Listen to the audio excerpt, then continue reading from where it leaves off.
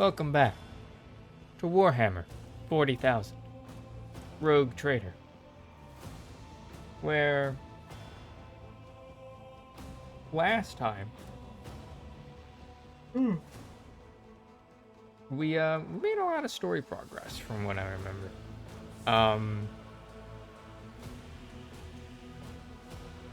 We had basically gotten sponsored by this guy named like Trevantius or something like that, like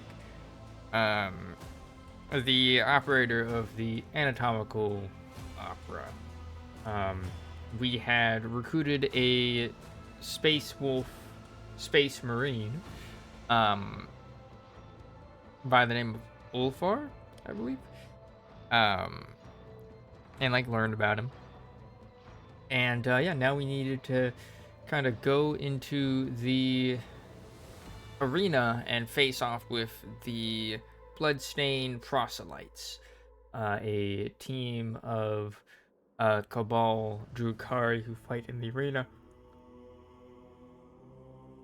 That included, the team included Marizai, the guy who had fucking brought us into this mess in the first place, the villain. We had pretty much told him that we were gonna kill the fuck out of him when we fought in the arena. Yeah, we went into said arena and fought them. It seems that even amongst the Bloodstained Proselytes, Marizai did not have a very high position, and was kind of the butt of their jokes. But and there was very obviously the possibility of recruiting him, but I was like, no. He literally tortured like my team and I, and brought us into this fucking mess. So like, yeah, no, thank you. We're gonna kill this man, and we're gonna be like, I look forward to killing you. And then we fought them, killed them, yeah.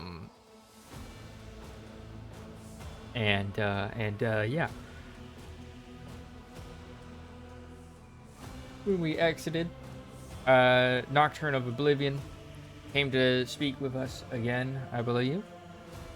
Kind of forewarned us that the archons or whatever of the city were going to try and, like, you know, kill us or assassinate us. Yeah, but he had a plan that would upset the balance of Cormorag, and that we needed to basically kind of wait for his signal and enter a portal in the arena at the appointed time, basically. Yeah,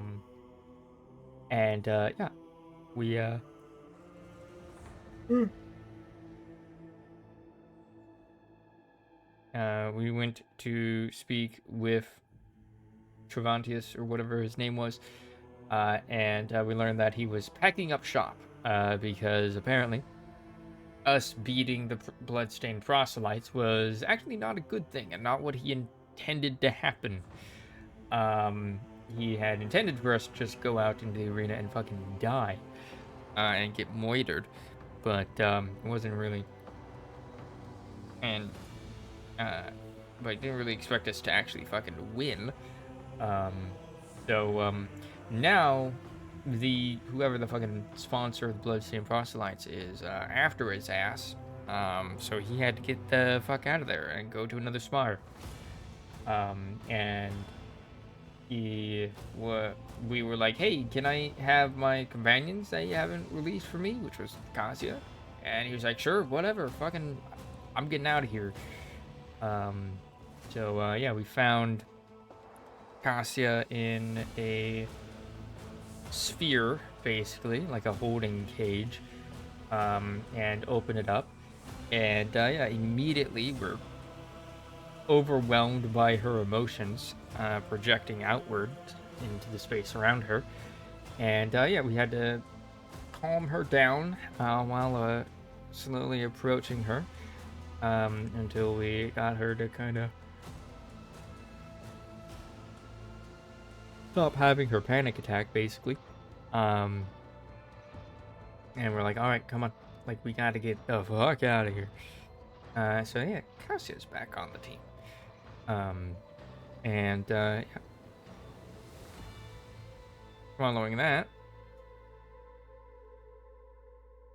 we, I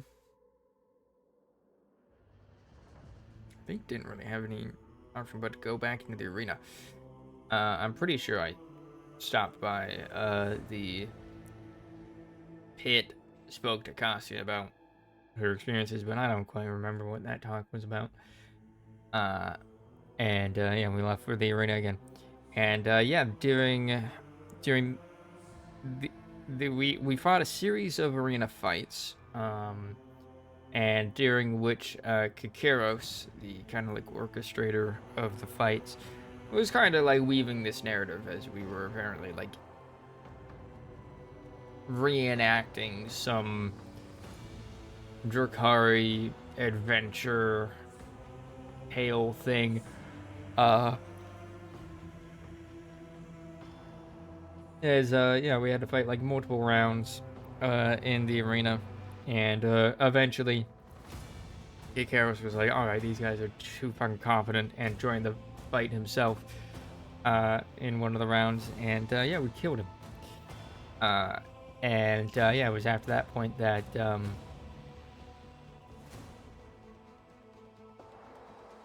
that allowed us to use a portal that could take us somewhere. And in the meantime, like Nocturne of Oblivion kind of enacted his plan.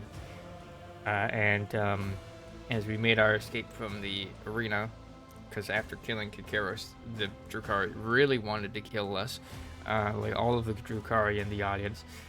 So they started jumping down on the arena, and then the Harlequins were like, "We got you, fam," and defended us. And yeah, we went into the portal, which took us to some spire where some alliance was about to be forged. Yeah, we managed to convince them to pit themselves against each other. But then that also led to combat with us. But they were at least fighting each other during that combat as well. Yeah, we defeated them, and we saw that they were basically kind of about to sacrifice this dude on the altar, and Odari Farseer, who Nocturne of Oblivion kind of showed up and spoke to him for a bit and then killed him, as they were, the Eldari, I guess, was being like eternally tortured and whatnot, and then informed us that there were more Odari in captivity further up in this spire. Yeah, the Iralet wanted us to rescue them, and I was like, sure. Like, no problem. As, yeah, we learned that Kurdarak had been attacked by the Drukari. Yeah, that is where we left off. And so we continue.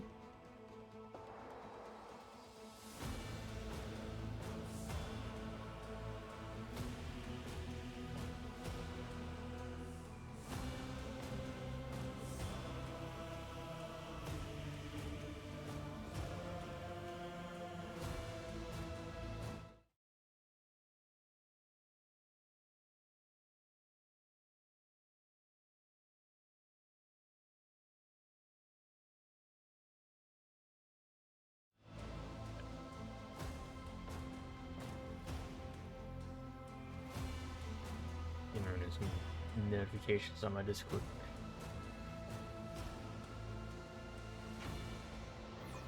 Alright. Let us continue.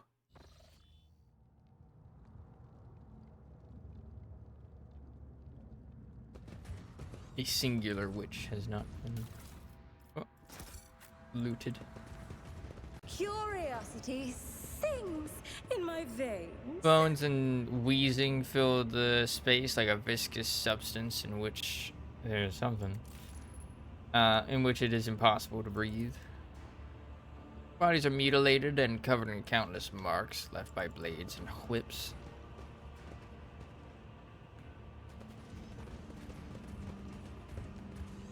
Patience? My nerves are frayed.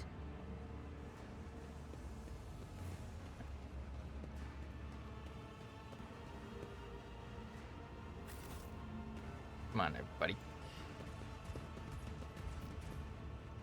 To the terrace.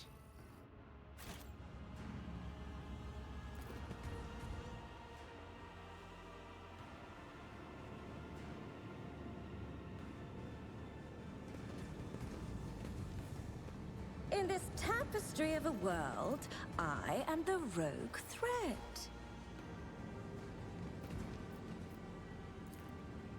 You see a number of containers of some sort beyond the enclosure. Sure. Fuck this shit up, I guess. Phew. Oh, how intriguing. Armor of Despair. Avenger Tactical Gauntlets. Whenever the wearer is able to perform an attack of opportunity, they gain +1 stack of Vengeance. The wearer's attacks of opportunity deal an additional plus agility bonus plus times Vengeance stacks of damage. Peripheral Control Monocle. Using a non-attack ability grants the wearer +5% bonus to dodge and parry for each enemy adjacent to the wearer for 1 round. And hey, we got a Melta charge back.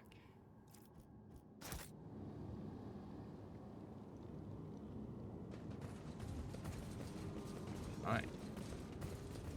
That's a dead body.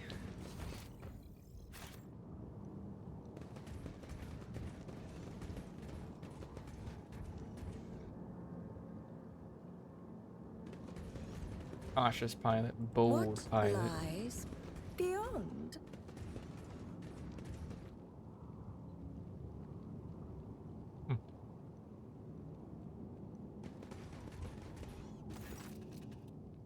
The 2 pilots are already disarmed and shackled. They give you a haunted look as you approach them, but do not dare to say anything. You take a glance at the Xenos boat. Sure, its design and certain parts appear bizarre, but you can still guess their purpose. You could probably steer it. I can steer a gondola, Elantak. We do not need these pilots.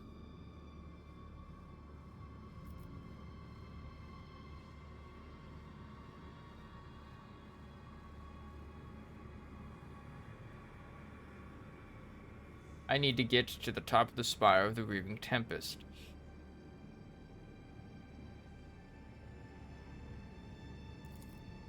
The pilots exchange glances, and one of them says with a nasty smile, "Are you trying to escape, monkey? Don't you think you are the one in our hands, not the other way around?" In the event these Xenos units refuse to cooperate, there are ways to ensure their obedience. A lobotomy to excise certain parts of the temporal lobes, cauterize the prefrontal cortex, and extend a direct electrode bridge to their somatosensory cortex. Surgery of this kind, if performed without the necessary equipment, will be excruciating but useful and informative. A mix of wary disgust and greedy interest dawns on the faces of both pilots.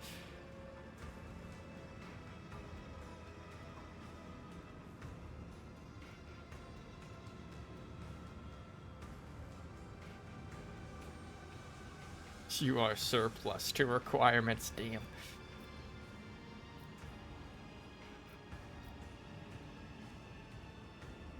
Put all your little friends inside. Would you like to join them?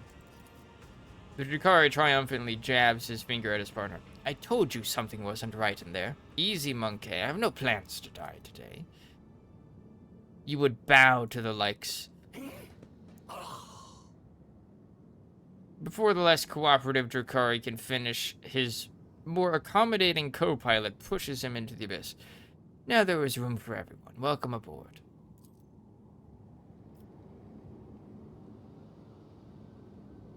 Yeah, I think I'm just gonna go with Earlet on this one, actually.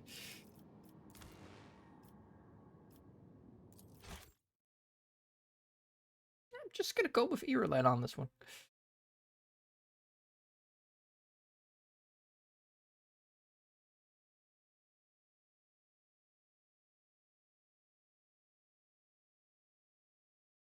I don't trust him to not betray me. Oh, right here. Gotta get that again.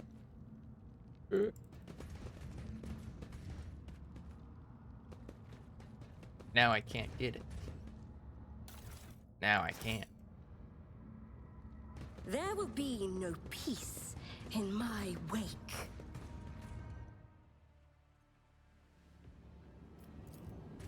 Was that supposed to be a challenge?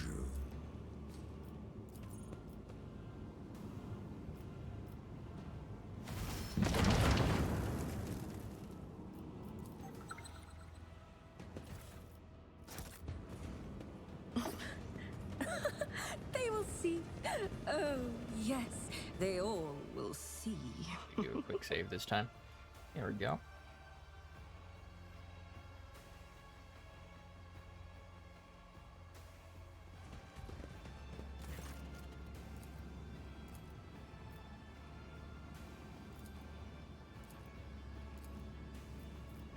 Leave where I can. Earlet, take the helm. The pilots catch Earlet's cold gaze, exchange glances, and take off running without saying a word. The gondola is yours. Ah, one step at a time, amidst the madness. Go around. Also, that's cool. Breathing Tempest Spire.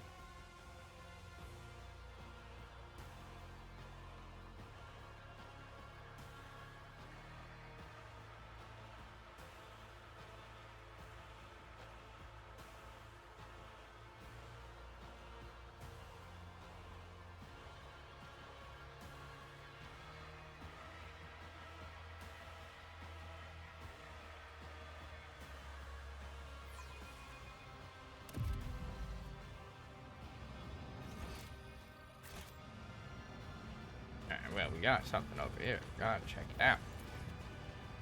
The dim light sources of Cormorant glow like swamp lights, making you dizzy and nauseous. Odari runes.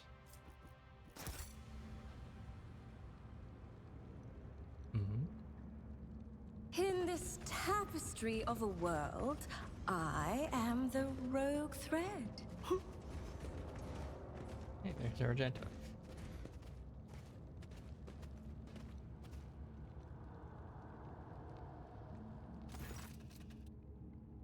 The gargantuan spire is too large to see in its entirety. Its true proportions are shrouded in shadows, and you feel as if those shadows try to envelop and swallow you whenever you look away.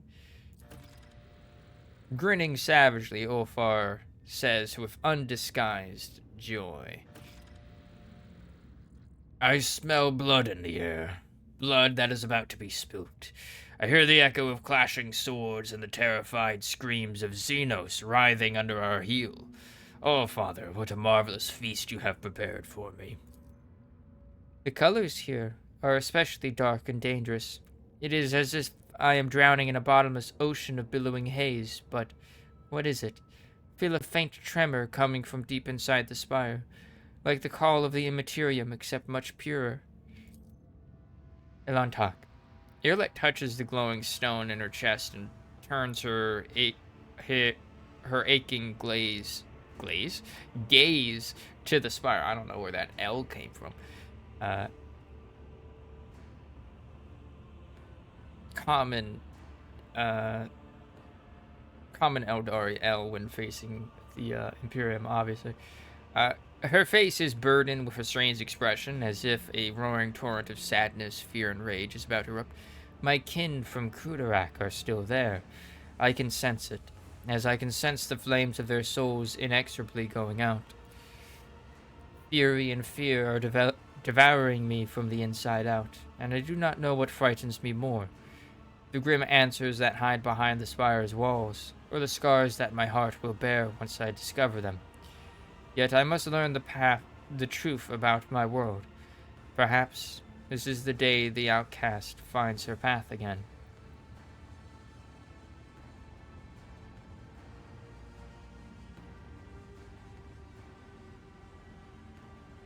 Come along.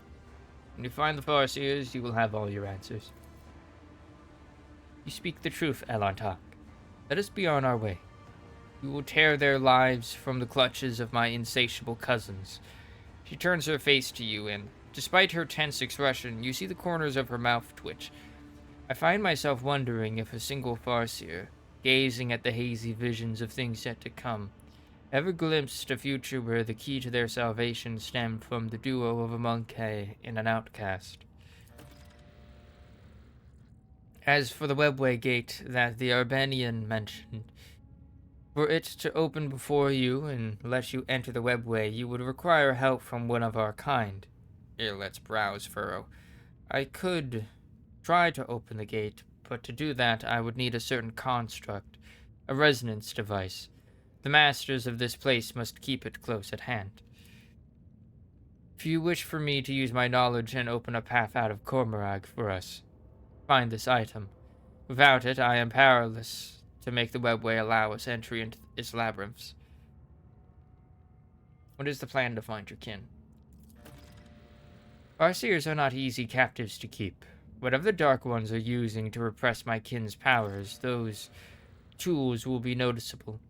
I will find a way to them. Venture into the depths. Spire of the Reaving Tempest welcomes you with muffled noises seeping from its dark walls, distant voices, footsteps, and screams of pain.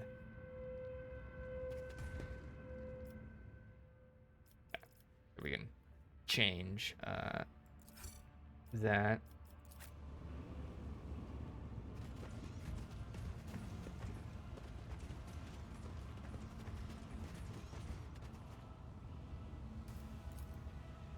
The vast towers of Cormorag spring up out of the darkness surrounding the spire at insane angles, violating all the laws of physics and perspective.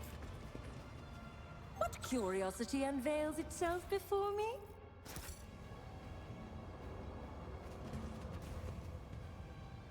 What is this?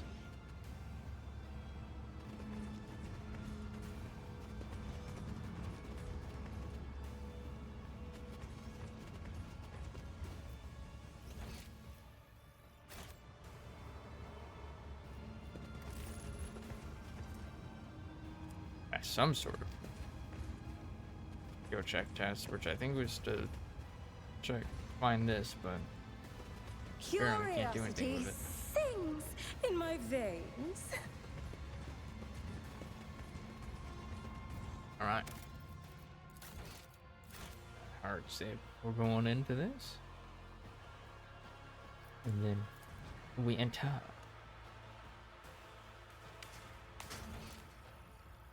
Bigger map. Oh, what lies beyond?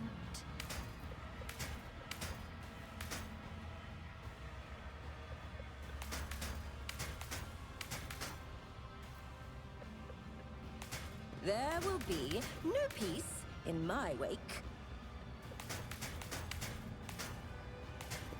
I shouldn't go that way.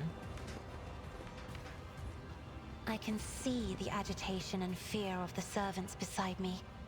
But you, how do you manage to drown out their colors with mere words? Their dark hues dissolve immediately, and humility sets in. I have always desired only respect, not fear. It is good to know that my efforts have not been in vain. Thank you for telling me. The sinister labyrinth looks like a death trap. It was probably created for just such a purpose. Patience? My nerves are frayed. I have learned much in my exile.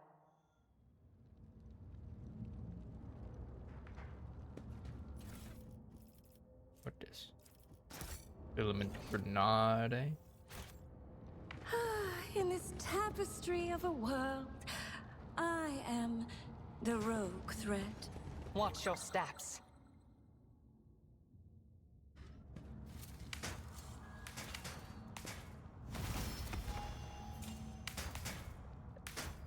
They will see. Oh yes, they all will see.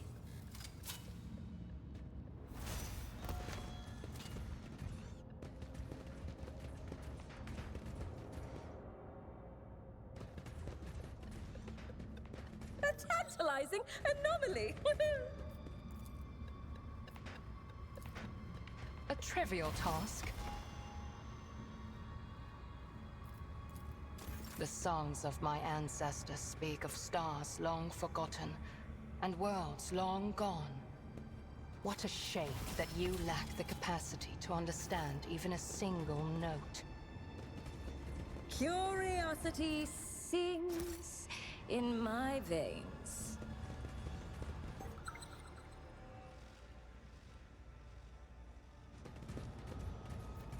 State your intention.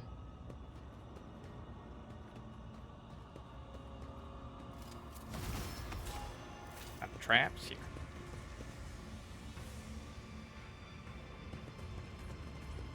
Getting pretty gnarly over here.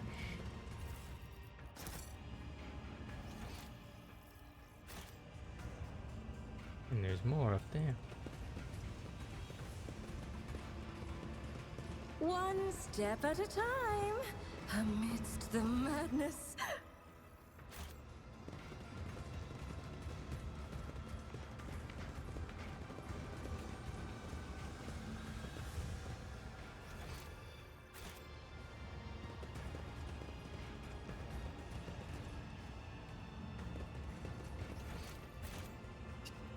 There. There will be no peace in my wake.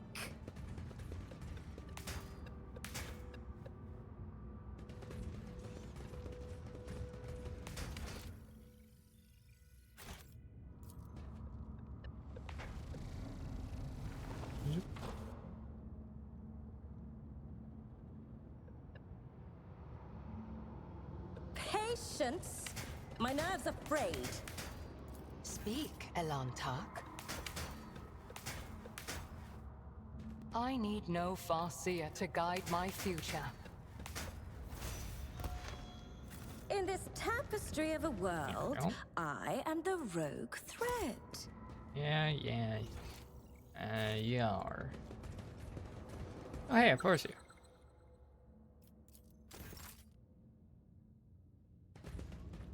My success was inevitable.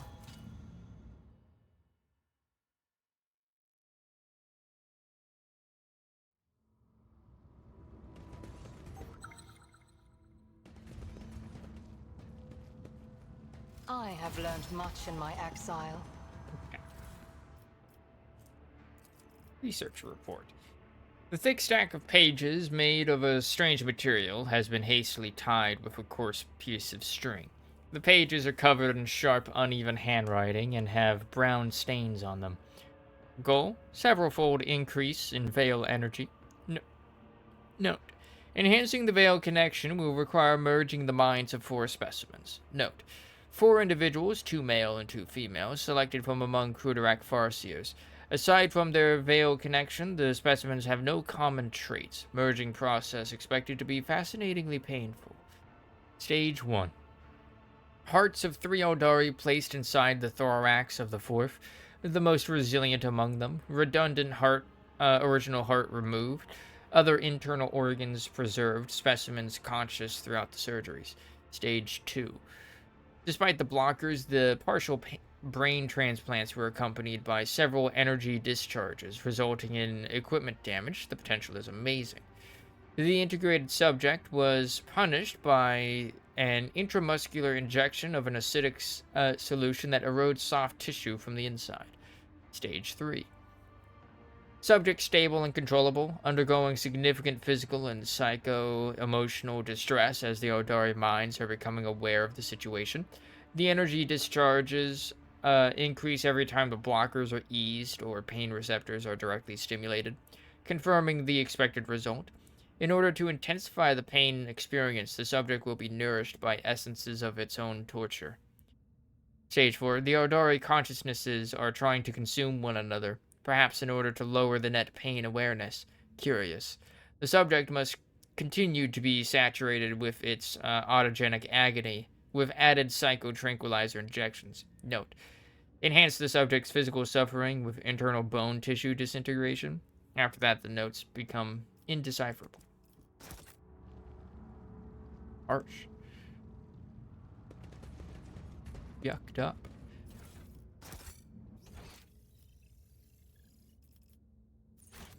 There's a lot of stuff over here.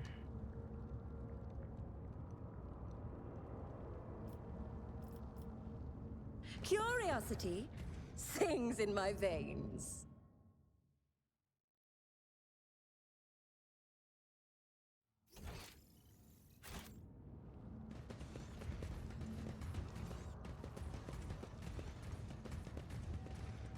Let me see. They will see.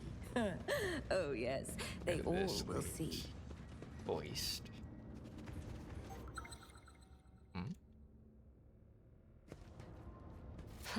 A trivial task. Ha! There will be no peace in my wake.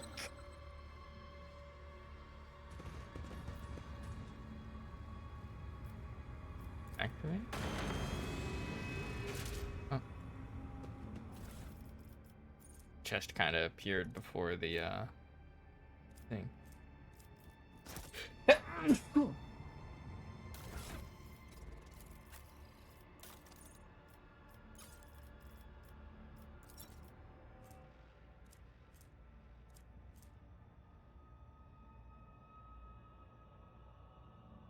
Must not have features.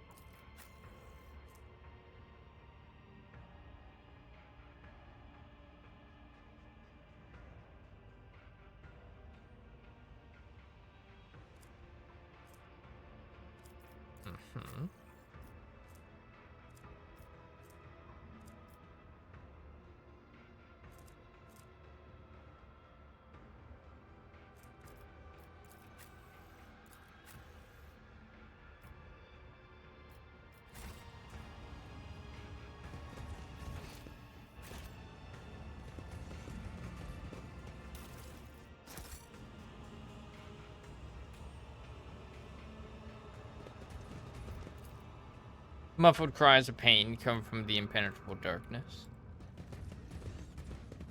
Patience. Oh, my nerves are frayed.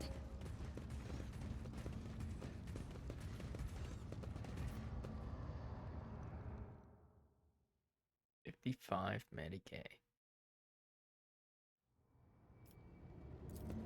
The machine gun grants me insight. The corpse was dismembered and then reassembled, apparently while still alive. Numerous stitches and burns indicate that the surgeon was not concerned with humane treatment. I don't think the vast majority, the overwhelming majority of medics in the Warhammer One step at universe a time, care about amidst humane the treatment. madness. View of the intertwining and intricate passages of the labyrinth fascinates and draws the eye.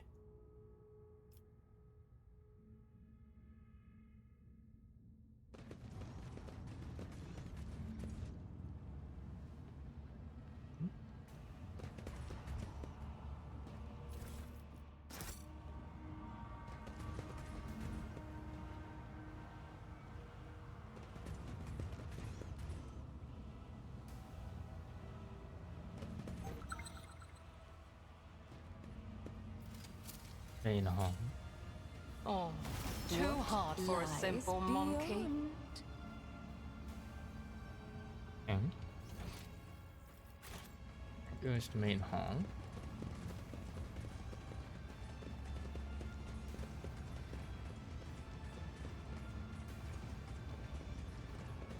In this tapestry of a world, I am the rogue thread.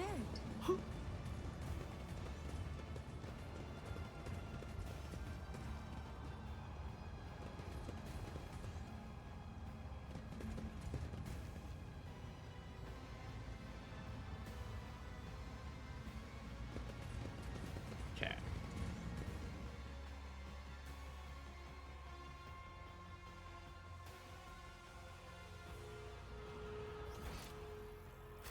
I feel like I should check this stuff out first. Maybe not.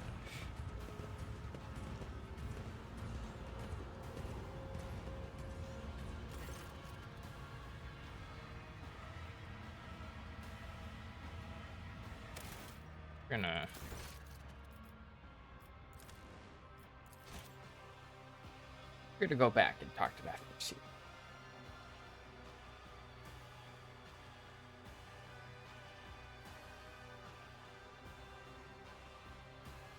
That was story progression right there. Can't have that.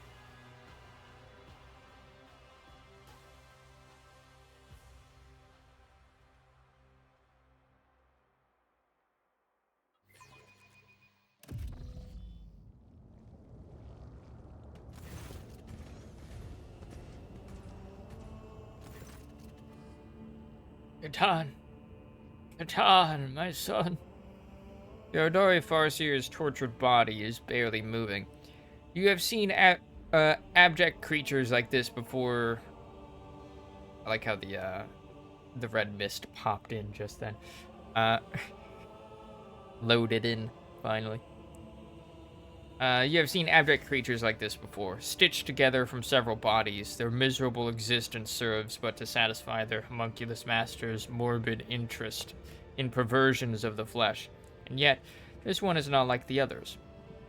A twin face stitched together from parts of several male and female Ardari turns its unseeing gaze towards you. Its eyes have been crudely sewn shut. You have come, my son. A woman's ghostly whisper escapes the cut lips, oozing blood and pus. Hold the line. Don't let the corruption spread further. Commanding shout comes, with a cough, from inside the ripped open thorax, where 3 hearts are beating inside a single ribcage, as in a prison of bone. I've finished the statue, master. A fleeting, satisfied expression passes over the stitched face as a suave young voice interrupts the warlike shouting. We're all united in the shadow of the great trees, sister, until Kayla Kane claims our heart. Your elucidator discerns yet another voice, soft and profound.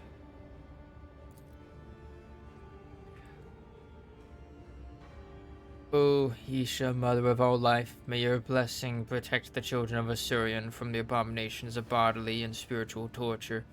Odari's hand twitches as she reaches for her weapon.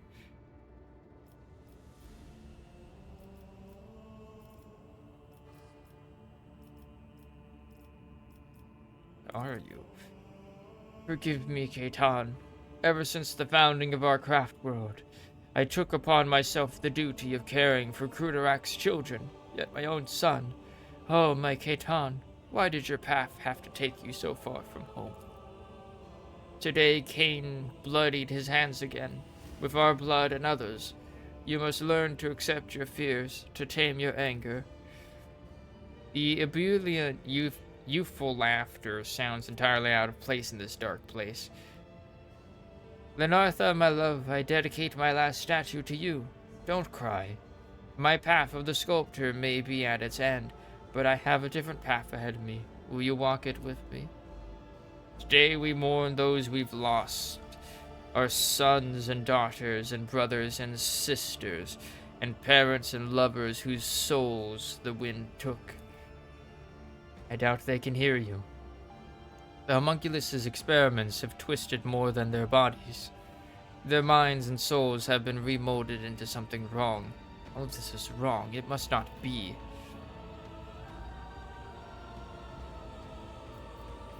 Nodari's usually calm voice is trembling, either with anger or with fear.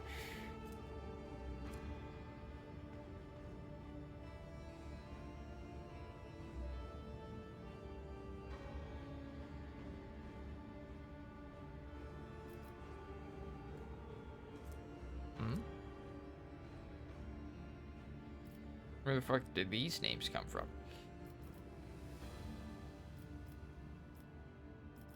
Examine the creature. Besides the meticulously sutured limbs, the twin face with all eyes sewn shut, and the dissected thorax, you notice the faint gleam of steel stripped soldered into the creature's neck, hands, and shins. The strange energy they emit reminds you of the technology behind the Psi Shack was used to train psychers in the Imperium.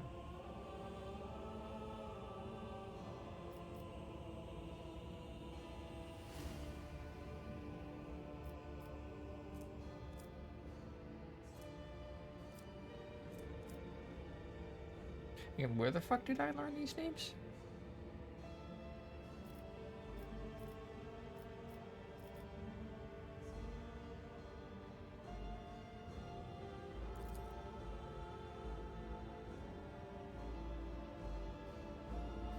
The monstrosity takes its time as it turns its twin face, on which every eye has been sewn shut, towards you and slowly opens its female lips. A coarse Aldari voice breaks the momentary silence. What is this? A monkey dares to speak to a Farseer? A woman's whisper from male lips interrupts. It hurts. It hurts. Kill us, please. The young voice shouts out of both of the monstrosity's mouths, and you hear the 3 hearts beat faster in the creature's chest. Daughter of a Surian who has walked the path of the outcast. Mercy. Grant us mercy.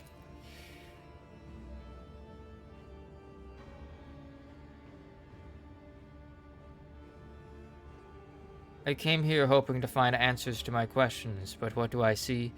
Only the pain and suffering of those I failed to save. Those I abandoned when they needed me. Presence on Kruderak would hardly have changed anything. He would most likely be dead now.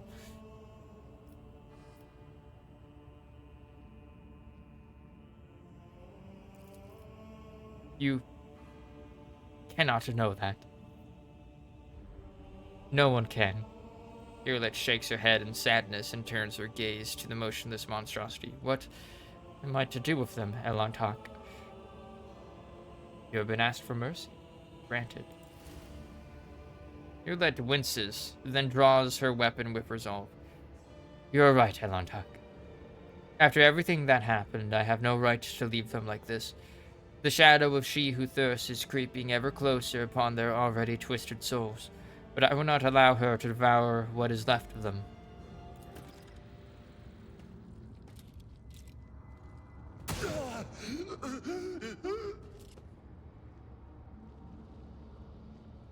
Time to loot him. He had a singular knife. They will see. Oh yes, they all will see.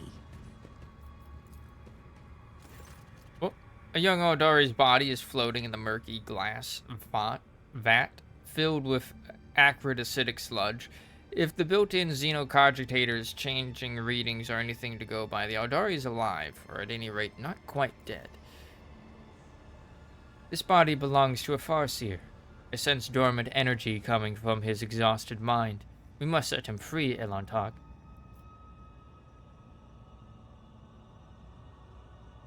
Inspect the vat. Another of the insane homunculus's creations designed for cruel experiments. The vat is part of a larger mechanism, which has a small mechanical dashboard built into its casing. You are, however, unfamiliar with the symbols on it. The thick tubes that deliver the suspicious-looking liquid straight into the vitreous depths of the mechanism disappear into an inexplicably smooth casing. The glass itself seems quite brittle, though. Odd. These symbols are unfamiliar to me. Suppose the homunculus is using a special code so no overly cautious, curious assistant can hamper his experimentation.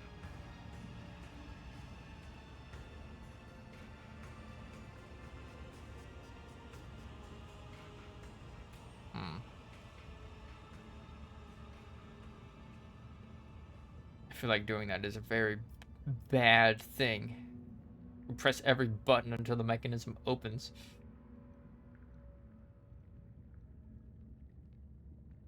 I mean, there were like some notes like right there.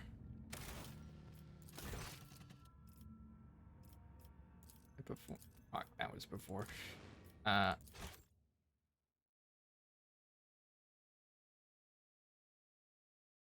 interact with all of the item pickups before just engaging with any of this shit.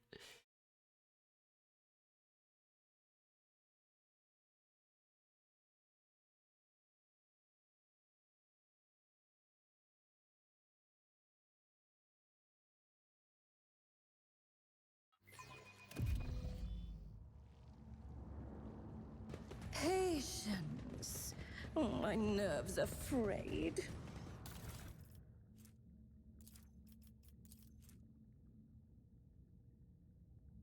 Okay. Deliverance. As the activation... Deliverance as the activation order code word? Excellent. 43. Sequential joint removal starting with the fingers. The process results in death, as in every previous instance. The body will be reformed and regrown. 59. Internal organs excised and placed into an alkaline solution without severance from the nervous system. The subject is observing its dismemberment and experiencing the pain at its full intensity. The agony strengthens the connection to the veil, but the body is weak and inevitably perishes. 71. Subject's body disintegrates faster with each new assembly. Thermobox introduced into the torso for alternate cooling and heating with constant electrical stimulation. Subjects survive for 4 minutes longer compared to the previous resurrection. 75. Physical torture discontinued. Audiovisual headband placed on the subject's head to broadcast images of its suffering kin into its consciousness. Cardiac arrest recorded 19 minutes later. 96. Subject in possession of all previous knowledge, including memories of pain and death, and therefore fully compliant. Phenomenal strengthening of the veil connection observed, but the body survives for no longer than 3 minutes under any set of conditions. Mm-hmm.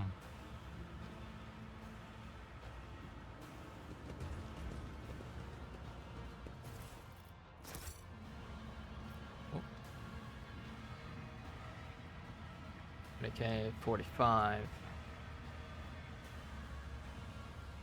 You know that some stuff happens here. Why is there just a chessboard here?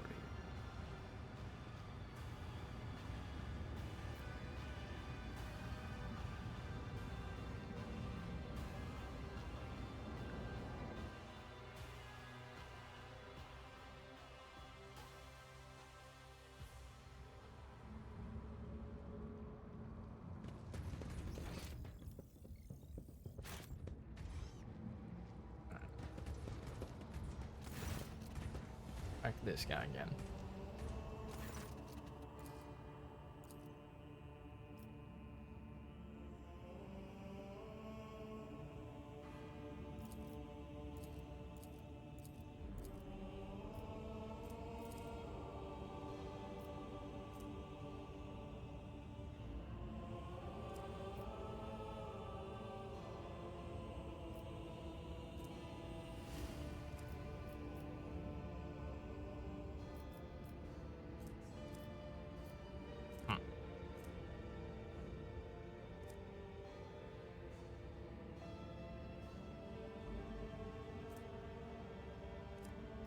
This one.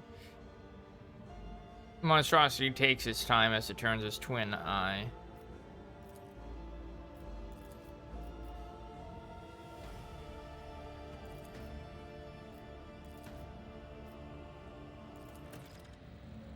Moisey.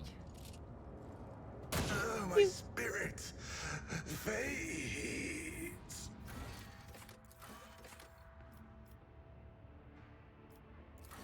After we lost.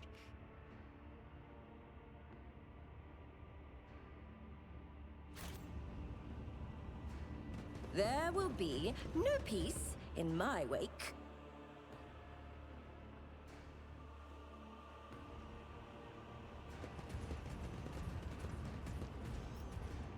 I'm pretty sure I have something that increases Medicaid.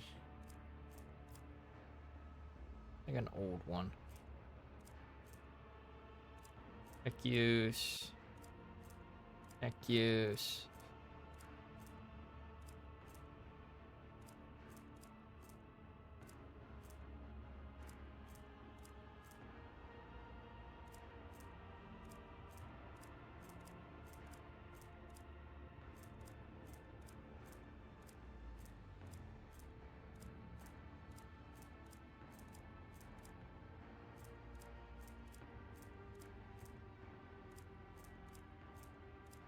Awareness.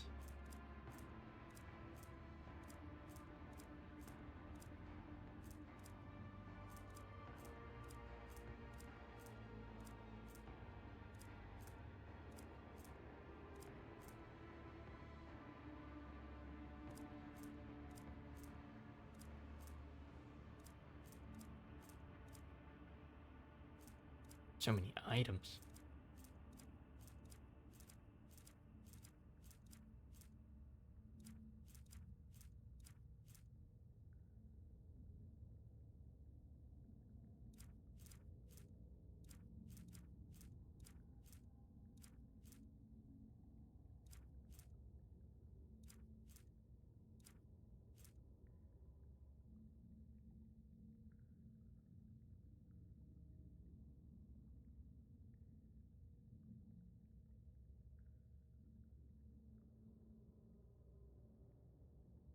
Hmm.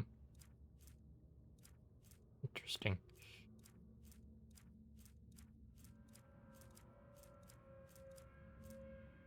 Once you're giving it to Argenta.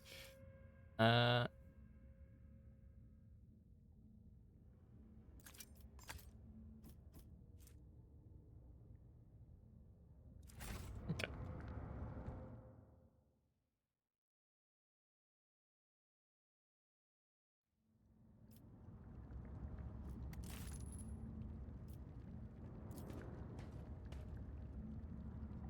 It is difficult to make out anything in the cloudy liquid. Only a silhouette can be seen.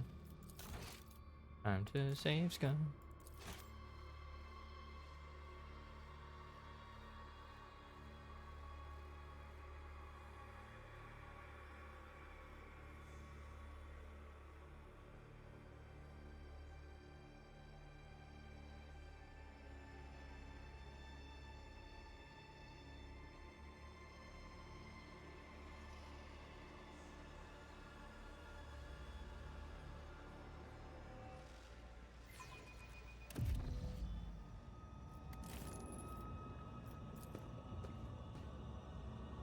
Nope.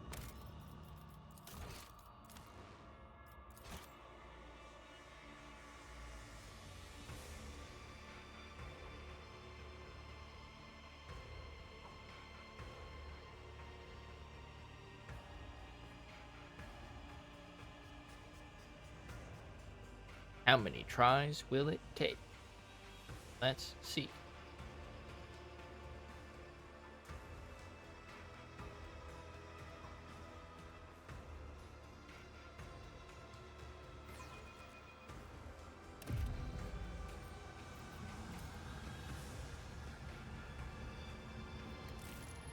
Many, many tries.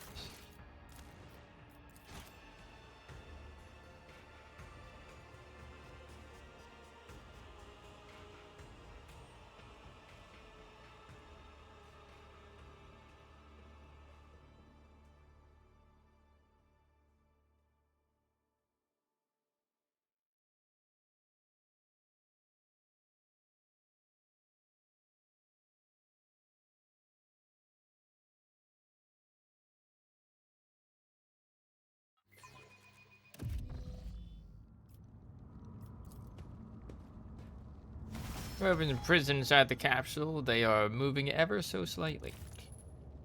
Still alive. Quick save.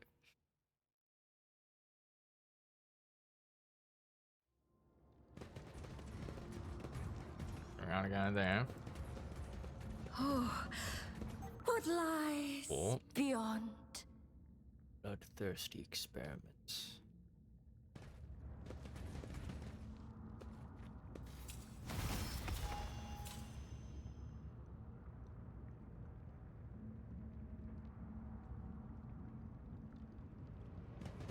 How intriguing.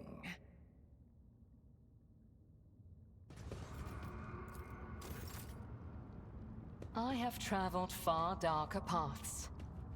Have you? Disciple of Pain.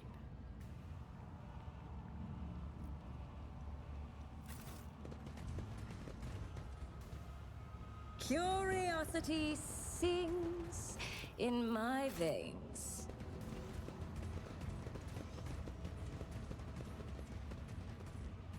See what it is that's down here.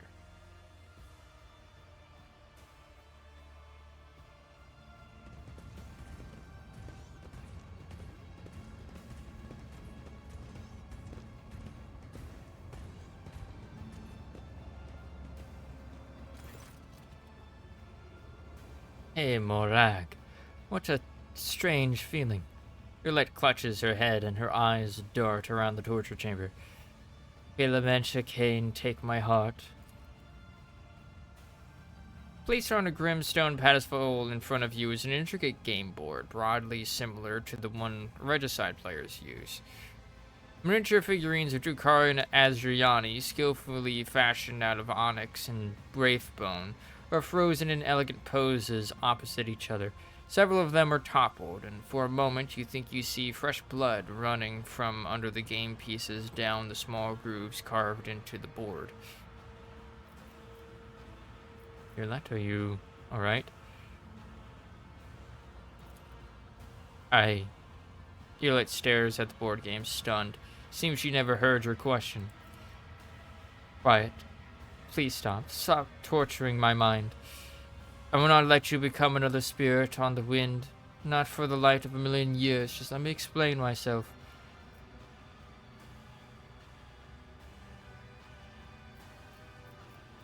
Violette, what's going on?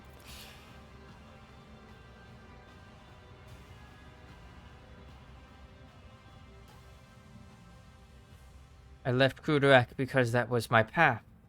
Is that not what you have been teaching us from birth until the final moments of our lives? I can hear it very well. The mournful lament of our brothers and sisters tortured to death in this room. I would prefer not to hear it, but I cannot.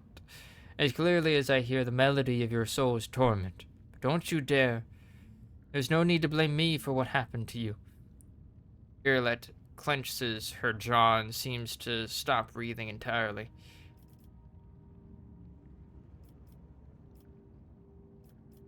One of the Farseers is trapped in the game board, correct? Your words snap Violette back from her lapse of reason. How did you know? A monkey is incapable of hearing the call of the immortal soul of a child of Azrayan. Could have been a simple guess? You are absolutely right, Elantak. In their torture, the Dark Ones go far beyond the limits of the possible. For imprisoned within these game pieces, within this board designed for games that intrigue the mind, is the soul of a Farseer.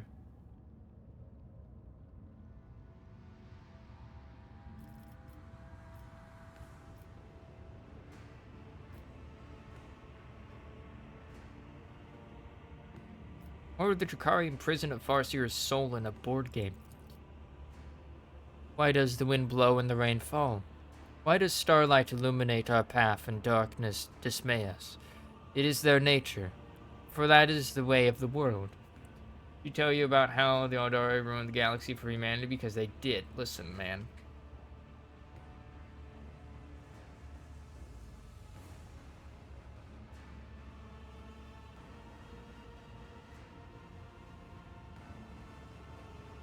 It's fine. They only murder fucked their way into creating a god. Also, hi. How you doing? And besides, the galaxy was kind of already ruined by the time that happened. Like, let's be real.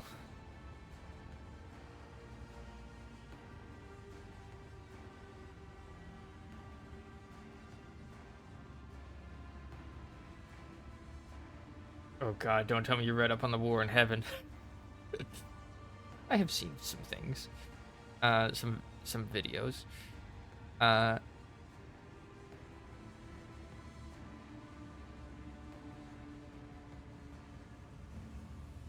I've been watching Text-to-Speech Emperor.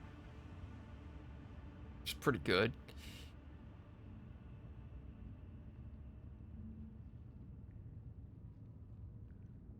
I know, like, a lot of that ain't canon, but, you know, the beginning episodes were kind of, like, informative. TTS is glorious, but it got put on indefinite hiatus. Yeah, I know.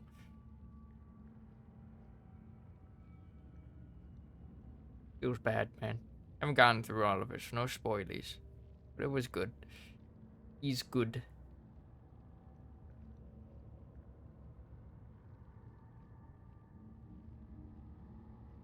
Okay.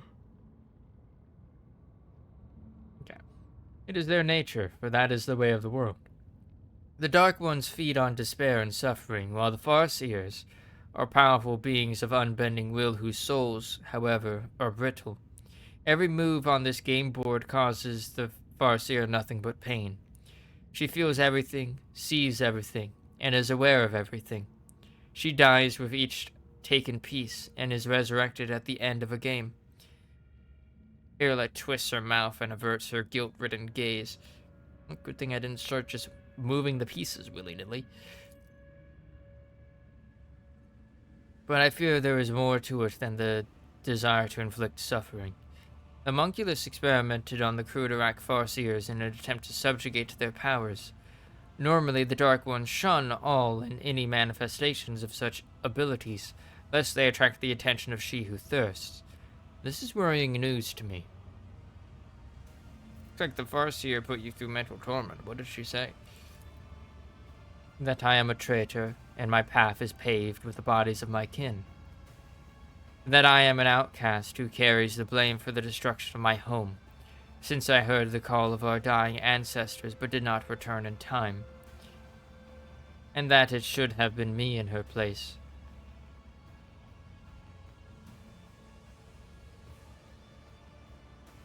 Is she not right on every point? God damn. Pain and suffering have damaged Farseer's mind. You could not have saved Crudorak alone. Don't let the words of a doomed soul lead you astray from your chosen path.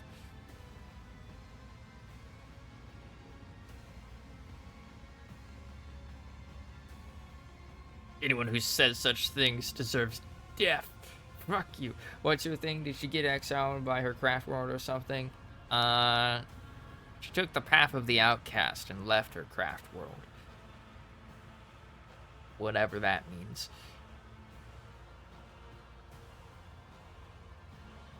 Seems like it was voluntary. And then her craft world got destroyed by Drakari. And this chessboard is one of them. One of the Eldari that was on that craft world.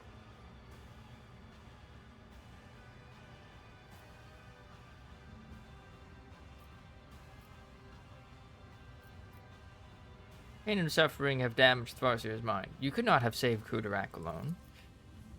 But I could have protected my home and met my end alongside the others. Irlet's own words make her shudder as she stares at the flayed bodies of her brothers and sisters. Still, for as long as at least one child of Crudorak is alive, its memory will not vanish, and I am yet to reach the end of my path. The seed planted long ago is yet to grow and bring forth the flower of truth.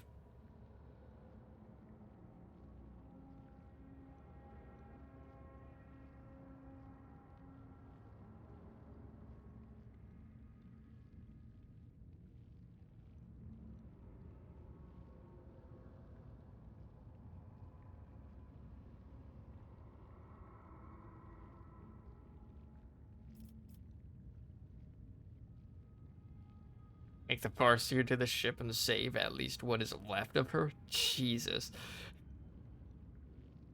Get a new chessboard, baby. My, this trophy will be the first of its kind in my collection. A sentient chessboard. I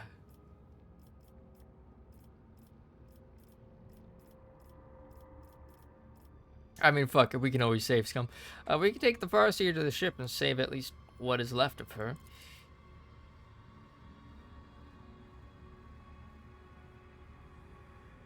It is hard to say how much more suffering her soul has yet to endure before we leave this city. She may be devoured by silent Lanthresh on the way, as forms like these make our souls very brittle and defenseless. But if you think there is a chance she can be saved, I will not stand in the way. Farseer's soul trapped inside this intricate game board protects the artifact's owners from the delirious influence of the Empyrean's forces. Oh.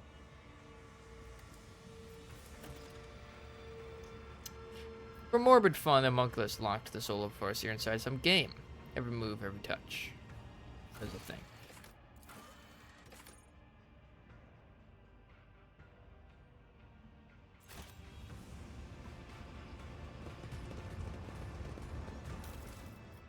Twinkies.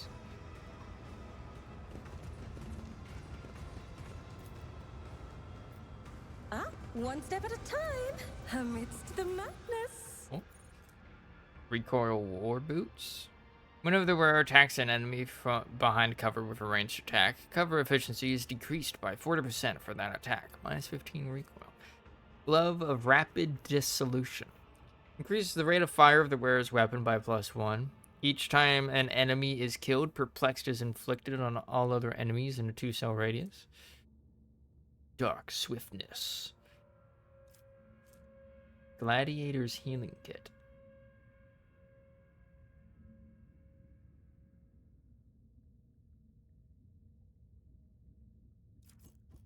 Okay.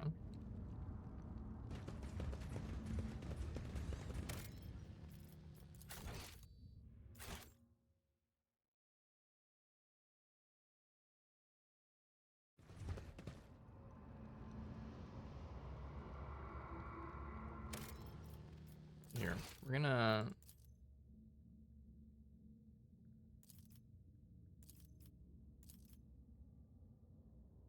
Before or after I went to that.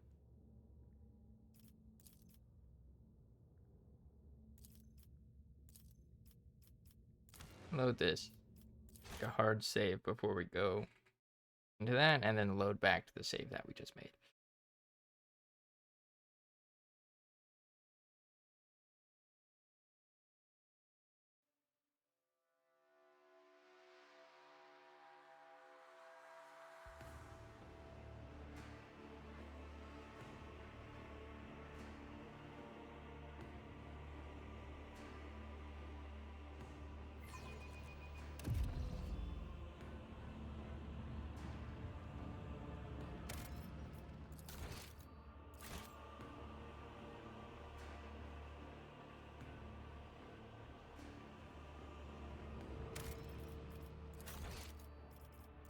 Load back to this.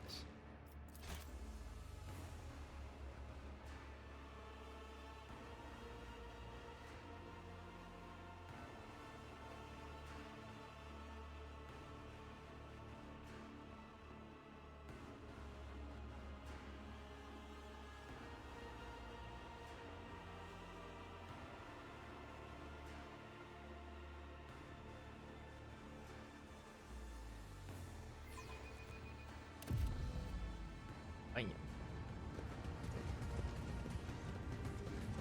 Now we got this.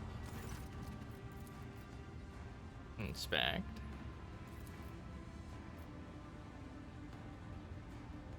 Pause for some good old brute force.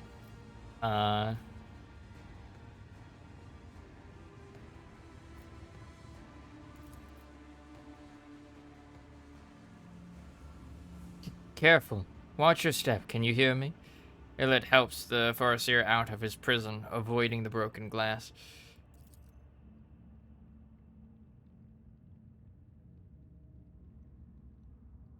The Ordari is completely disoriented. His wandering gaze shifts between you and Irlet, then returns to the vat from which he had just emerged. My purpose is to comply? Yes. I am born so I may die. My pain is your delight, master. Hey, Morag, what did that madman do to him?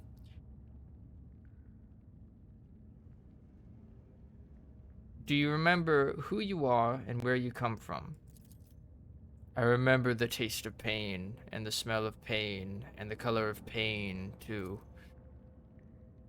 You are one who dreams of what has come to pass, and what yet lies in the haze ahead, a farseer from a craft world. Deliverance. Farseer looks askance at you with apprehension, only for his face to turn completely impassive a moment later. Yes, master. Farseer folds his hands in an unfamiliar gesture, screws up his eyes, and clenches his teeth tightly. Look out, Elantok. Oh.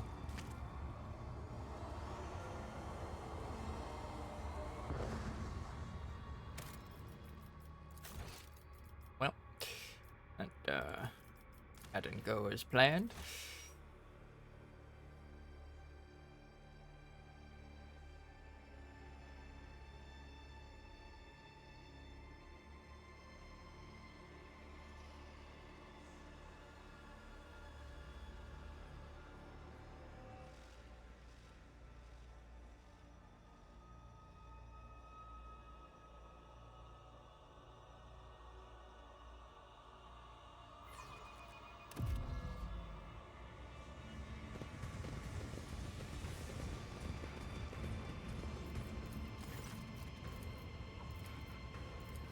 You could press all the buttons.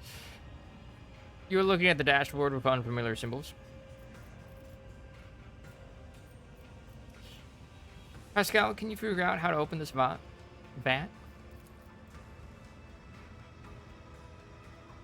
Thin probing needles extend from the tech priest's fingers, which he uses to study the mechanism with great care.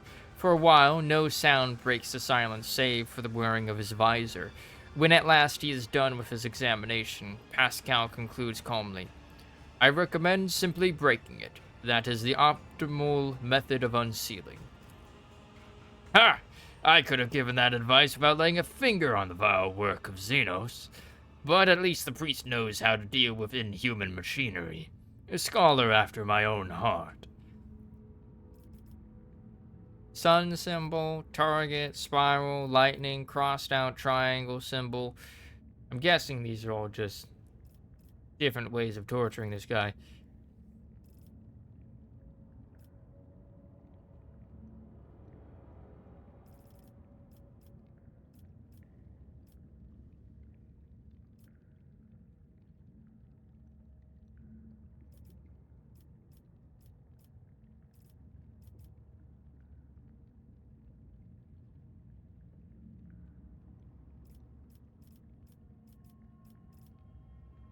Perhaps you should find another way. It was risky from the very beginning, Elantok. I'm glad you have changed your mind. Good old-fashioned brute force. Careful, watch your step. You remember what happened? Tell us what happened to Kruderak. Farseer stares at his hands in surprise, ignoring Irlet's questions. Every finger in place. But why? The first one goes for the sake of pain and pleasure. The second one disappears when it is time for humility. The third, what happens to the third? Irlet's shoulders sink in defeat. Elantok, I do not think he is going to tell us anything of value. Is there no one left who can answer my questions? As you end up with the homunculus's clutches. Farseer looks up at you with frightened eyes. Be quiet! Master will come back. Master will punish. Piece by piece. Piece by piece. By piece. By piece. Why were you kept in this vat? Farseer looks around the room with interest, ignoring you completely. I have been here many cycles. In my past lives. And I will be in my future ones. An infinite cycle. Irlet shrugs hesitantly. Rebirth? Healing? Visions of the future? What is the point of eternal life if it only ever brings suffering? Time to decide what to do with him. He is coming with us, Elantok. I will not let you abandon him here. I need him. I will join the ancestors. Without waiting for Irlet to finish her sentence, the Farseer suddenly turns his head towards her. For the first time, his gaze is clear and focused. Child, you have returned to us at a dark hour.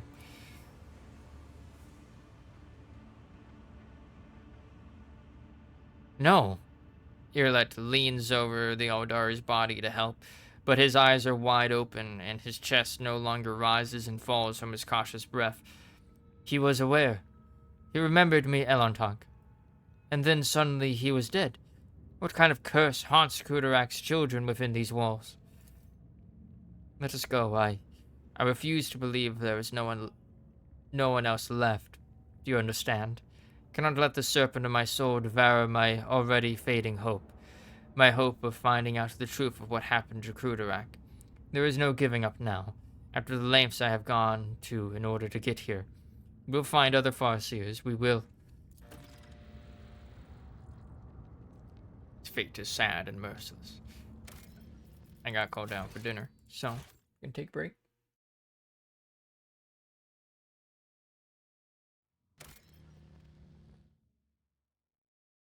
Boop. Boop. Boop. I am back. I had burritos for dinner. They're pretty good. Alright.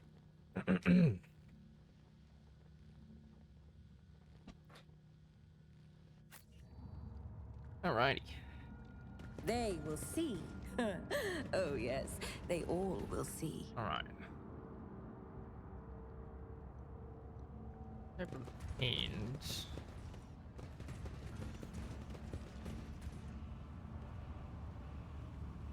Probably who we want to focus on killing.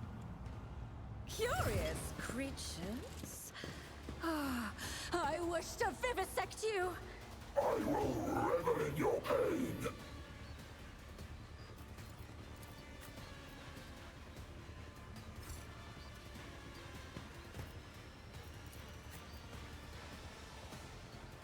Oh shit, this is actually a bad position for Olpar.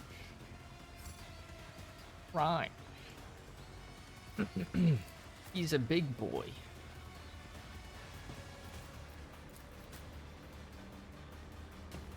You let Asia.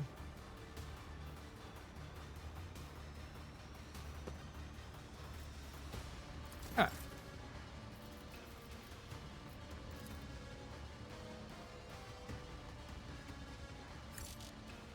You're on line of sight. There we go.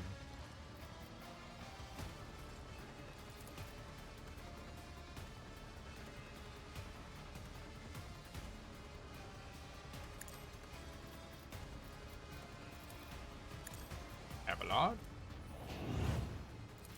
Schemes within schemes. Correct.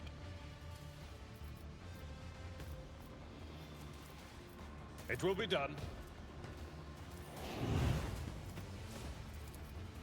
Indeed.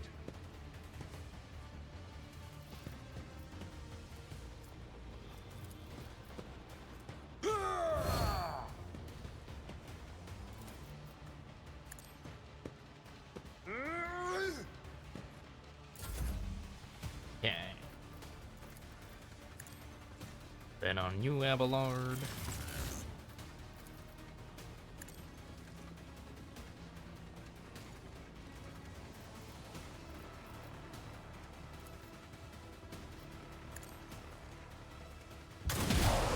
Phew. What's this one?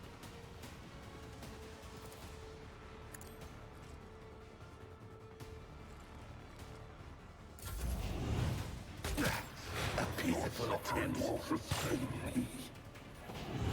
What the fuck is happening? Frenzy injection. For your actions. That doesn't sound good. Strands of fate, guide me. I will not fail the craft world. Yikes, dude.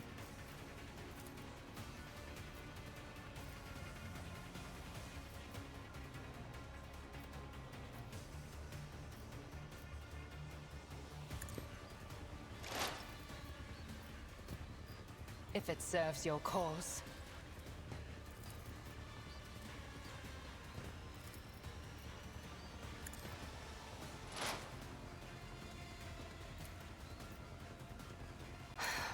if I must. Nice. Fortune favors the swift. Yep. Let's I go. do not fear a perilous path.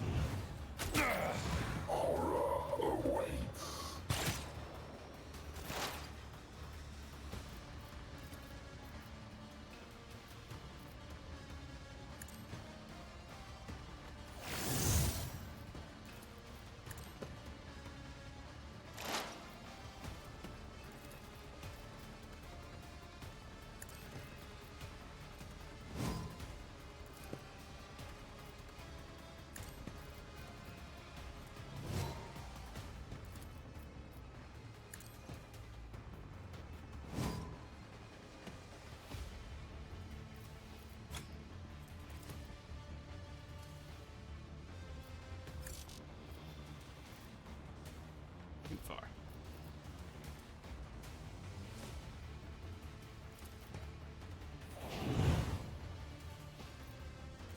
Smash. A pitiful attempt. We all walk our own path. I will not fail the craft world. I answer the call.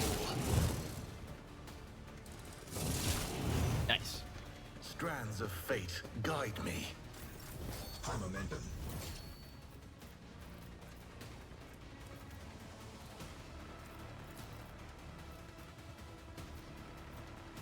Me? If you insist, Lord Captain. I will not fail the craft world. Isn't this All a right, job start for the killing each other, serfs? please.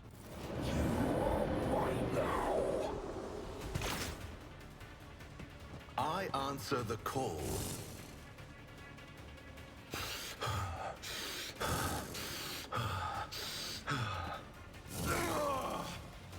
They're just gonna be We missing all each walk other. our own path. Finally, someone hit. This favor tenfold. Holy shit. Alright, that guy has 3 fucking attacks. Uh-oh.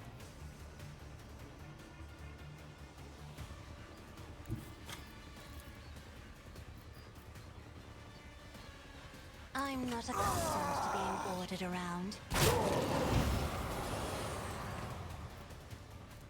I am a navigator, not a servitor.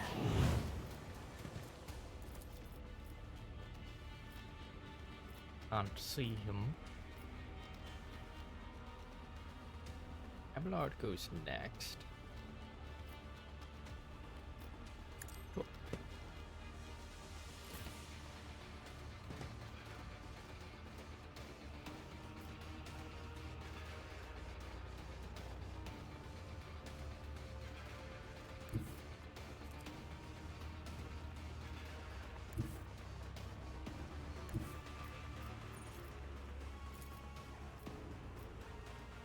Right.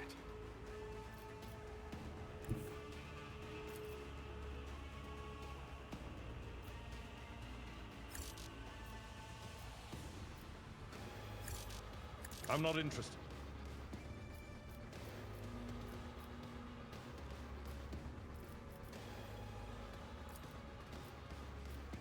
Oh, one of them's a disciple of pain. I'll tear your heart out for this. Didn't even realize that. Victory is imminent. High momentum. I'll return this favor An tenfold. exemplary strike. I will do like you. A pitiful attempt.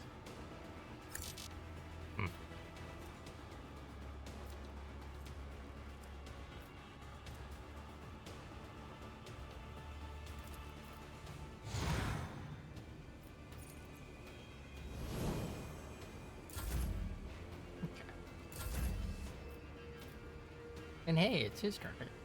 At your beck and call.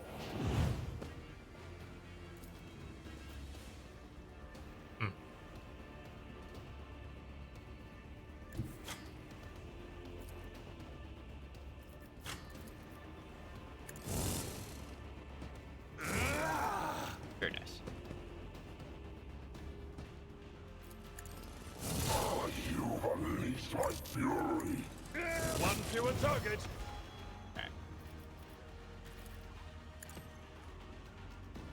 Come this away. One more disciple to pay. Ulfars, finally your turn, brother.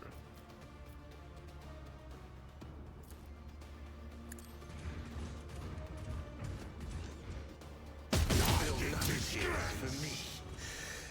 I will carve runes out of your bones. Did practically do that, yeah.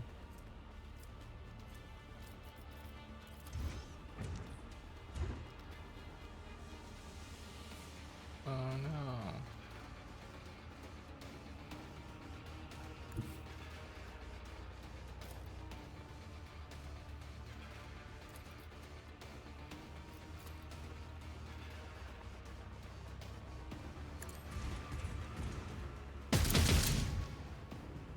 Specimen.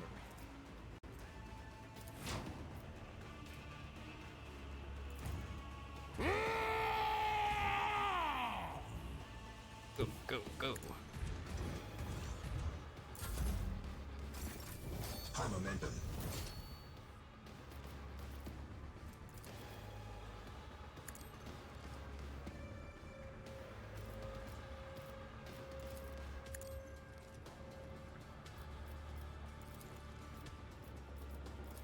I won't sully No myself line of sight. with that. Eee.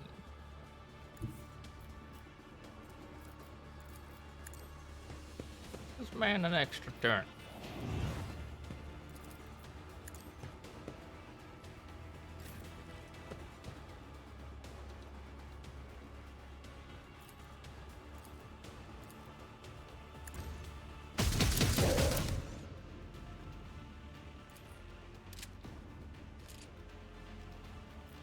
Rune.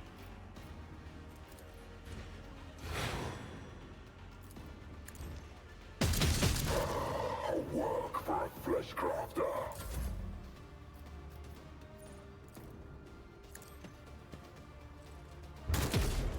Rip. They stunned? Over that.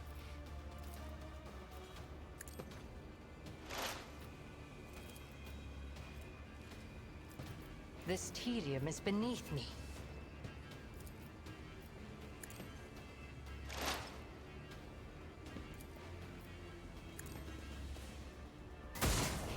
Nice. I deal death with my hands. Into the darkness. The scriptural prognosis is favorable.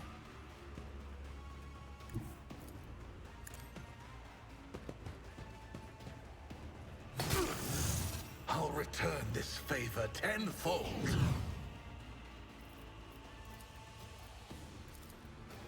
Request denied. Strands of fate, guide me. Isha, heal my wounds. What out? I will not fail the craft world.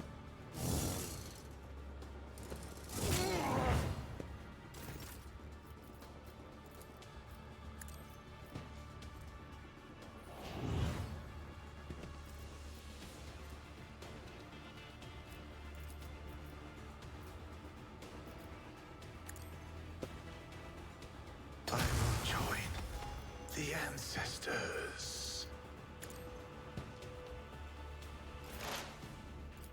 Bonk them.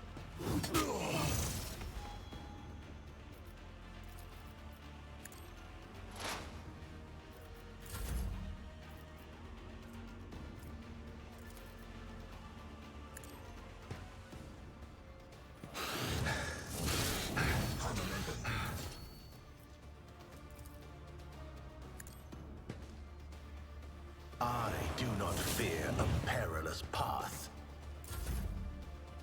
Sure thing, buddy. It will be done. Victory is imminent. I took care of this one. Wait, monkey. Extend a helping hand, and I will show you the way home.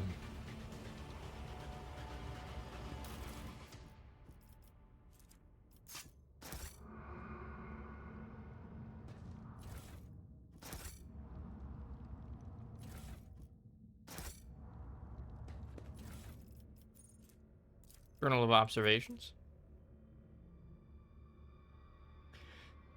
The journal entries are written in an angular but surprisingly tidy hand, as if the writer deliberated meticulously over every word. The notes are supplemented by diagrams and formulae. The Farseer's mind is aggressively resisting external interference.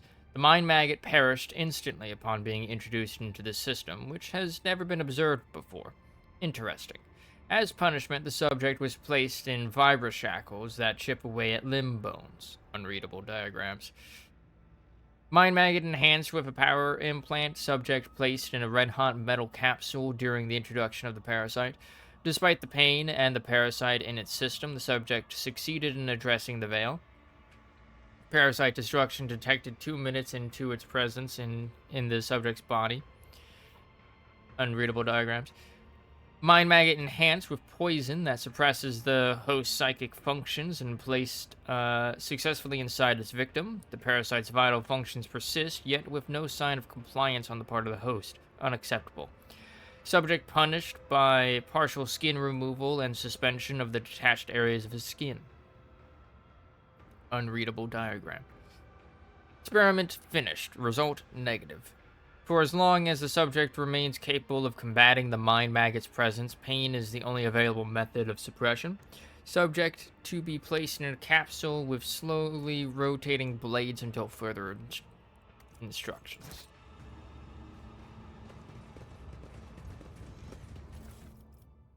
Alright, Webway resonance device. A mysterious tool required to open a Webway. I needed that. Oh. Patience. My nerves are frayed.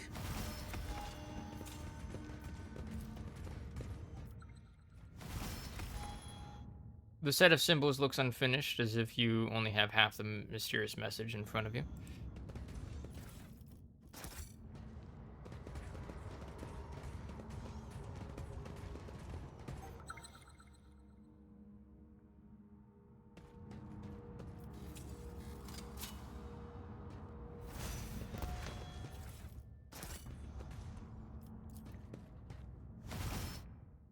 Set of symbols looks unfinished, as if you only have half the set of symbols.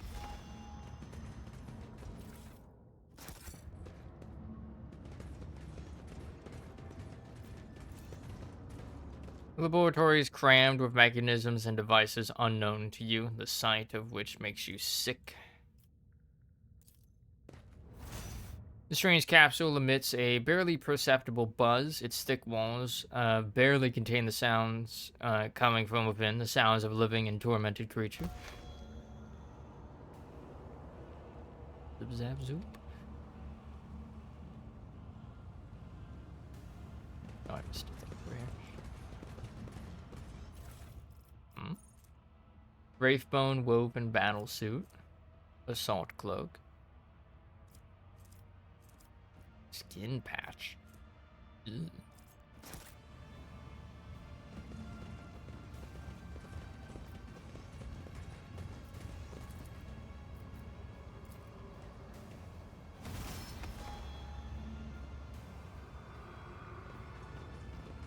In this tapestry of a world, I am the rogue thread.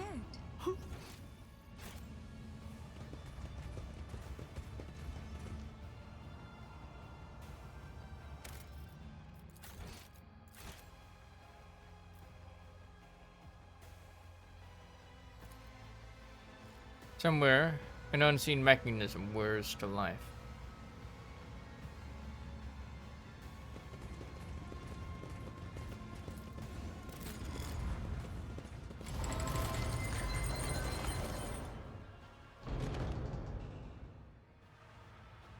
Despite his many bleeding wounds, the stately Aldari calmly straightens his shoulders and raises his narrow chin as he scrutinizes you with his keen gaze. Mysterious blue lights glimmer in his emerald green eyes. A monkey and an outcast have found their way into the heart of the Dark City to save what little remains. The universe is full of cruel surprises, but this is an outcome I managed to foresee. You have foreseen our meeting, but could not avoid being captured. What is the point of your prophecies, then? Yeah. Erlet glares daggers at her fellow Eldari, but he does not look away. I am glad our paths have crossed again, my child. It is a great relief for me to know you are alive, but what is this? The Farseer frowns, and concern surfaces on his face. Your soul wanders in the gloom, entangled in the brush of the despicable connection. I see that it grows from the seeds of solitude, doubts, and fear. And this thread of fate stretches between you and... His keen gaze darts to you. A monkey. Oh, Irlet. May Azurian spare you from ever facing the Farseer's judgment, for our kin are intolerant of such aberrations that make our souls fade. You know this.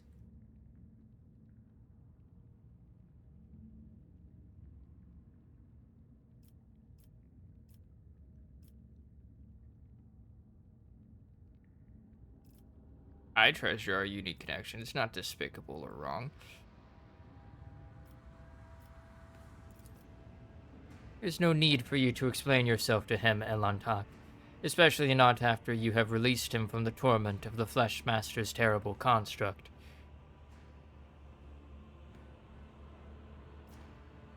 Make an Eldari greeting with your hands. You have got yourself a most amusing monkey to keep you company, Irlet. She understands our language, and even knows a thing or two about customary greetings. Not that any of it makes her a worthy companion for you to have on your path.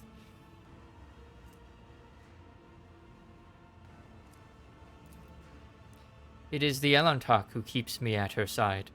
Were it not for her, my soul would have long left this body, or else I would have been devoured by a minion of She Who Thirsts, and I would never have learned the truth of what happened to Kudarak. Perhaps we ought to start by introducing ourselves. Of course, Elanta. One forgets one's good manners all too easily in the Dark City. Erlet can barely contain her fury as she gestures towards her fellow Eldari. Standing before you is Eklendil Maersh,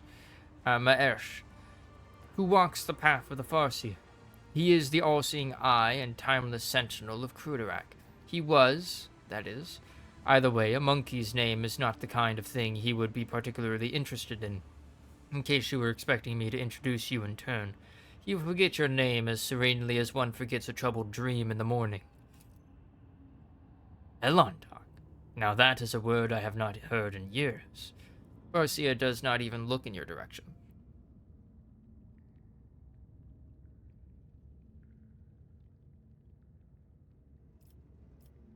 There were other Farseers besides you in the spire. Between the homunculus's tortures, I was able to glance inside my kin's desperate minds. I saw every soul that was extinguished in this spire. I sang a lament for every brother and sister sacrificed by the Dark Ones. I carry their memory in my heart, and if I get out of here alive, their names will not be forgotten.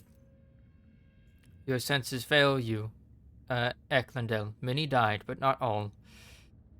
Erlet turns around sharply and points at the game board containing the Farseer's soul. I was unable to save her, but you could have tried.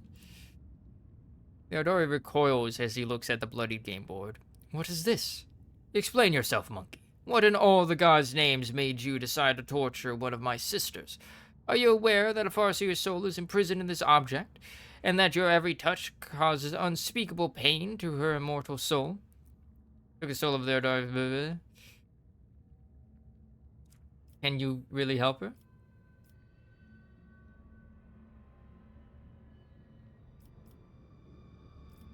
Can you help her? I will release her soul from its suffering, but alas, giving her back her body is beyond my ability.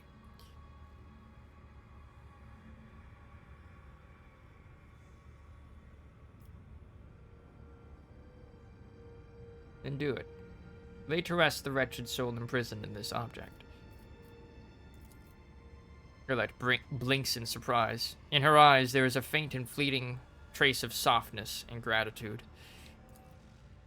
Really?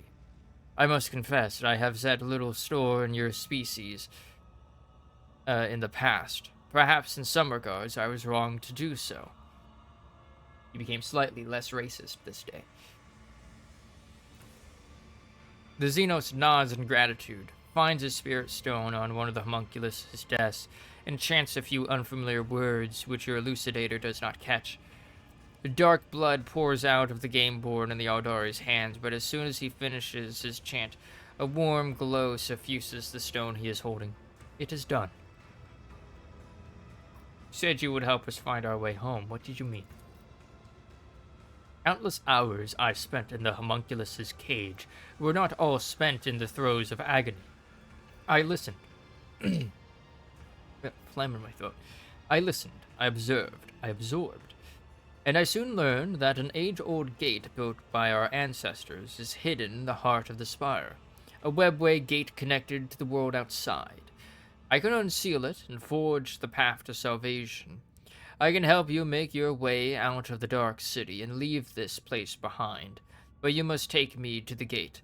My mind is still firm, and my spirit is unbreakable. My body, on the other hand, will not soon forget pain's embrace. What is the point of your questions, Elantok? I can guide you to the gate myself, but not before Eklundel Meresh, who walks the path of the Farseer, the all-seeing eye and timeless sentinel of Kudarak, pours the light of truth into the bottomless well of my fears and doubt. Farseer is at your disposal, Irlet. I feared this moment would never come. Irlet takes a deep breath and looks into the Farseer's eyes.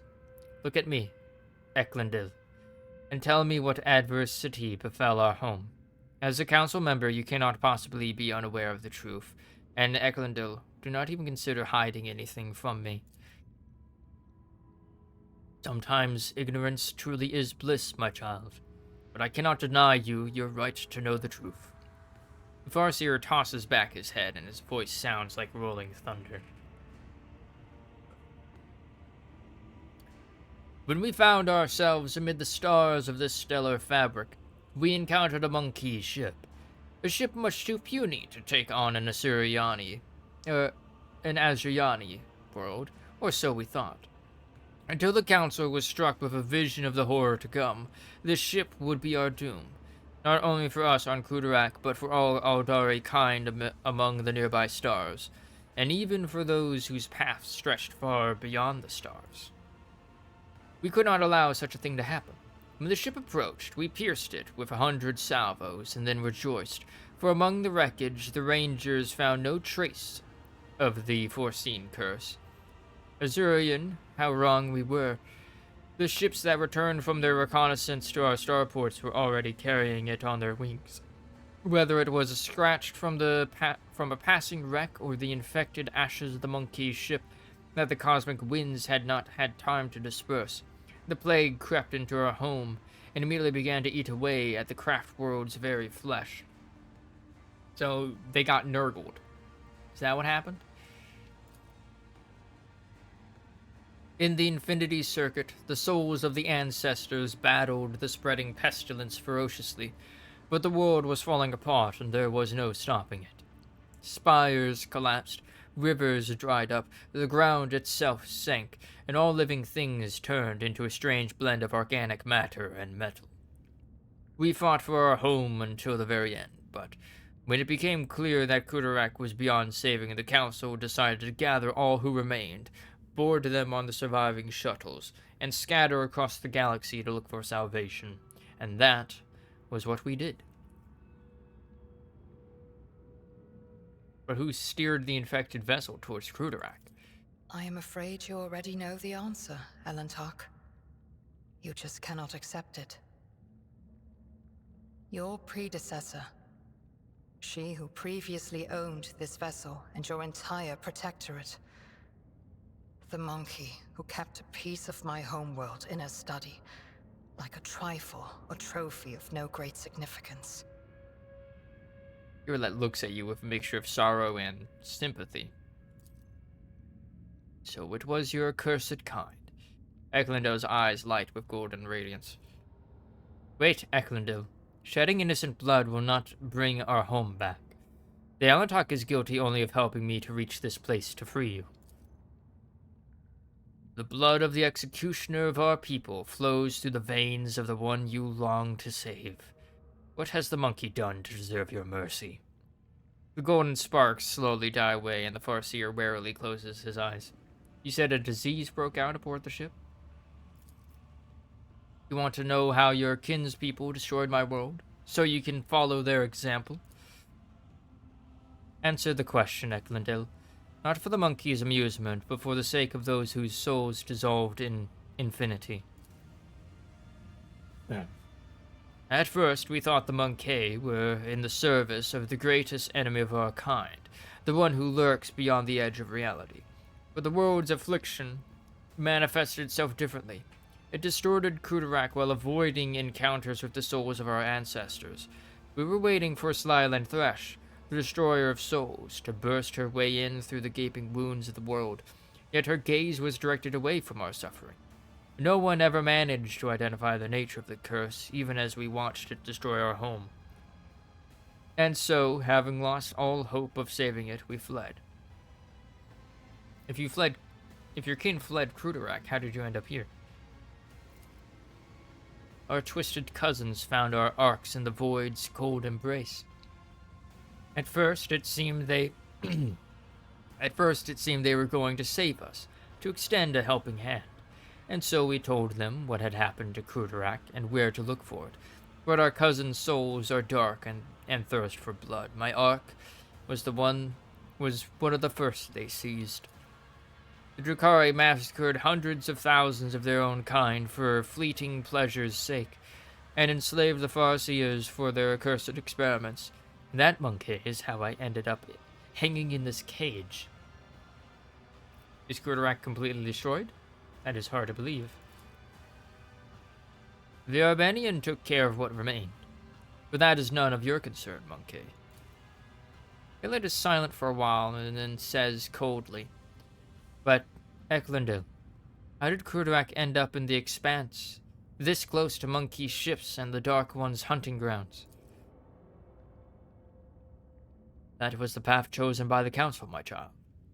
We had charted Krudarak's course among the stars for years, and no one had an inkling of the terrible fate that would await us in the place that promised us salvation. No one knew. Lucia looks away for a mere second, but an itching sensation immediately burrows its way into the base of your skull. Something's wrong here. The paths I have walked have taught me a great deal. To see the truth where it is concealed, not to hesitate to cut off the head of a lying snake that tries to coil around my heart. Irelet stares unblinkingly at her fellow Eldari, fury gleaming in her eyes. If the entire Farseer Council fail to foresee their world's doom, then everything the children of Asurian have been taught about paths for centuries is a lie. You are hiding something, Eklundil. Speak. Speak now. How dare you take that tone with me, outcast? I am not obliged to justify myself before you, let alone protest my innocence. Who freed you from the Monculus' torture chamber, Eklundil, and this is the thanks we get? If you wish to leave this place alive, you will do so. You do well to start talking. Perhaps I should put you back in cage. You have already told us almost everything. Why hold anything back?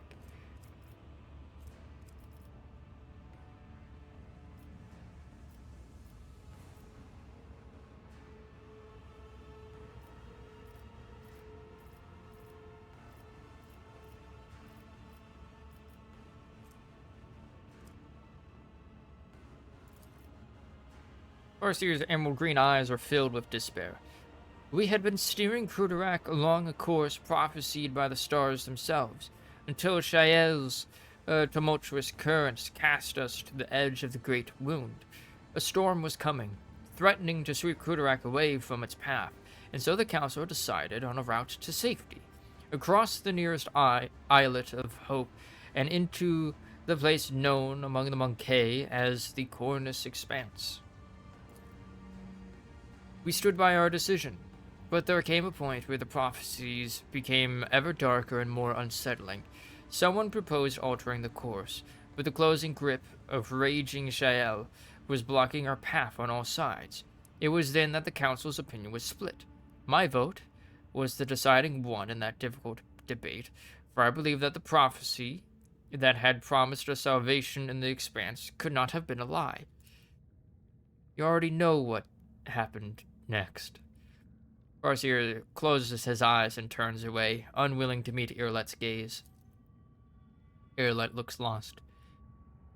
So we were doomed. I should have stayed on Kudarak. I could have tried to help those who survived the disaster. If only I had not chosen that accursed path and left the craft world. I could have at least tried to save someone.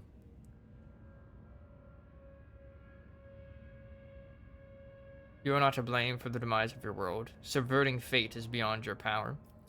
Was it not the Farseers who made a bad decision? What difference would it make if you had been on Kudarak?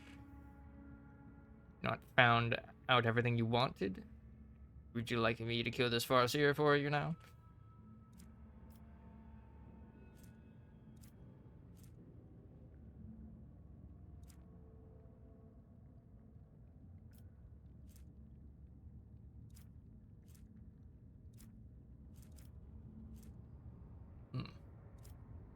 I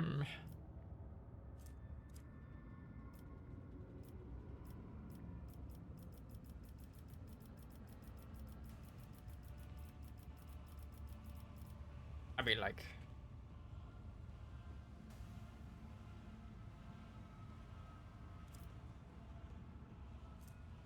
Subverting fate is beyond your power.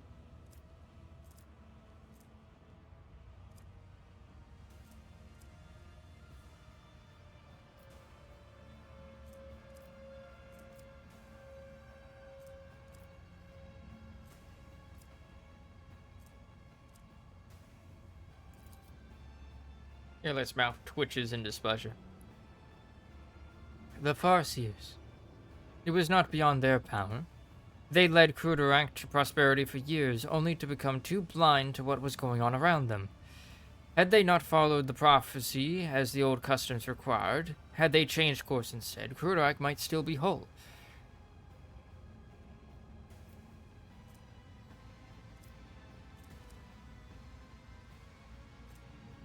There is no bringing back the past, but you can try to change your people's future.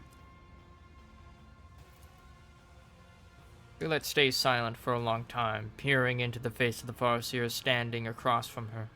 Calm and collected, he looks prepared to meet his fate. Finally, Irlet replies, "We are both guilty, and both deserve a fate much more terrible than death. However, it is too early for us to leave this world before we have atoned for our guilt. Come with me, Eklundil. We have a lot to do before the Great Oblivion. We will find our brothers and sisters and protect them from those who seek to harm them. Perhaps we may even find a new home." Your words are like a healing melody flowing into my tormented soul. For the first time, a slight smile graces the Farseer's lips. I accept your proposal, my child. There he goes.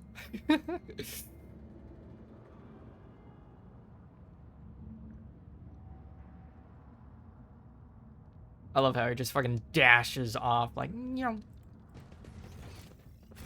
he's like, gotta go, bye. What lies beyond?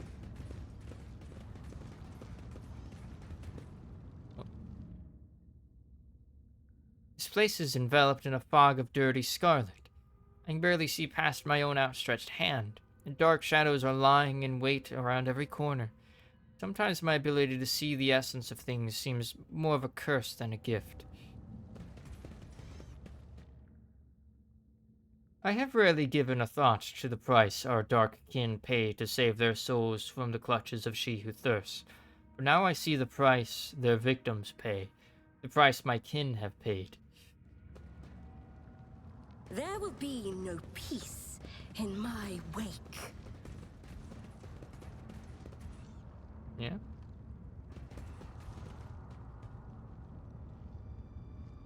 Oh, I didn't loot this guy. Looted now.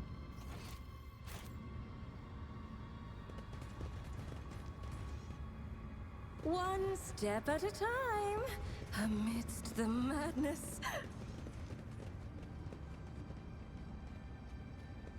Alright, got the Webway thingy. Well, what's it?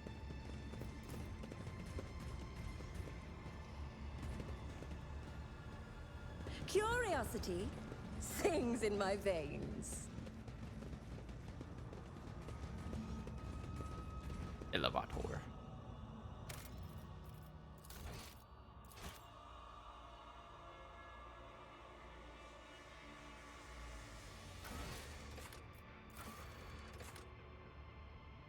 Escort the parts here to the Webway gate. Okay.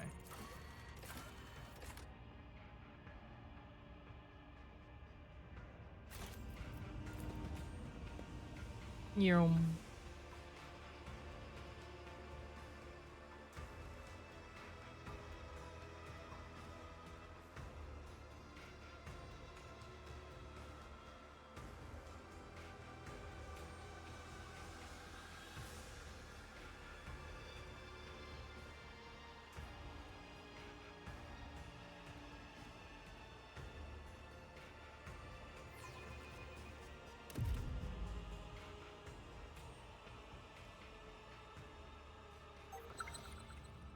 Oh. Yoink. Tormented captive.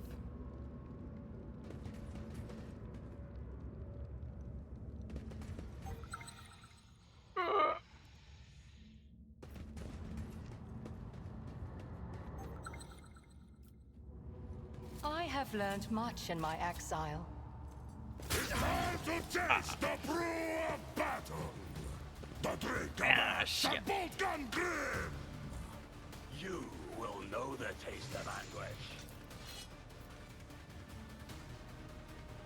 Kinda need her to do that. Which, kind of like shooter, Ecotrix. Basically the same on this side too. Alright. Space Marine. You go over there. We have Avalon over here. Pascal. We'll be kind of like in the middle.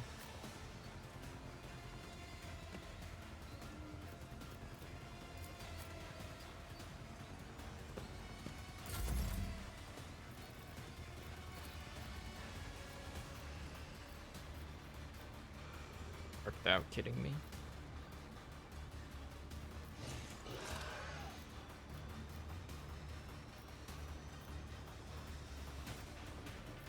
Real. Oh, a genius at work. Real.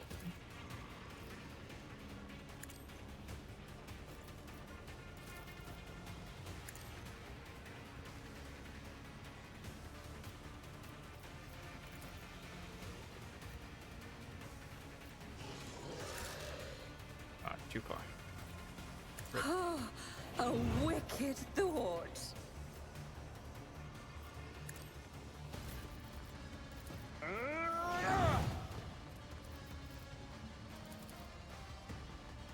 At your beck and call.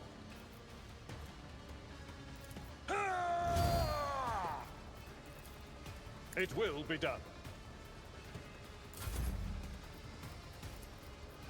Oh, there.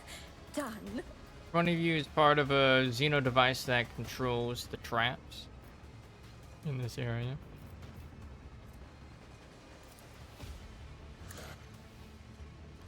I can't stand it.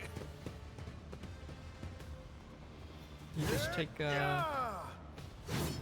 damage from trap that exploded. You are mine. Did they set off these traps? Yield to me.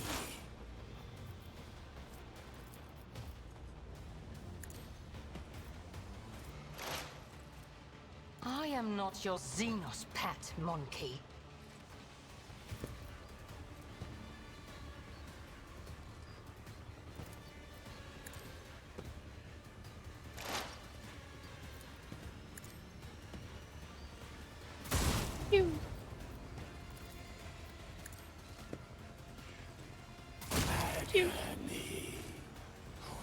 Very nice. Aw, heck. Of course they don't.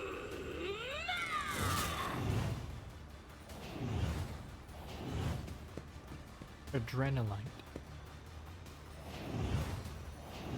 Your misery is my treat. Fine. Emperor, protect me! One fewer target.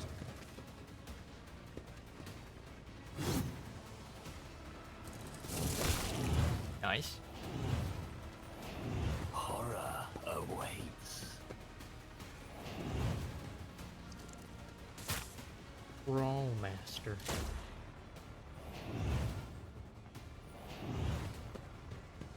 They're taking so many drugs. Their death won't be easy. I'll Let the true master inflict the pain. Nice dodge. Alright. Me. If you learn my Very nice. My hand Very is nice. thunder. My strike is ruin.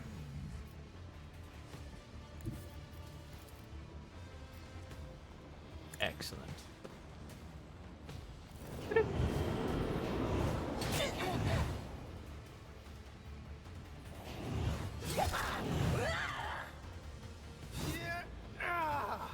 Your death is approaching. Nice. We are the bane of lesser creatures. Stand Hell my yeah. vengeance.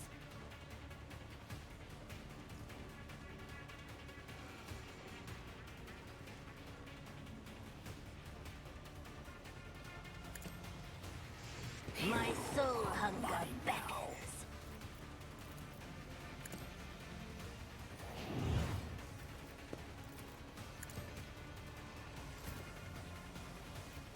For far, buddy.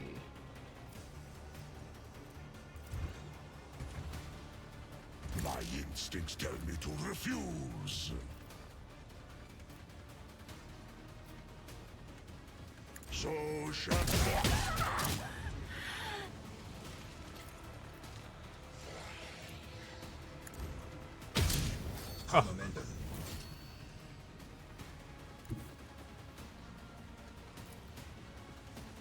Wolves reign.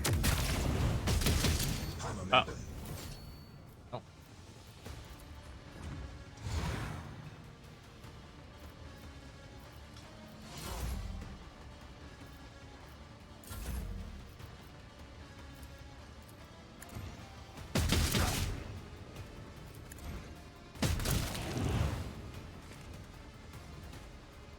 Oh, there's still one dude there.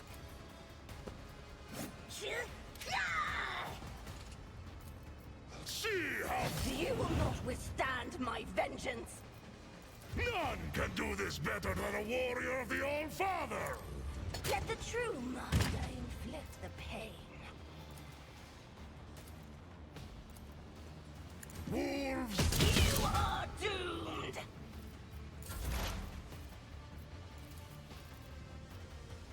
the Omnissiah knows all, comprehends all.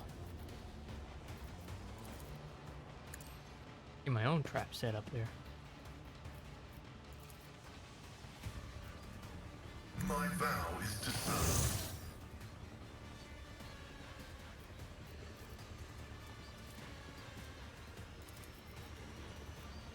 Running binaric override. As the tactical imperative dictates.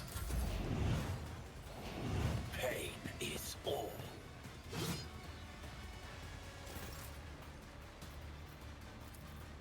Indeed.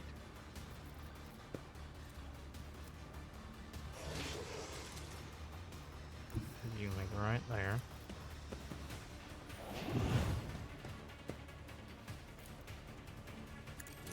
Reduced to dust.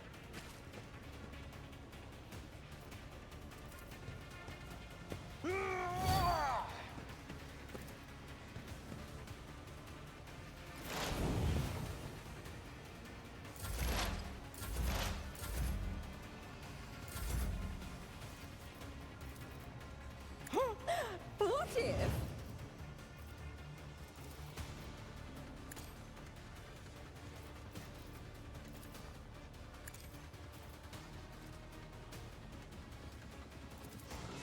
Schemes within schemes. Oh yeah, can do this. Excellent.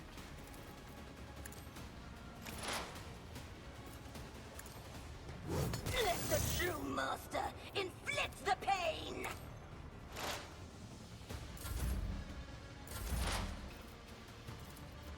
I understand your intent. If it serves your cause.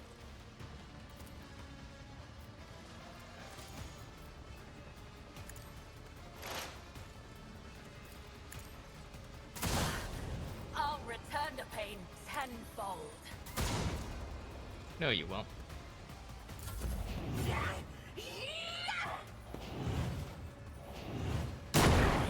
You call this a strike? Nice. I do like that they actually like dodge out of the way and like move. If I may,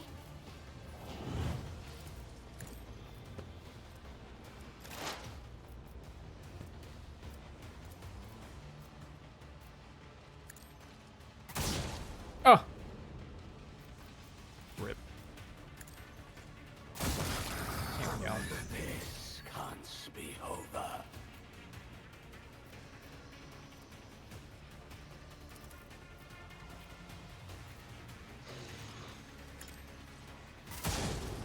Nice.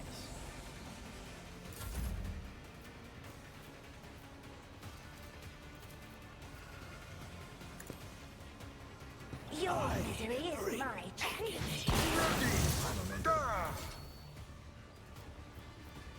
See ya. I'm not accustomed to being... Obliterated. I am a navigator, not a servitor. Jeez, that gave him a lot of HP.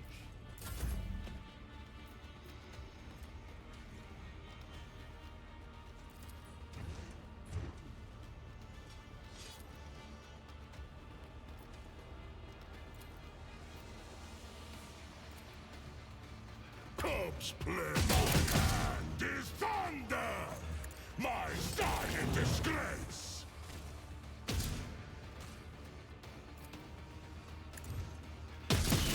Pay for this in blood! In this tapestry of a world, I am the rogue threat.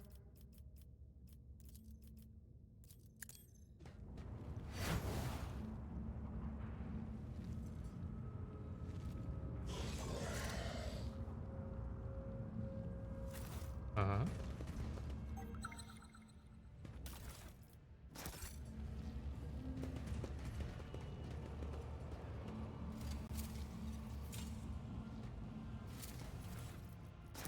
Oink. Patience? My nerves are frayed.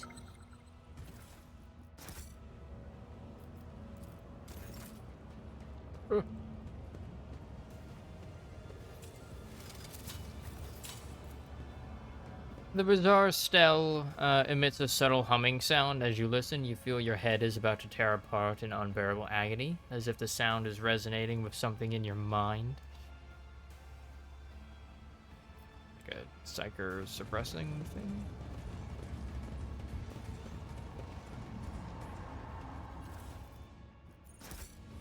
Oh, what lies beyond?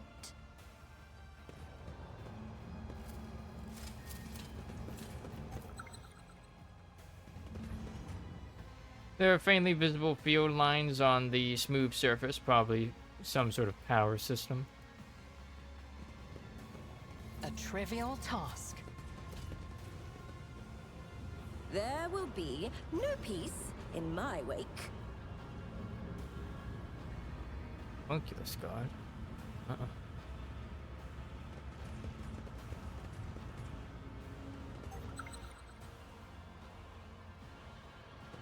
I sense something nearby.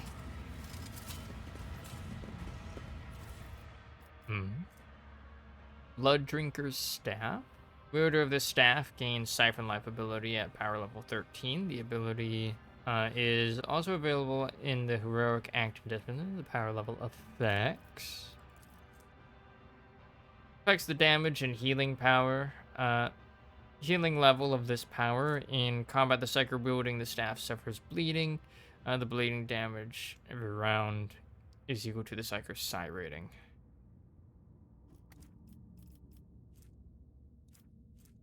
Okay. Venom Chainmail. The wearer's attack of opportunity deal an additional 10 toxic damage. If the wearer was attacked with an attack of opportunity, the attacker also suffers toxic damage. Okay. Blitz Boots. The wearer gains a +4 damage against enemies who have no adjacent allies. Only applies to the first projectile in a burst attack. Also, the range of the wearer's dash and charge abilities is increased by 1. Grants the wearer plus 10% parry and plus 10% area attack damage. I am registering unconventionally high efficiency for the unit Cassia Orselio relative to her limited experience. The unit status is being upgraded. Knowledge is the key to everything, is it not, esteemed Magos?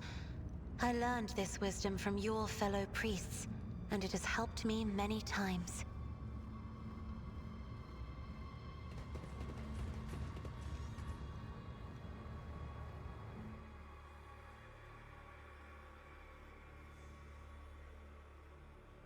Oh, what is that?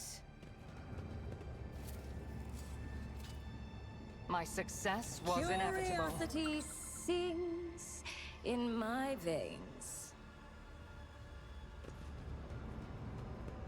Too hard for a simple monkey.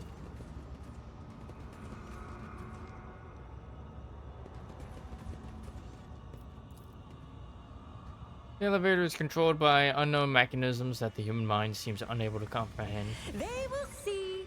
Oh yes, they all will see.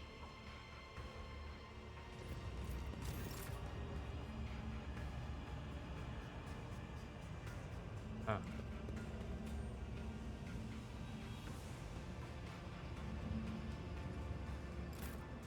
I think we're able to... God damn it. I don't know what happened there.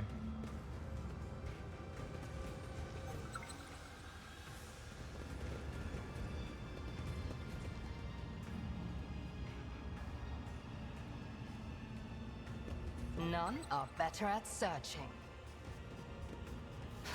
A trivial task.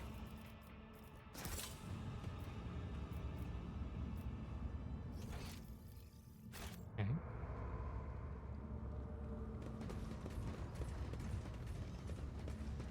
In this tapestry of a world, I am the rogue thread.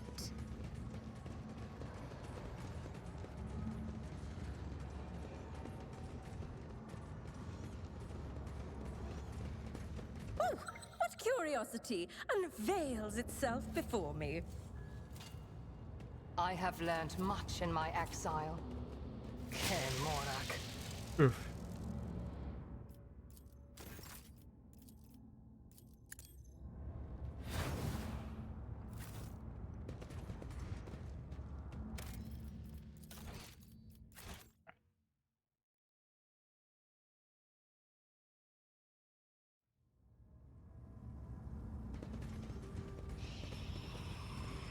Oh, Cervantes.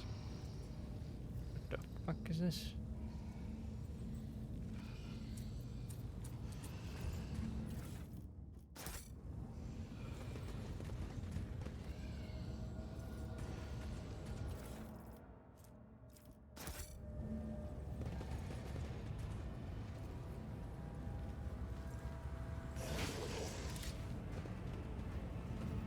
Grr.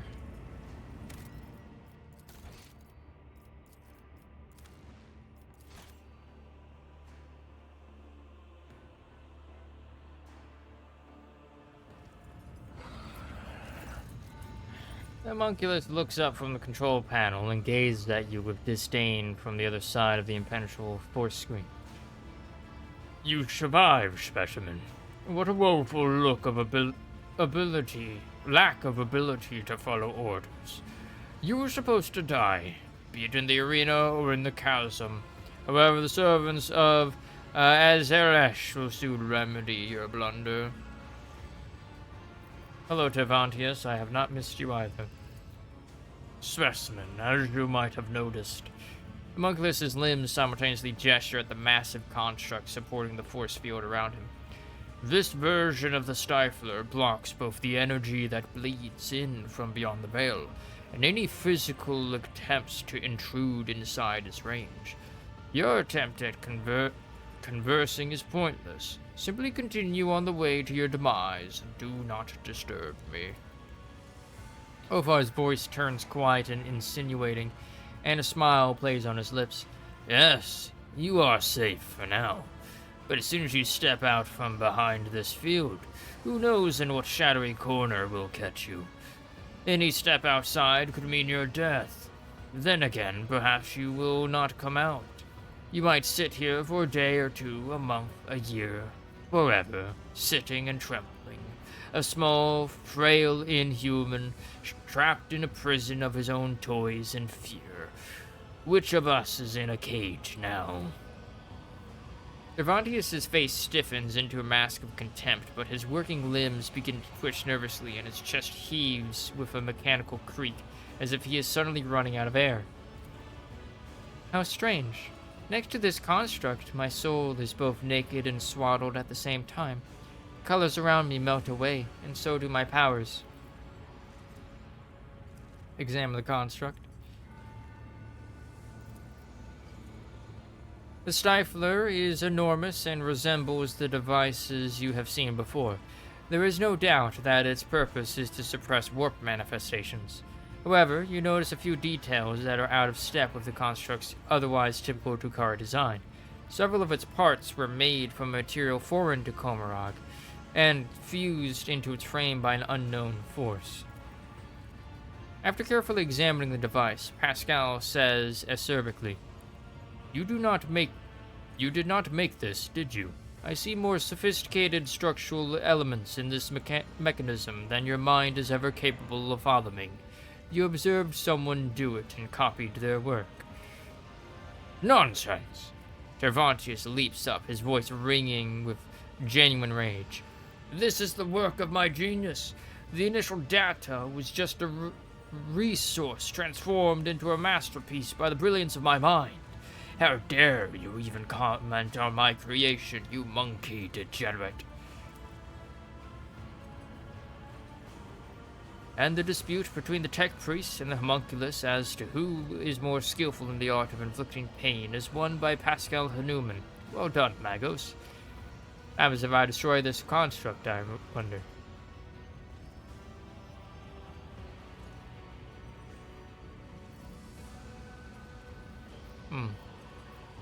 Why are you hiding behind a force field, Tervantius? Are you afraid of me? You think highly of yourself, specimen. But make no mistake, that will not make me deem you a worthy opponent. Is that the Anguish prospector next to you? Yes, it is. You had the opportunity to admire its potential in action, didn't you, Monkey? Are you senseless enough to follow Kekelos' example and experience my new grotesque abilities firsthand? Well, I'm here. Do you happen to have any special equipment reserves left? The homunculus cocks his head to one side and stares at you. No, Monkey. No more hand now. What happens if I destroy this construct, I wonder? Then you will give thousands of souls to Silent Thresh, Alantak. You will wound one enemy to empower another. Once she who thirsts is done feasting in Komarog, she will surely sink her claws into your worlds as well, because nothing can sate her hunger. Xenos narrows his eyes at you and hisses.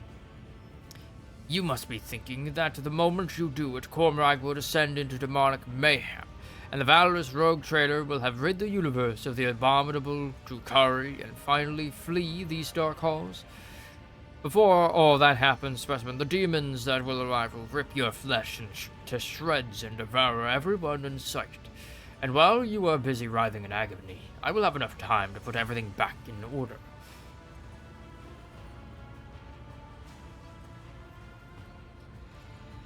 You do not seem to share your kind's fear of the warp in the slightest. Does that make you mad or simply arrogant? Xenos responds with a self-satisfied chuckle. Fear is the reaction of a weak mind presented with the inconceivable. Even our masters are liable to it. Oh, the pains it took me to convince the Archon to bring the spirit warriors into the Dark City, and to then conceal the evidence of the dimensional collapse that had destabilized the spire.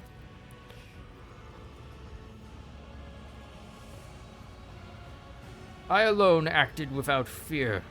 I delved deeper, as a scalpel delves into flesh. I have designed devices that stifle the breath of the unreal. I am creating a weapon that will make the warp itself tremble, and I am using the raging power of suns as sustenance for my weapon. I know no fear, for in my mind there is no inconceivable, only the unconceived. Said you were using the power of suns. Does that mean you're the one behind the disappearing stars? Of course. My masterpiece needed an unthinkable amount of energy. But how could I let something as trifling as the unthinkable stand in my way? The star you call Rykad was stolen at my behest, as were many before it. Cervantes' gloating tone becomes insufferable. Have you been to the world you monkey known as Santio's Pride? I only recently took its son, while you were busy spilling witch guts on the arena floor. It was most amusing to watch your pathetic planet freeze to its very core. How fascinating it is that such a paltry sacrifice as the lives of several million monkey can serve something as great as my masterpiece.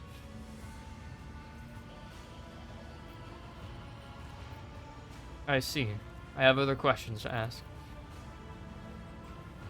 Cervantes does not respond. You notice his upper lip twitch in display of utter disgust. Cannot believe knowing that I did not make use of my chance to destroy this putrescence. It's high time I put an end to this place. I shall break your toy, but not because I care about ridding the galaxy of the Drukhari. I shall do it because I want you and your kind to know no one uses me, ever. Until our next meeting, Tervantius, it will be your last. A faint smile crosses Xenos' face. Farewell, monkey. Bleep bloop. We level up. Ooh, that's like every skill now.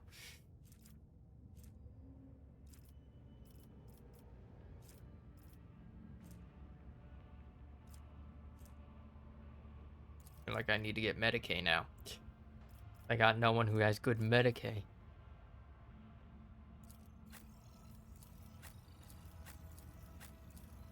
$75.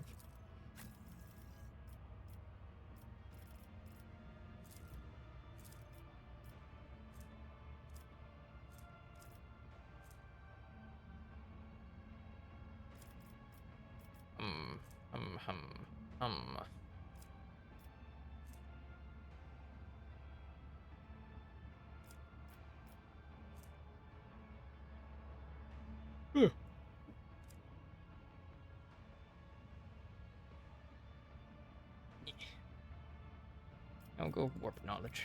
Warp knowledge.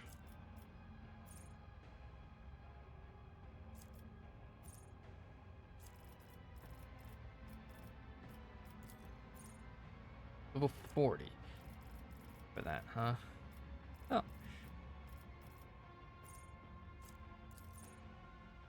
There are more enemies and allies than frontline area. All allies in the area gain 3 plus grand strategist int bonus, so 4 plus fellowship bonus, 8, so 12 divided by 2, 6, 7, 8, 9% dodge and parry.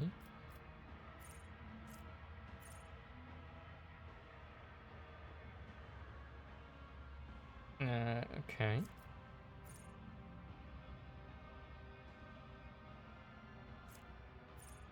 Enemies in the same contact areas as that. Premier area also makes the allies in that area enemy's lowest target priority.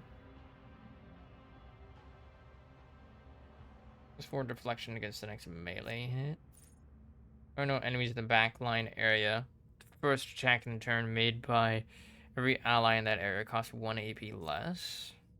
That'd be pretty good for Earlet. Rerolls forced by kill zone stratagem are made with -15.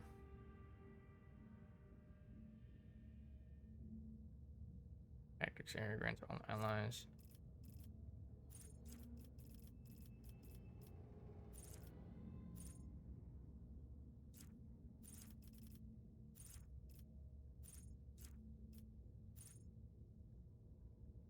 Used a second time for 0.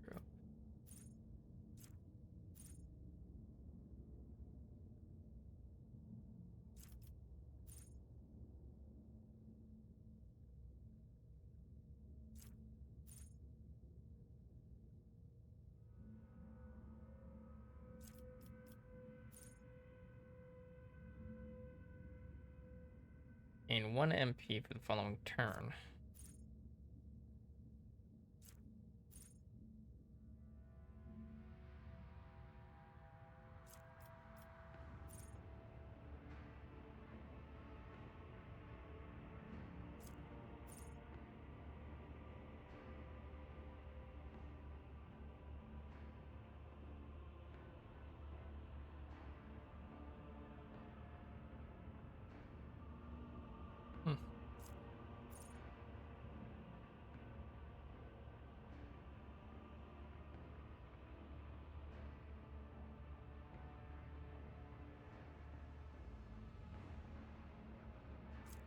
Okay.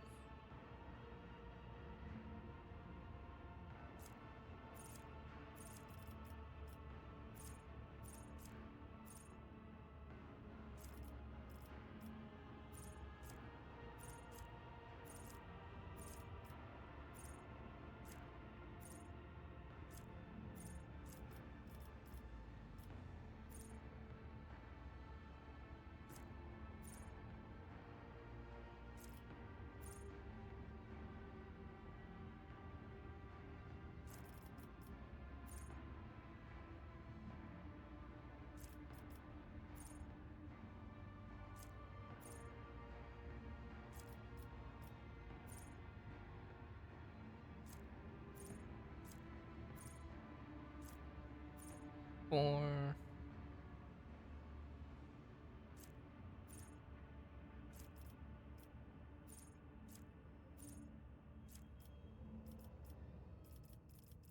All right.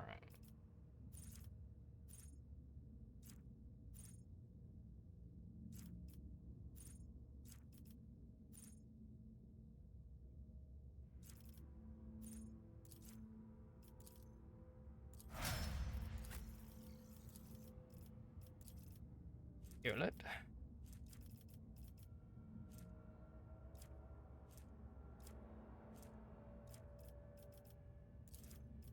Need some demolition now that we're using Argenta.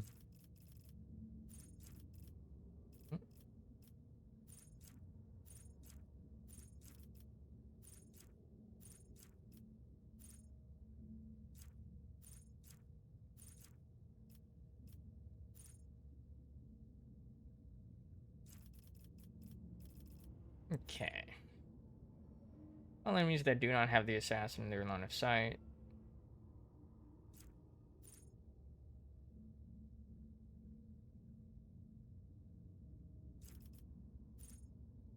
And damage double. The attack also deals that. Yes. Yes, please.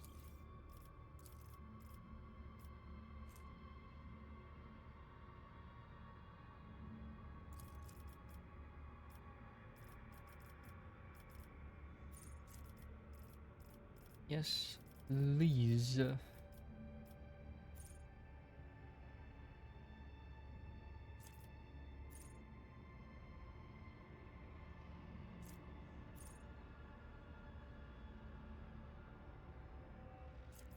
armor.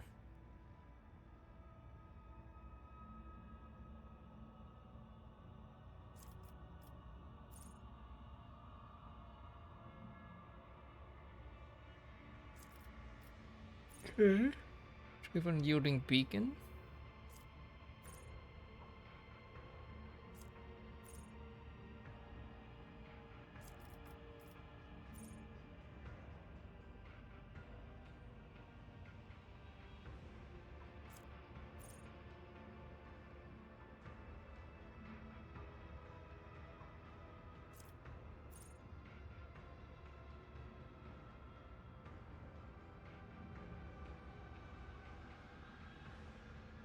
Once per round for each ally.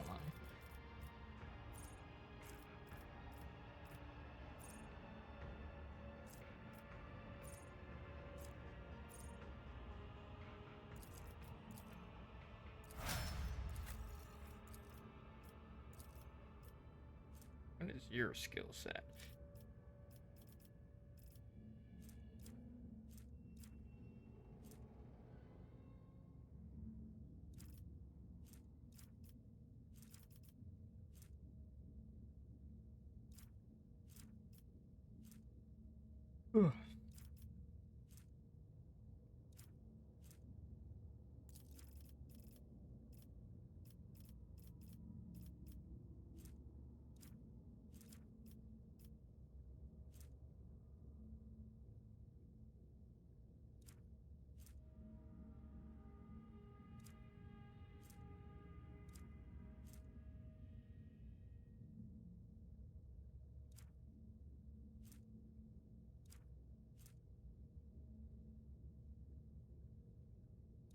Sorry, machine tape.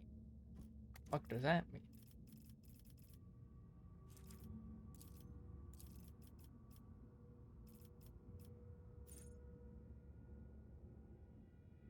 Axes, hammers, and laser weapons.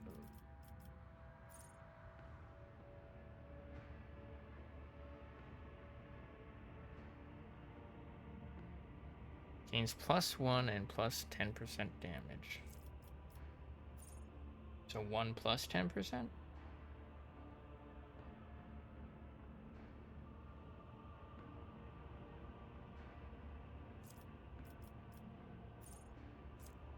Went to that ally.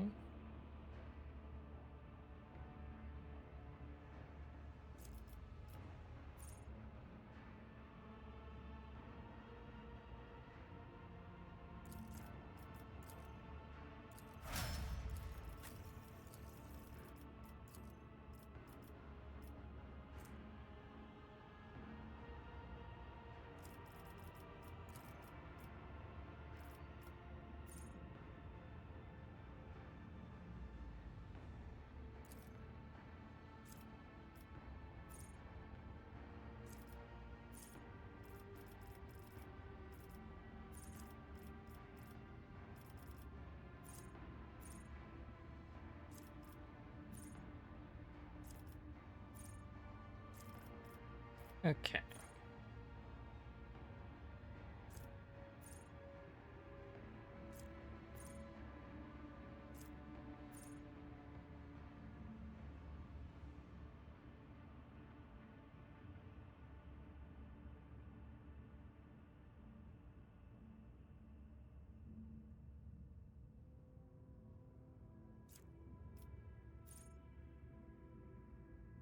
Okay.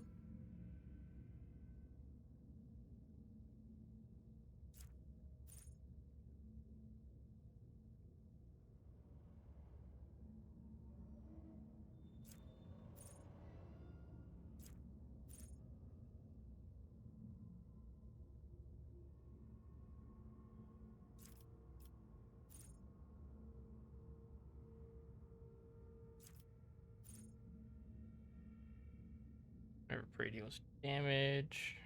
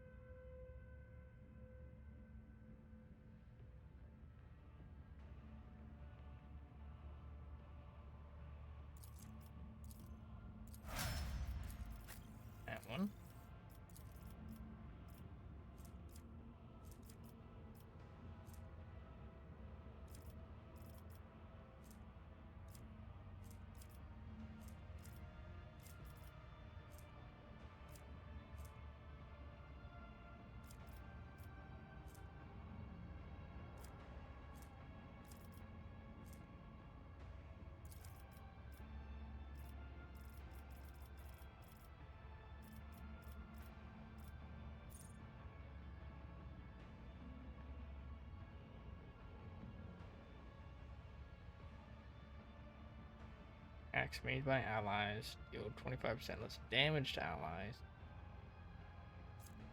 Good.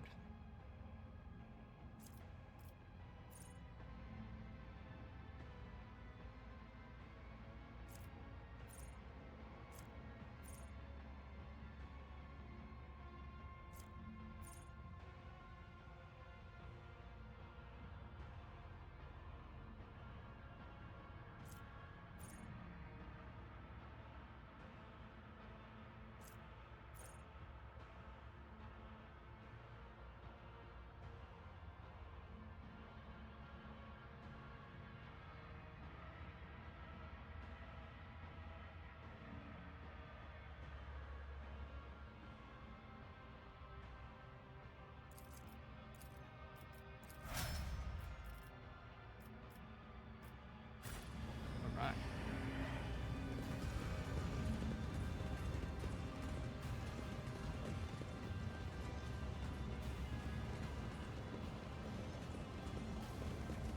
What lies beyond?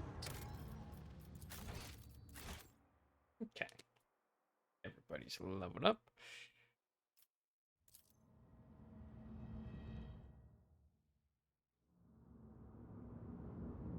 I like how their legs were kind of spasming a bit.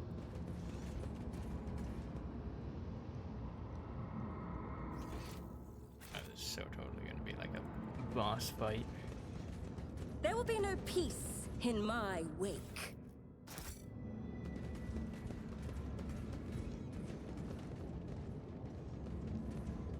Like 100%.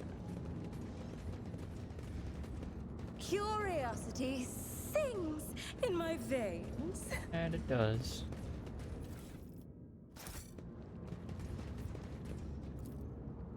The spires of Cormorant pierce the darkness like needles through living flesh. Look at all this cover. All of a sudden. Patience. Oh, my nerves are frayed. Incubus.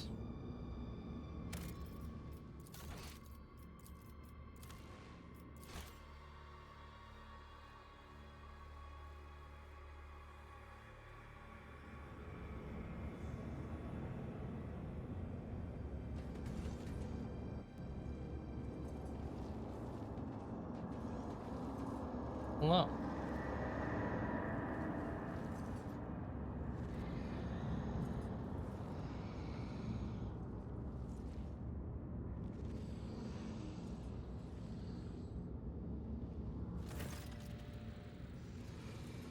Ramirez. Ramirez gazes at you. The two of you lock eyes for the first time, an icy darkness churning in her stare. Worm. Insect. You have the nerve to stand before me again? You should have gasped your last breath long ago. Very well. I will rid this arrogant monkey of her final breath myself. What about you, child of Kurak? How does it feel to know that you could not save yourself, your family, or your precious craft world? Irlet's spirit stone flashes on her chest, and the ranger's hands tremble on the grip of her rifle. Your death will give me no joy, Archon Eremius. But it may give peace to the spirits of my kin.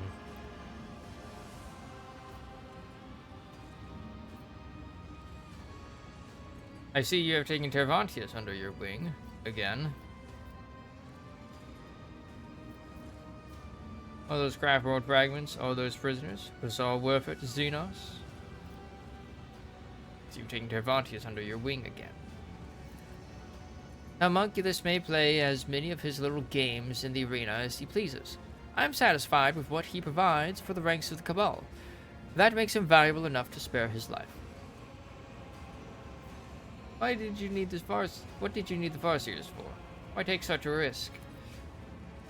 So be it.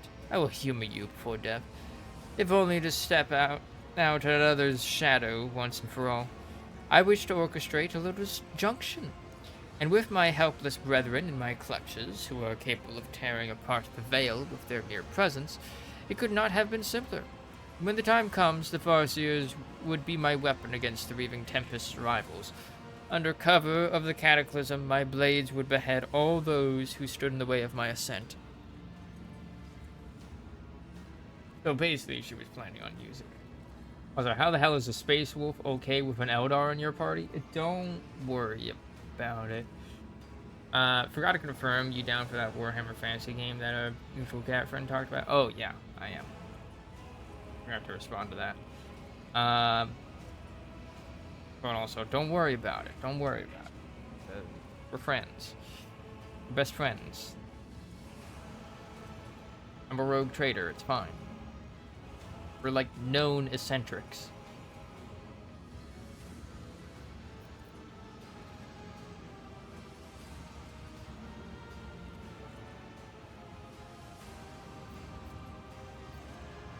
All those craft world fragments, all those prisoners. Was it all worth it, Xenos? Spare yourself the struggle of comprehending the meaning behind my deeds, wretched creature. Kruderak was to be my key to power, the likes of which the Reaving Tempest could only dream of. Majesty is mine alone to claim, and I will claim it. No, Archon, you are destined for retribution. Blood for blood. I cannot destroy your entire cabal as you destroyed Kruderak, but I have the strength to cut off the snake's head. Poor little outcast. Aeramiris leers at Irlet, staring into her eyes like a predator. The suffering of your brothers and sisters nourished us for a long time. Now you too will give me your pain. If you wish to live, then get out of my way. I have come for the gate, not your life. Aeramiris laughs. The sound is reminiscent of a snake hissing. Oh, monkey, you are a brazen one, aren't you? Will you still be so brash when I flay you open and string you up by your sinews? I've grown tired of the games and machinations you have ushered into my realm. Prepare to die, Archon. Die? Huh. Miris draws her weapons. You are the only one who dies today, and after I have done with you, I will pay a visit to real space to observe the terror and ruin wrought by my cabal. Do you know, Monkey, that so many of your kind have had their lives cut short at the hands of their own kind? Yes. I used you to purge the ranks of the cabal. To clear all obstacles from my path, I used you to accomplish my goals. I colluded with your kind. Despite your much-vaunted hatred of Xenos, which ought to have prevented any of you from even considering such a thing. Blessed throne. Abelard closes his eyes and shakes his head in sorrow. It seems that Xenos' admission has aged him 5 years. My servants are heading out on a new hunt as we speak. Who will become their prey? Which lights will wink out in the void? How many Monkey will perish in the darkness? Ramirez lets out a mocking laugh. You will never know. Have you any final words to speak before your demise? Ramirez tilts her head. I intend to live, Monkey. I will live. And I will continue my work and lead my cabal to greatness. Oh. Words to die by. Okay.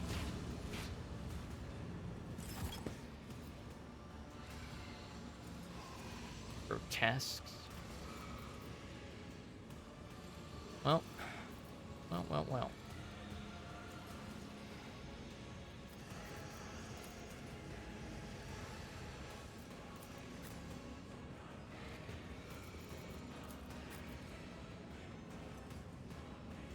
Get Abelard down there. We get our Space Wolf friend right up here.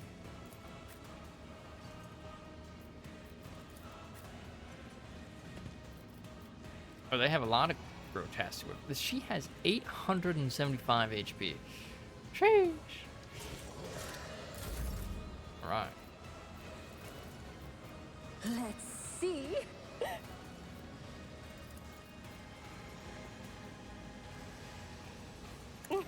A wicked thought.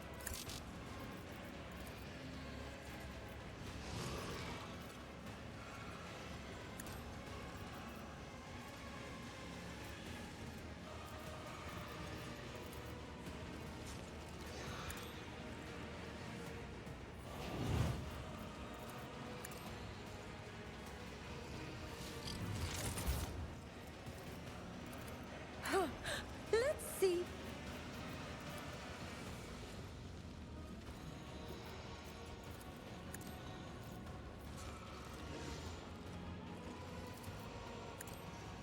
Alright, old fire.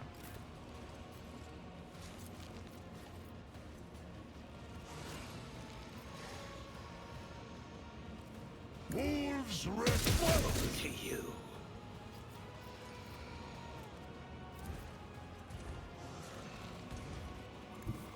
Here we go, baby. Kick him. Your last stroke of luck.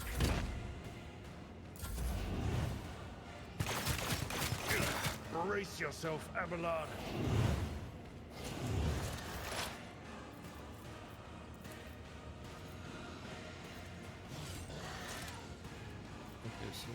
Lucas. If I must.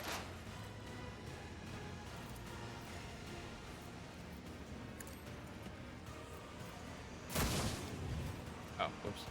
I thought I was using this one. My bad. This tedium is beneath me.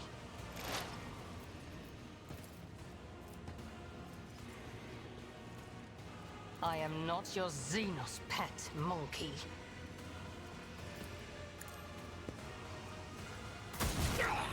You call this a strike? Too bad I'm still standing. Make you Bloodstone. proud.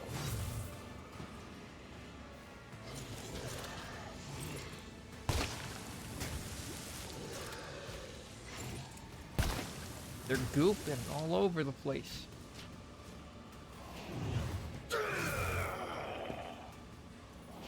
Let them tremble. Your death is approaching. Come over here. Alright.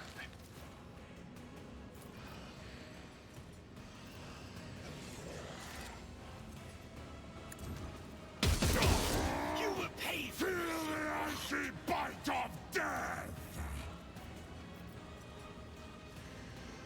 None can defend this Woe to thunder! you. My strike is ruin! Oh, one of them dead already. Your last Let's stroke fucking of go. Wolfside, perish!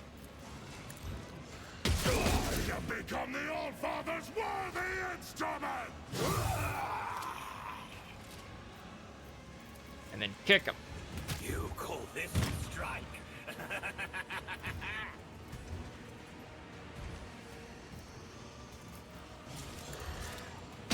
My hand is Pay for this in thunder! blood. My strike is ruin! I bring agony. The way he felt was funny. Yeah, the kick move is great. Alright, friends, time to kill each other.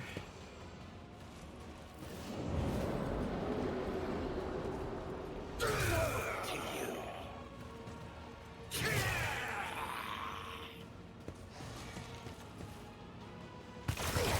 Your last stroke of luck. Smart. Okay. It's her turn again. Alright, everybody. Gather around again. Feel the icy bite Time to of kill each other again.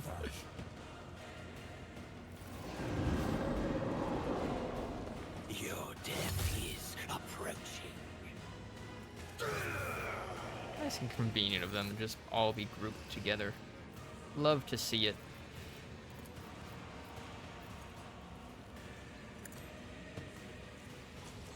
I feel her foul breath. Her stinky breath.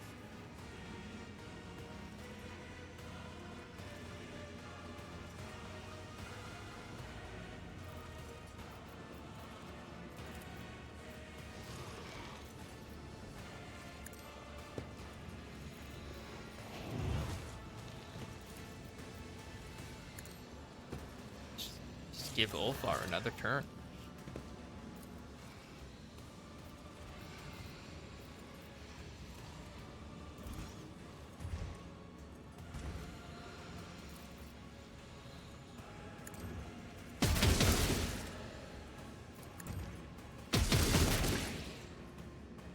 Oh yeah. My hand is thunder! My strike is ruin!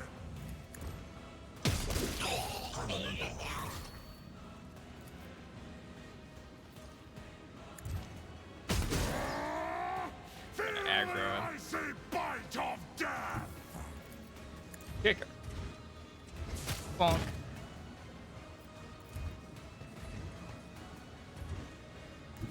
Oh. And get him down. Alright. Abelard. Too far away, huh?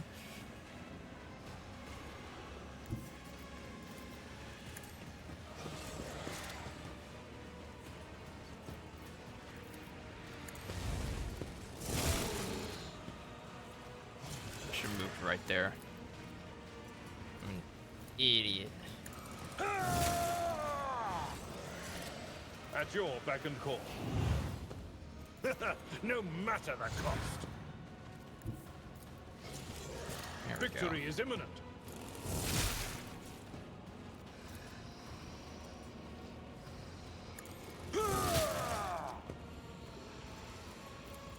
At your beck and call.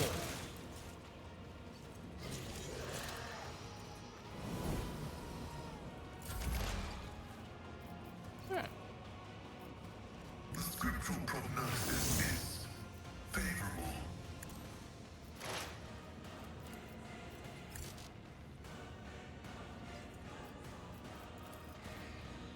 The Omnissiah knows all, comprehends all.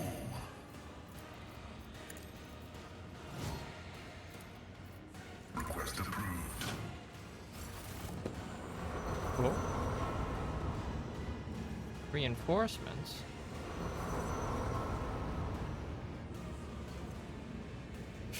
Okay, their little leaps onto the platform are a little funny looking.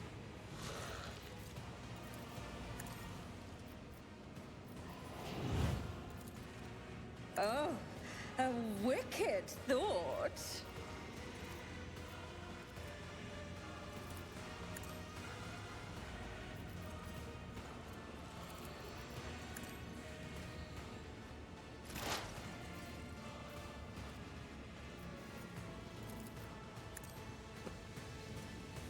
Should not have done that.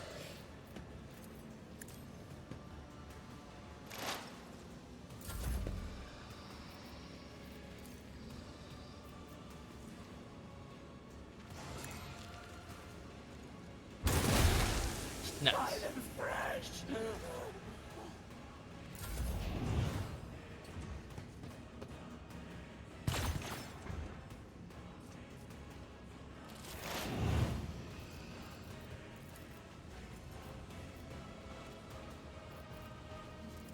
I understand your intent.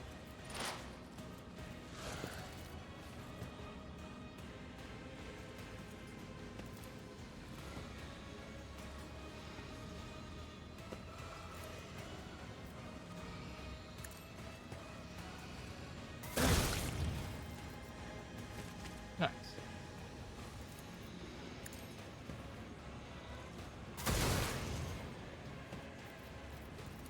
I am not your Xenos pet monkey.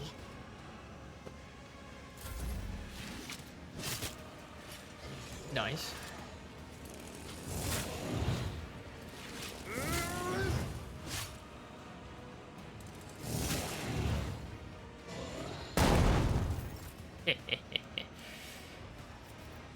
Revel in the slaughter, Ulfar.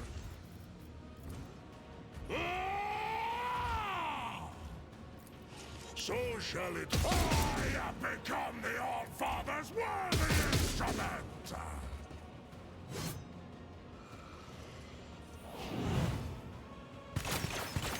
How dare you? She just healed back up to full. I think we moved on to another phase. Wolves reign!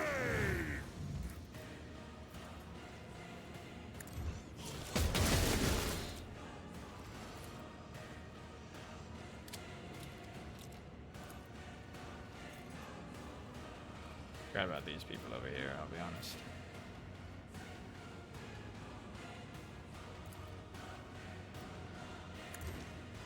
I will carve runes out of your bones! Jerk him. So it shall be.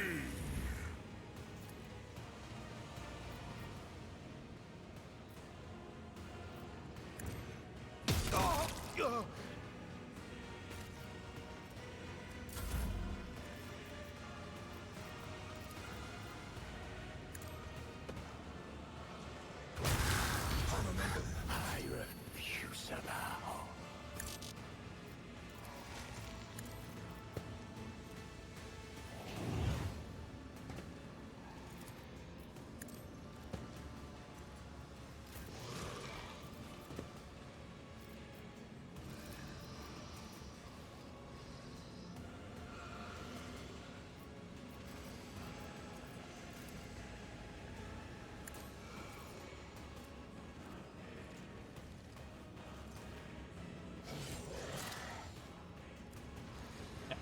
Nice.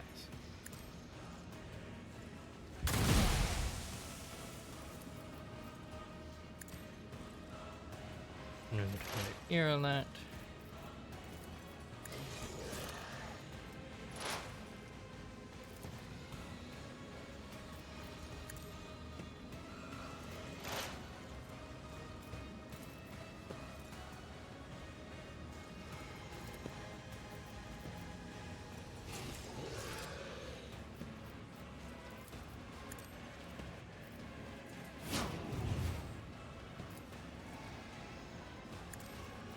Okay, we got this. No weakness is hidden from my sight. I hear you moving. No more.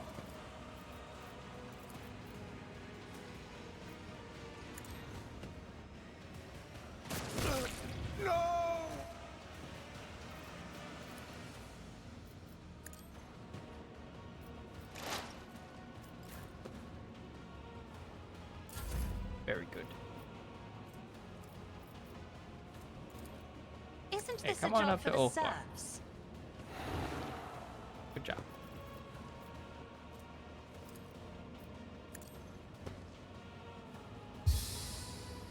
Woo!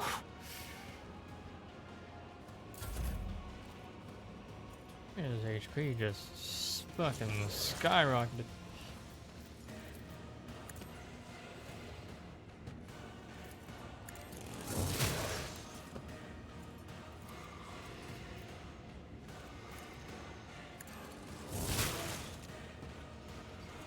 Flesh is weak, yet iron knows no pain.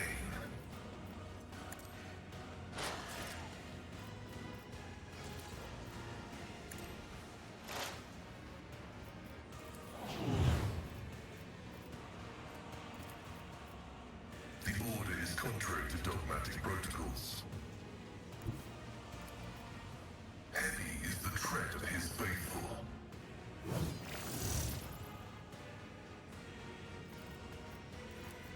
My competencies are not that universal.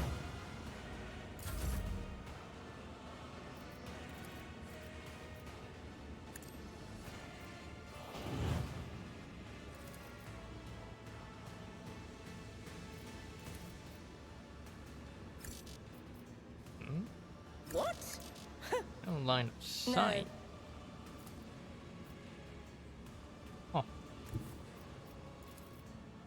Oh, shit. Let's see.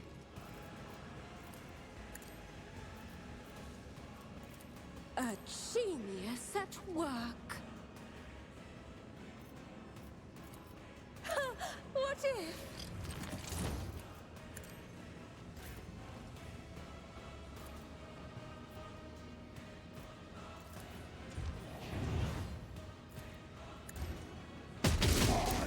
become the All-Father's worthy instrument! Kick him. Bonk. I will tear your throat out personally, monkey. And then she just slides for it. I love that. That was great. Turrets.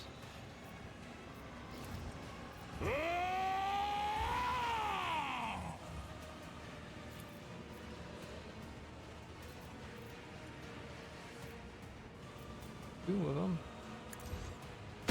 My hand is thunder! My strike is ruin! Oof. Damn.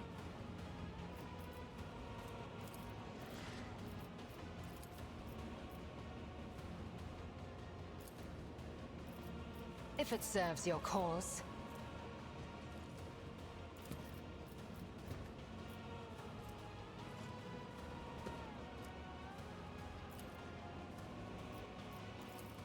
I am not your Xenos pet, monkey.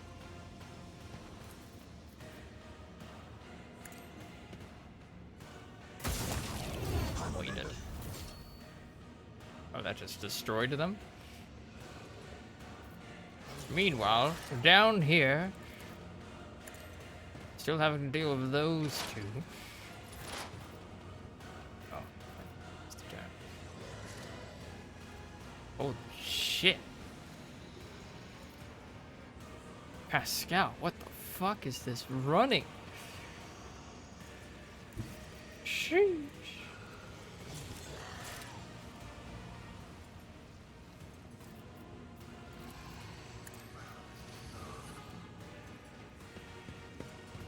Yum.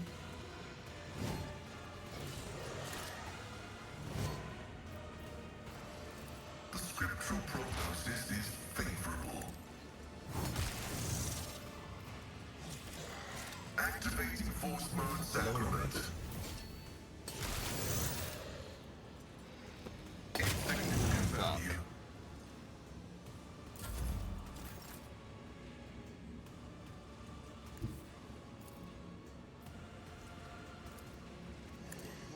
Reek of cowardice.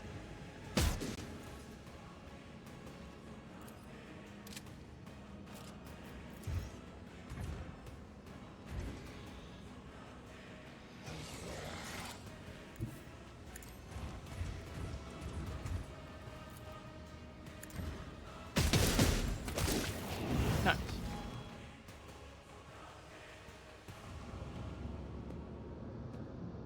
Re-step back up.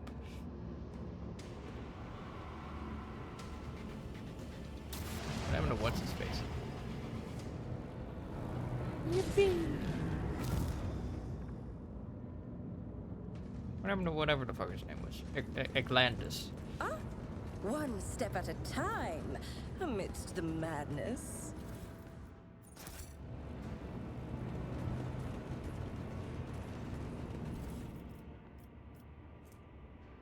Agonizing splinter pistol.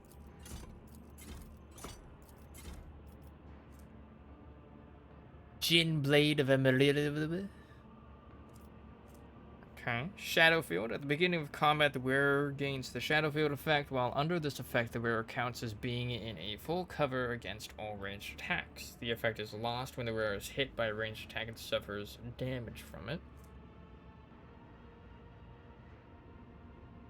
Grants plus wearers and bonus dodge to the wearer and their allies. Monkey hide cape. Decreases all incoming damage except direct damage by 1 plus versatility stacks. Spooky.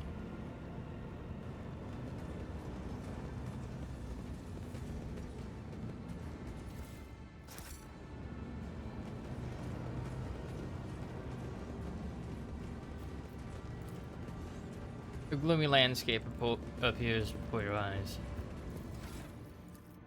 And we leveled up quick there. Fellowship. Oh, not there yet. Okay. About to die.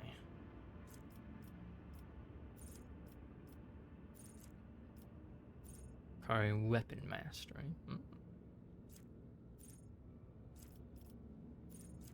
Slightly tempted.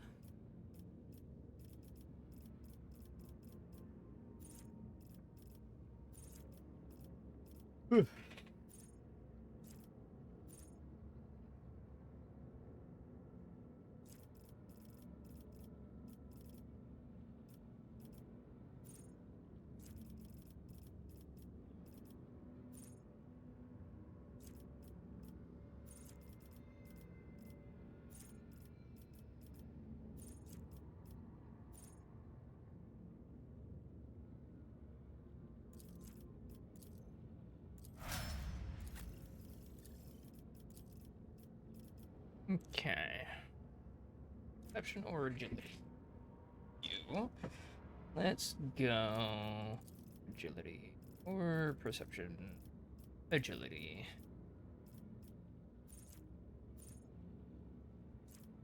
Yeah, she does have Drakari.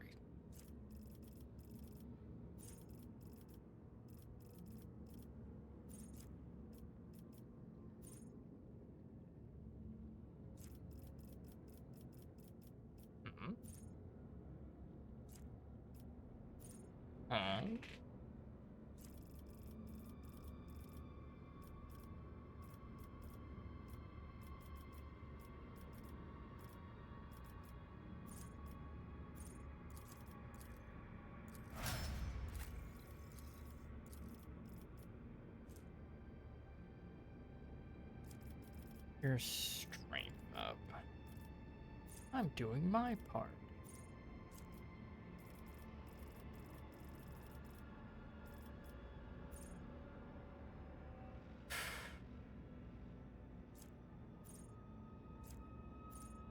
Our armor.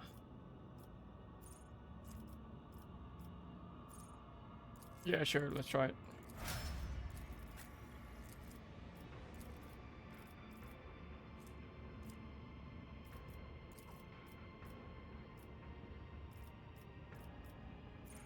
I was Helldivers 2. Very good game. Buggy as hell. Because not only are there bug enemies, but there's also faulty coding. But very fun game.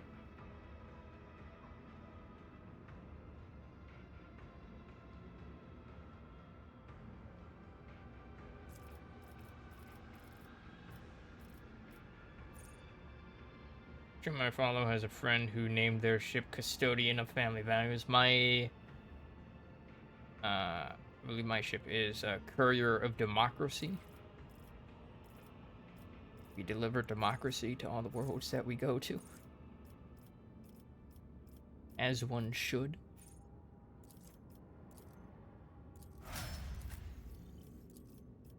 What's yours named? Yeah. And you can also change it as well. Int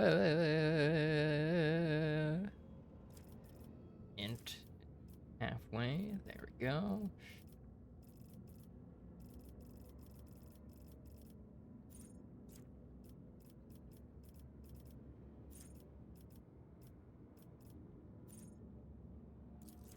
Give you some more HP. I didn't increase it.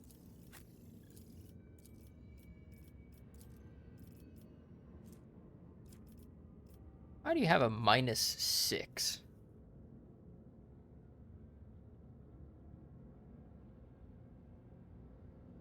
Did you know that there's an actual person directing how the factions fight? Yes, Joel. He's the game master. I know he's cooking something bad. We just defeated one of the enemy factions.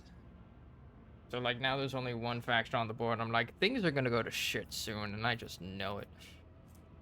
Joel's up to something. It's the max 99? That what this is?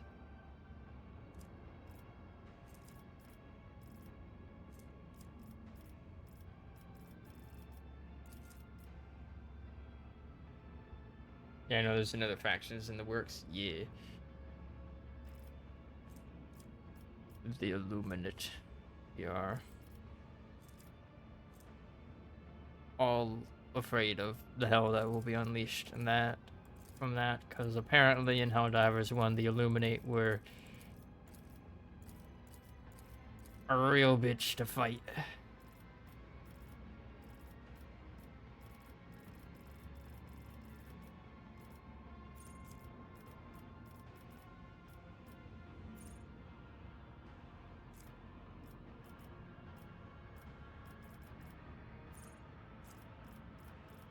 Sent to Barry.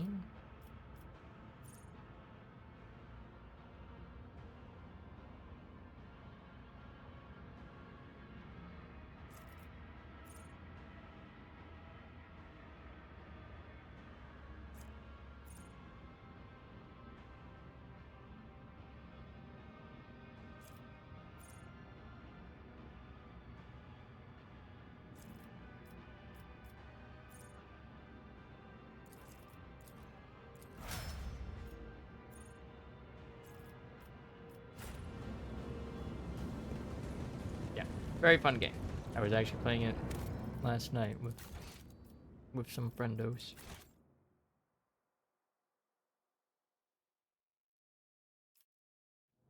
And there was minimal... Well, no. I was gonna say, and there was minimal friendly fire, but that is not true. That is not even remotely true. I thought the game crashed for a second because it froze.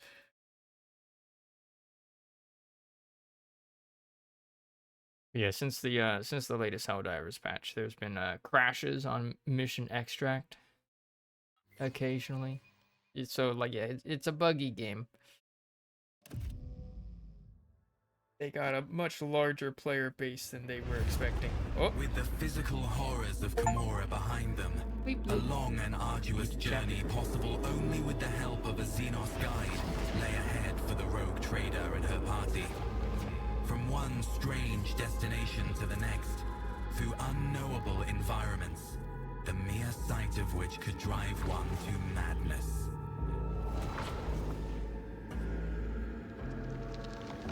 Is that a Harlequin? Hello.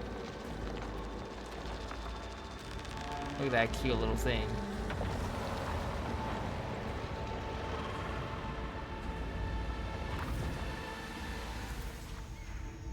Despite the challenges, they managed to escape the labyrinthian webway and find their way back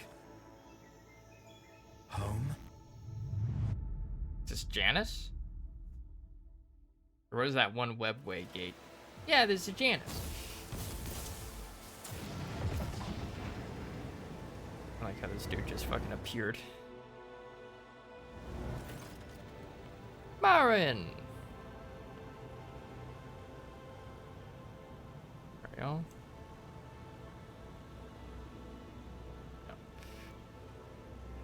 Marin's silhouette emerges from the thicket without disturbing a single blade of grass. He addresses you in an accusatory tone of dissatisfaction.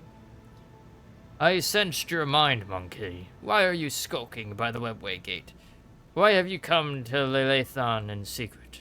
Do you intend ill for us? You made a pact with the Ardari on Janus to let them remain on the planet. Look away, Ulfar. Look away. I'm not doing shit with Xenos right now. There are no Xenos. Upon noticing Eklundil, Marin flinches, then says solemnly, Brother Eklundil, I praise Assyrian for the fortune of seeing you again. Please, step under my protection without delay. Brother Marin, I do not feel threatened. Not anymore. Marin looks at Irlet and says with enmity in his voice, Outcast Irlet, you walk the path paved with your own misdoings. Once more, Monkey have found their way to our domain, and once more you aid them in doing so. Neither war nor ill intent follow in our wake, Marin. Your anger is unwarranted. I apologize for intruding upon your hallowed ground. It is where my journey from Cormorag has taken me. There is no reason for him to be fuming. Greetings to you as well. You're almost as hospitable as the Dark City. I just cut down a good 100 Aldari in Cormorag. Keep up that tone and you will become my 101st. I apologize for intruding upon your hallowed ground. It is where my journey from Cormorag has taken me. You come from Cormorag? Marin says nothing for a moment, then continues, his voice shocked. Now I see. The gate refused to obey me because it was sealed from within. By the Dark Ones, no doubt. Lelathan was meant to become a slaughterhouse for the Drakari. Marin's gaze bores into Irolet for a few moments in tense silence as he considers something in his mind. At last, he says in a commanding tone, Your arrival is sudden, outcast Irolet, but perhaps there is a purpose behind it. You will serve your people shortly.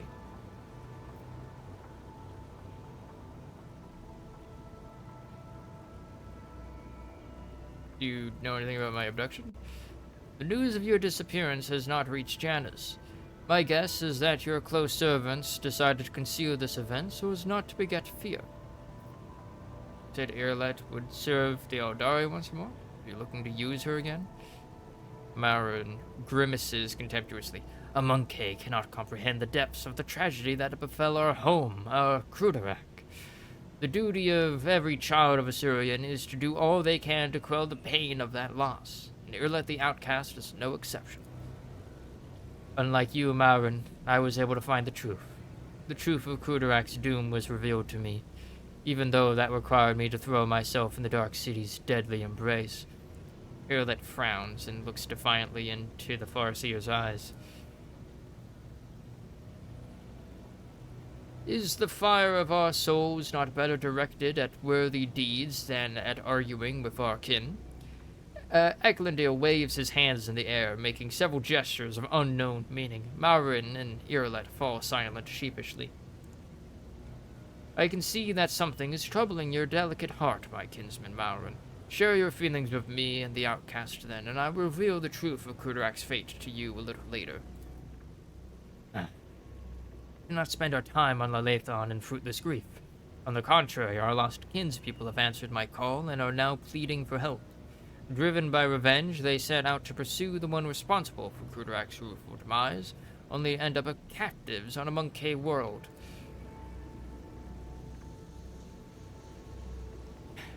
Her emerald green gaze turns to you and rests on you a little longer than usual.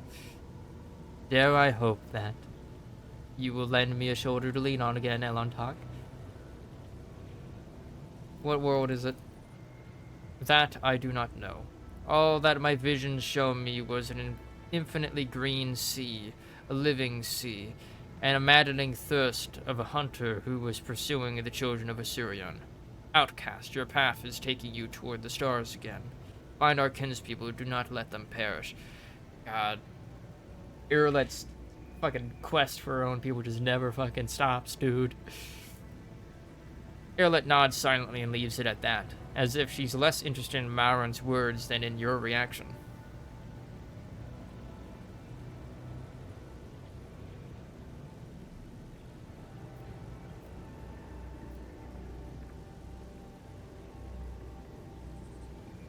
I will help you find your kinspeople. Irolet breathes out almost inaudibly and her shoulders relax. I am grateful to you, Elantok. How are things at Janus?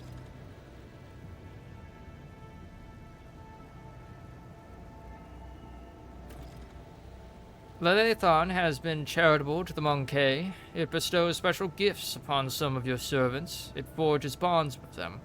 For the first time, I see our world so tolerant of your kind. It reminds me just how much I still do not understand. Alas, your kin do not trouble themselves with contemplating this matter. They fear those gifted by Lelathan. They despise them and seek to kill them, and that does not surprise me at all. Marin's voice grows pensive. Lelathan's slumber is restless.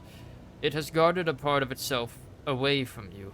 It is what the monkey call the isolated region, At first, I thought it was its attempt to push you away, so it could heal from the wounds your cold iron had inflicted upon its flesh, but I see something else in what is transpiring.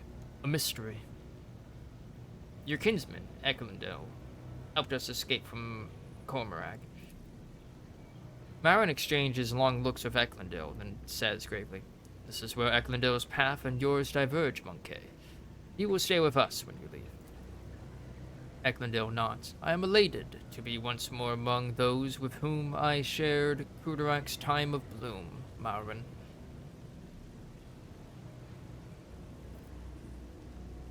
Of course. Good luck, Eklundel. Thank you, Elontark. An iridescent haze momentarily clouds the world around you, and that moment is all it takes for Marin to hide Eklundel behind a veil of his Xeno sorcery. We will speak of my kin's fate no longer. All that was meant to be said has been said. We will send instructions to our Monkey serve allies, so that they provide you with means of transportation. Farewell, Monkey. I am pleased that our meeting did not spill blood into Lelathan's womb. Whiteship Bridge.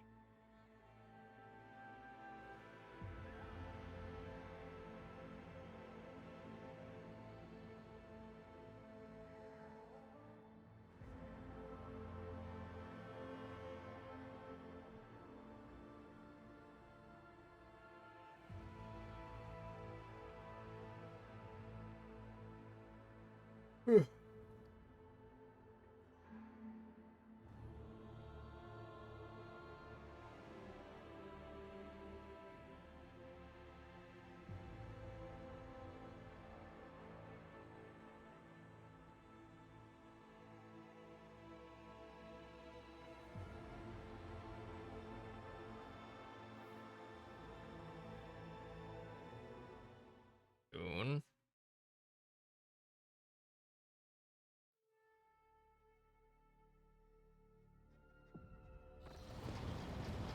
I'm back, everybody.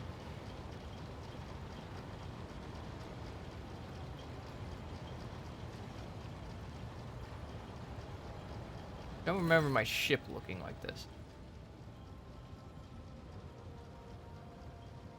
It's an awkward.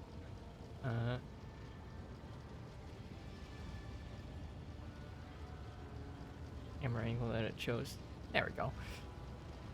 The high-ranking officer is beam with genuine happiness. Danric steps forward and says solemnly, "Welcome to the bridge, Lord Captain. Like the rest of the crew, we are overjoyed by your return and thank the Emperor for it." I don't remember having these blue rugs. They look nice, though. The crew stares in awe and terror at the giant tower towering over the crowd. Some make the sign of the Aquila on their chests. Others collapse to their knees with a prayer to the God Emperor on their lips. This wave of pious shock does not seem to discompose Ulfar in the slightest. He just chuckles into his beard and glances around curiously. Heinrich von Kallax approaches you. He is not looking his best. It seems he has not slept in quite a while. "Lord Captain, allow me to express how glad I am that you have rejoined us, alive and unharmed."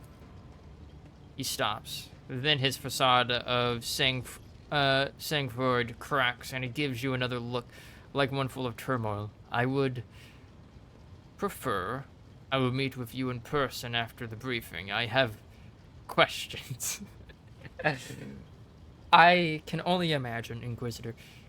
"Shireen, light of my eyes, I am overjoyed to see you among us once more. Truly, the Exalted One is merciful for showing you the way back home. I hope all the Ashmags who left us to languish without our Lord Captain have already become food for the warp demons. Oh, they have." Jade twirls a lock of hair around her finger and sends a fiery gaze your way, which she immediately hides beneath her lowered lashes. "I do hope we will get a chance to have a conversation in private very soon. For now, however, I dare not steal any more of the rogue trader's precious time."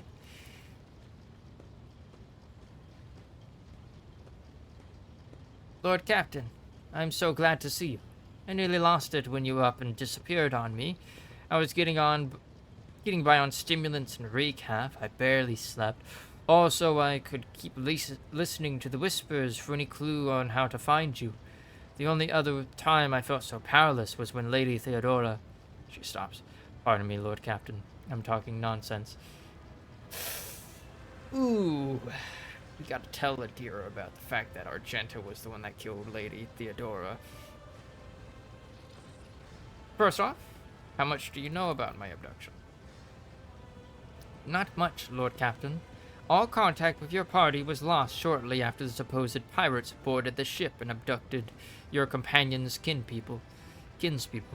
We immediately sent shuttles with boarding parties to your aid, but we didn't find anyone on the ship save for the crew, who had all either been butchered or driven insane. Heinrich's gaze is focused on Irolet. His eyes burn with undisguised hatred and a promise. Irolet's expression is inscrutable, but her eyes are turned to you and only you. Since your ladyship's body was never recovered, we hoped against hope that you were still alive. Alas, even our most alert auger operators never spotted anything suspicious, and thus our ignominious failure put you in dire peril. Heinrich's gaze, tense and almost desperate, is focused on you, but he says nothing, for now at least. Heinrich so wants to interrogate us as to what the fuck happened. Dare we inquire what happened to your ladyship?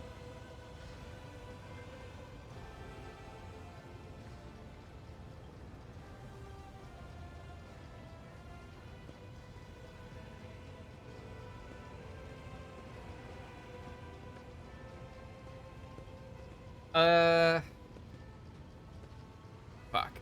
I don't want to throw Irolet under the bus, though.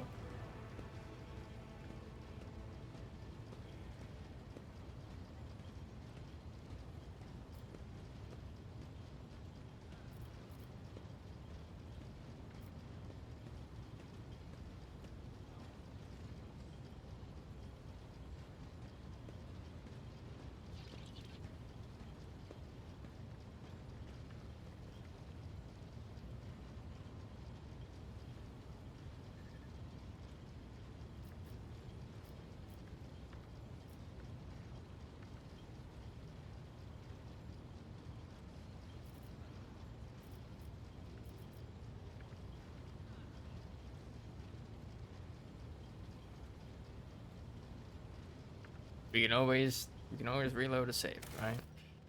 How far back was that? There. So that's like 2 loading screens.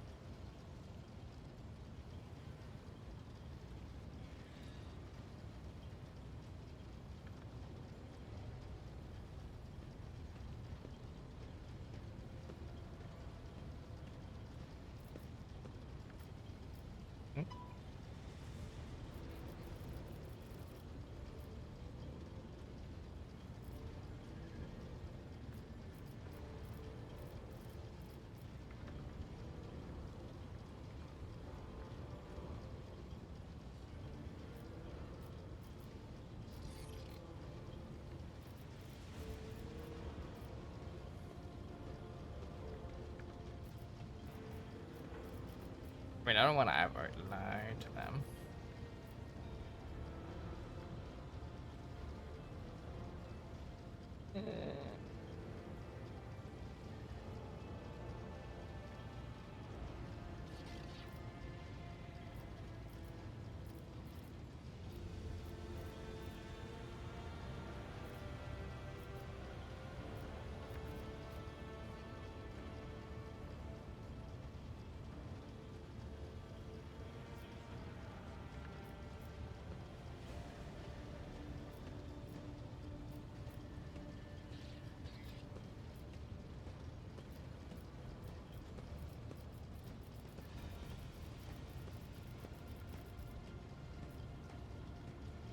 Like, this one's so accusatory.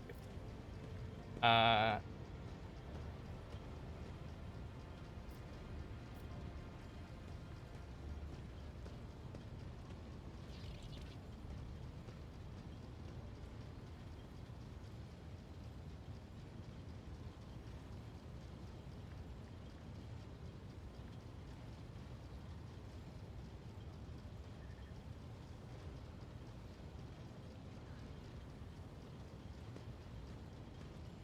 know.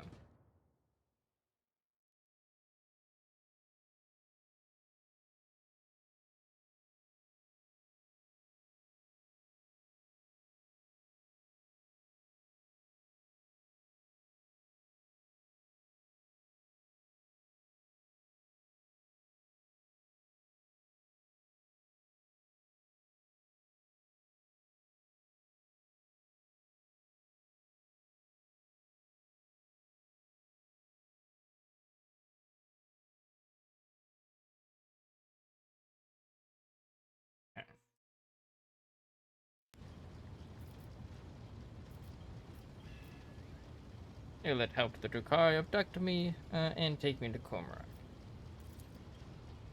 Hostile stares fix on Airlet, and a spiteful whisper hangs in the air. Xeno scum?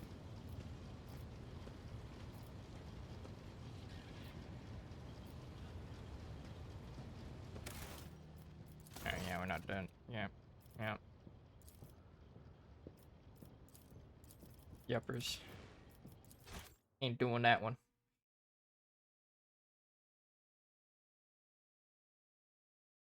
No one calls my alien waifu scum.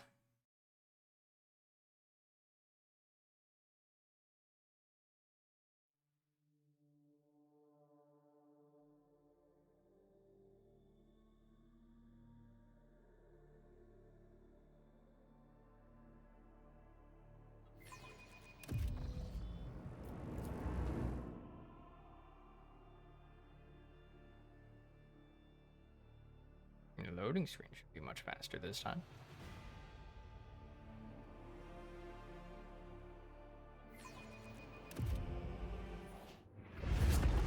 With the physical horrors of Kimura behind them. Yes.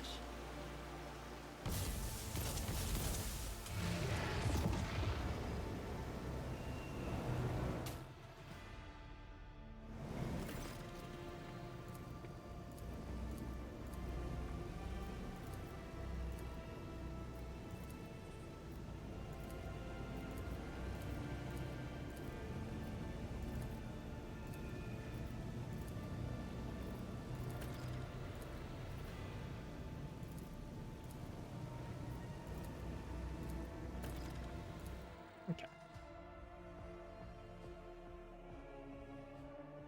Nice and quick. Nice and quick scene.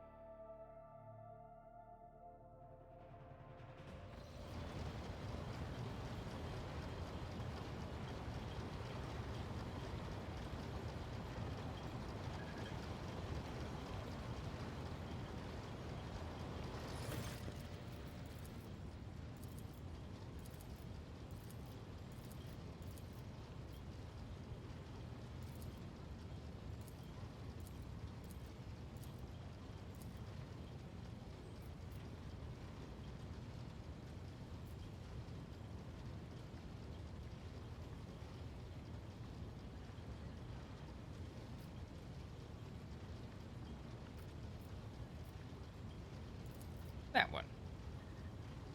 Alright. My loyal servants, the accursed Xenos tried to take your leader from you, but their plan has failed. I am once again with you. Are you with me? Deaf to the enemies of House von Valancius. Show us the culprits and we'll tear the heads off the lot of them, then stack them next to your throne, Lord Captain. The furious officers grab their weapons, as if eager to crush the foes who dared breach the sanctity of your person right here and now. Where is my ship all this time?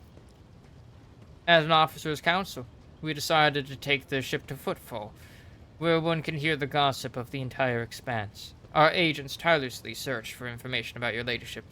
Had we heard even a whisper of where you were imprisoned, we would have immediately launched a rescue expedition. While you were away, Lord Captain, we took every effort to find you. That resulted in a number of modifications to the ship that have significantly upgraded it. Thanks to a favorable deal made by the esteemed High Factotum, the ship is now equipped with state-of-the-art auger systems and direction finders from Kiava Gamma.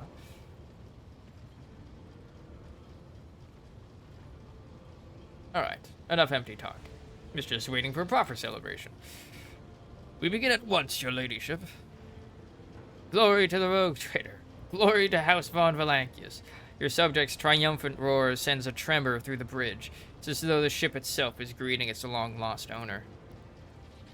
The factotum smacks his lips awkwardly and adds in a quieter voice, Lord Captain, the senior officers will report to you shortly. In your absence, we received a number of apoplectic messages and dispatches that demand your attention.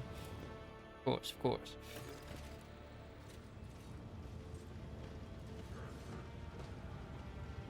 The group of servitors suddenly stirs, their movements frighteningly identical even for automatons. They stare at you and say in perfect unison, Hello, Nomos have come to welcome you back. We sense that a great deed has been done, a vivid imprint on existence. You did something very important. What was it? Escaped from a dark city of the Xenos and showed them mercy. It suits you, what we see in you, light and connections without the urge to destroy.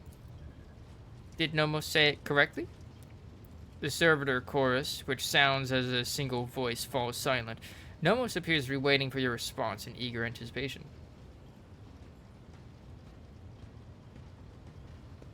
Glad that you're learning to understand me, Nomos. Your curiosity deserves approval. Servants should strive to understand their mistress. Oh. I'm glad that you are learning to understand me, Nomos. After a long pause, the servitor chorus responds with unexpected forcefulness. Nomos are glad, too. We must go now. We will come to speak with you later. Another pause follows, so long that the silence becomes more piercing than a scream. Then the servitors finally break it. We felt sadness when we could no longer communicate with you, and we were worried about your fate. One can detect with the naked eye the movement when Nomos leaves the bridge. The servitors stop moving in sync and slowly shuffle off to their posts. Medea, we need to talk.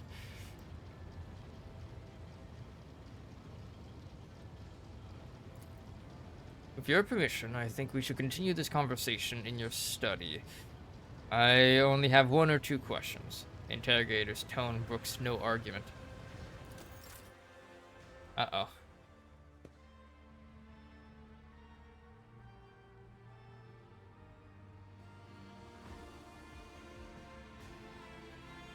Medea? Heinrich says, with a distracted nod, his eyes glued to you as though trying to ascertain that it really is you and not some devious look-alike. His face is pale and drawn, with dark shadows under his eyes. He has not been sleeping. I will take up only a minute of your time, just need to know what happened to you. I'm glad to see you, Heinrich. It's not matter, I have returned. You already know. I was kidnapped along with my retinue. I was in Cormorag. That's unbelievable. No, what's unbelievable is that you returned from that place. From the city that no one ever returns from. Stunned, Heinrich steps closer to you. His eyes rove over you. How did you bear the ordeal? Are you alright? You, however, look a little peaky. I'm completely fine.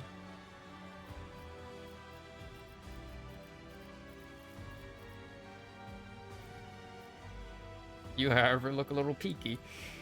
Peaky? Heinrich chokes on the word. Without even realizing it, he steps closer to you. Sometimes I make mistakes, but this, letting a rogue trader disappear from under my nose, this is a new one for me. I guarded that accursed place where you disappeared. I found traces of Drukhari presence. I searched everywhere Xenos had been sighted. I tried everything to try to shake information out of the prisoners. Heinrich continues listing the methods he used to try to find you, and suddenly he is standing right in front of you. His eyes, locked on you, glint with barely restrained fire.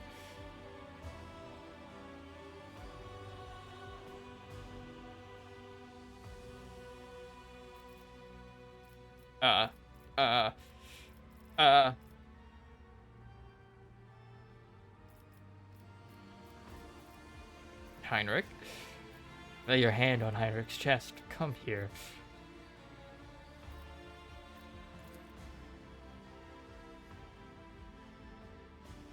Heinrich is silent as he gazes into your eyes, captivated. Then, as though tired of resisting, he surges forward. Before you realize what is happening, he kisses you. Uh-oh. Uh-oh. I have too many romantic entanglements. Slap him. Heinrich recoils, fear and shame dawning on his flushed face. I humbly beg your forgiveness, Lord Captain. Must be the lack of sleep. Do not know what was thinking. I will not inflict my presence on you any further. He hurriedly bows and turns away. Oof.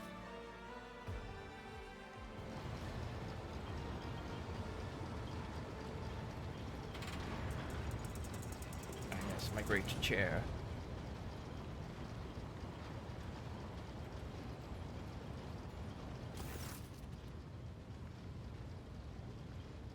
Your ladyship, I must report highly compromising information about a member of your retinue, namely Mistress J. Hadari, who, it turns out, is nothing of the sort, but a commoner, a fugitive from the law, and a deserter from the Imperial Guard. I have solid evidence to prove it.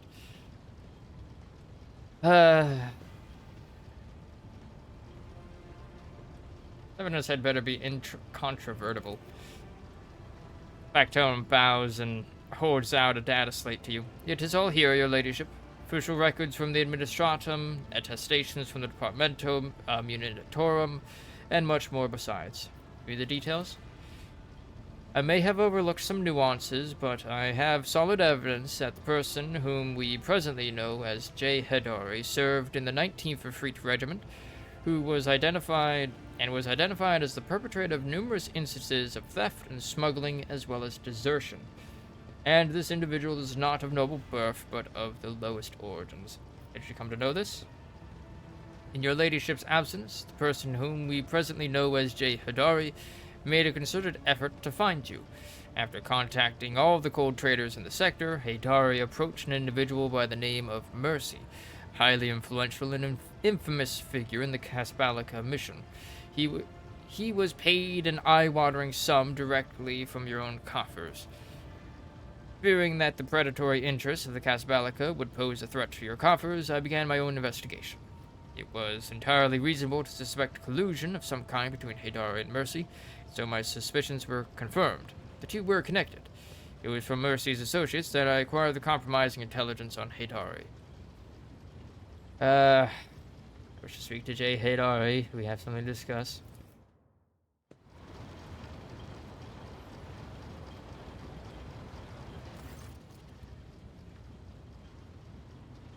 Shocked me, did you, you little wannabe caster?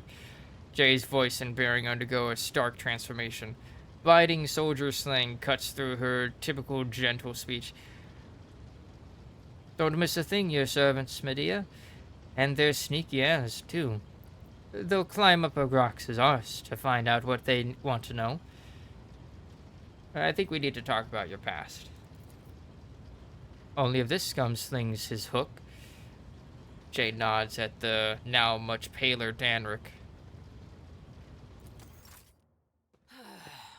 Well, your ladyship, ask away.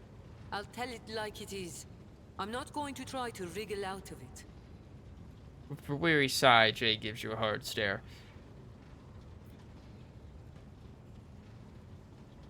So, tell me your real story. So what do you want to hear, Shireen? A children's tale about a beautiful princess? A ballad about a queen of thieves?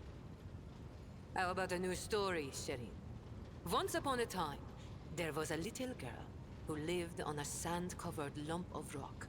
And the core of that rock contained untold riches for servants of the Imperium.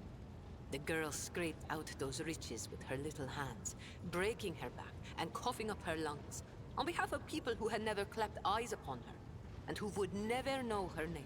She did this every day until she turned 16, and then... She cringes at her own words, and with all the crudeness of a veteran soldier, spits on the floor. Then his servants came and drafted the girl into the 19th Ifrit Regiment. Can you imagine? Of course, the regiment was wiped out on its first sortie. But the girl survived. The Exalted One protects. So what was next? Years serving in the Astra Militarum, just a shitload of hard labor, and fighting, and deals, and shady connections, and new opportunities. Jay closes her eyes, letting the memories carry her back through the years. But everything in this world ends sooner or later, Shireen. The now not-so-little girl went and fell in with the Kasbalika. She saved up a little gold, and she even indulged in excess from time to time. Until living the good life almost cost the little girl her head after her patrons got caught in an internal investigation between the Officio Prefectus and Departamento Munitorum.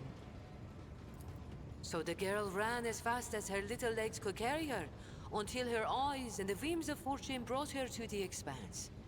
A shitty story, all things considered, Shireen. Family? The folks on Footfall are my only family, Shireen. The trickster twins and the rest of the rabble, plain-talking and loyal as dogs. And sometimes as dull as the pommel of a worn-out blade.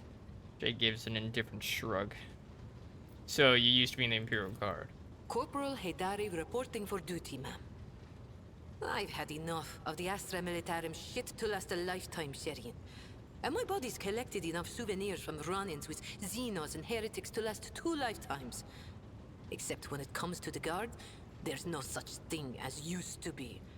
That wretched life sank its claws into me good. But that also means I remember what it's like to be a small, shaking, insignificant pawn.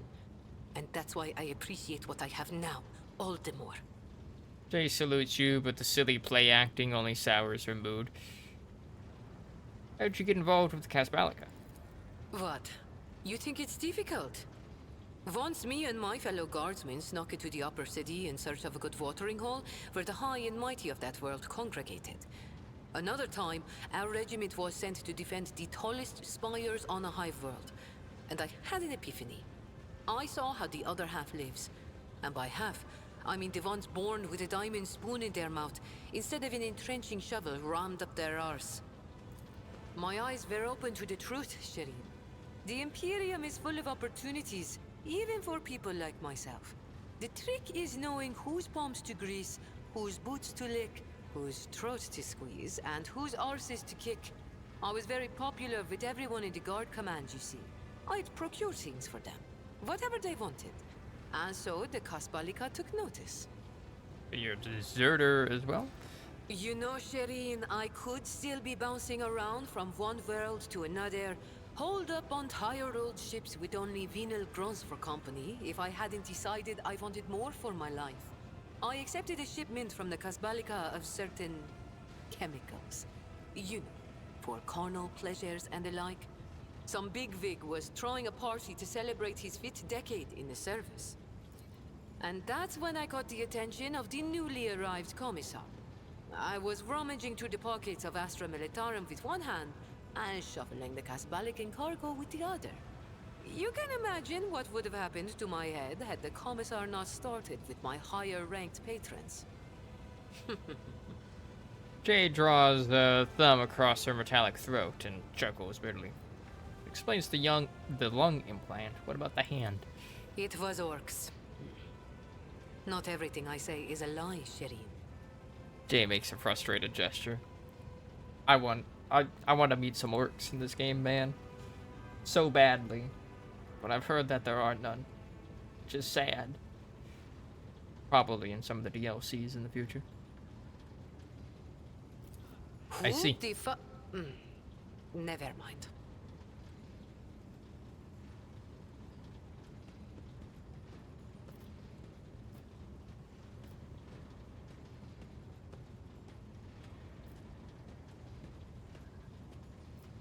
Alright, have you never once want to tell me the truth? More than just your patron, after all. Not once, if you can believe it. By the way, Shireen, I'm not really a princess. I'm filthy underhive scum, and I've been lying to you the whole time. I would have been flung out of your bed so fast, it would take my scream a few seconds to catch up.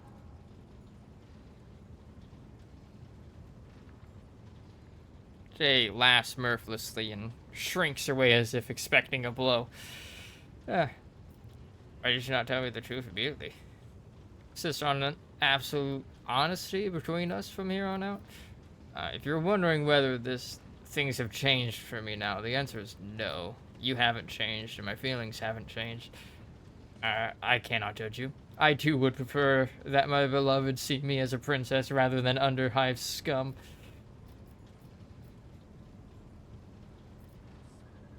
Well, why didn't you tell me the truth? For the same reason that anybody lies. I want people to like me. I want to attract them, not repel them.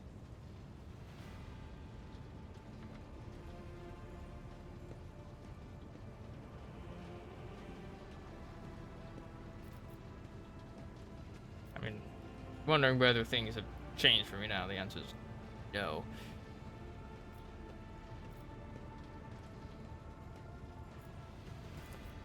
Really? And you are very, very strange. And I am very lucky. Praise be to the Exalted One.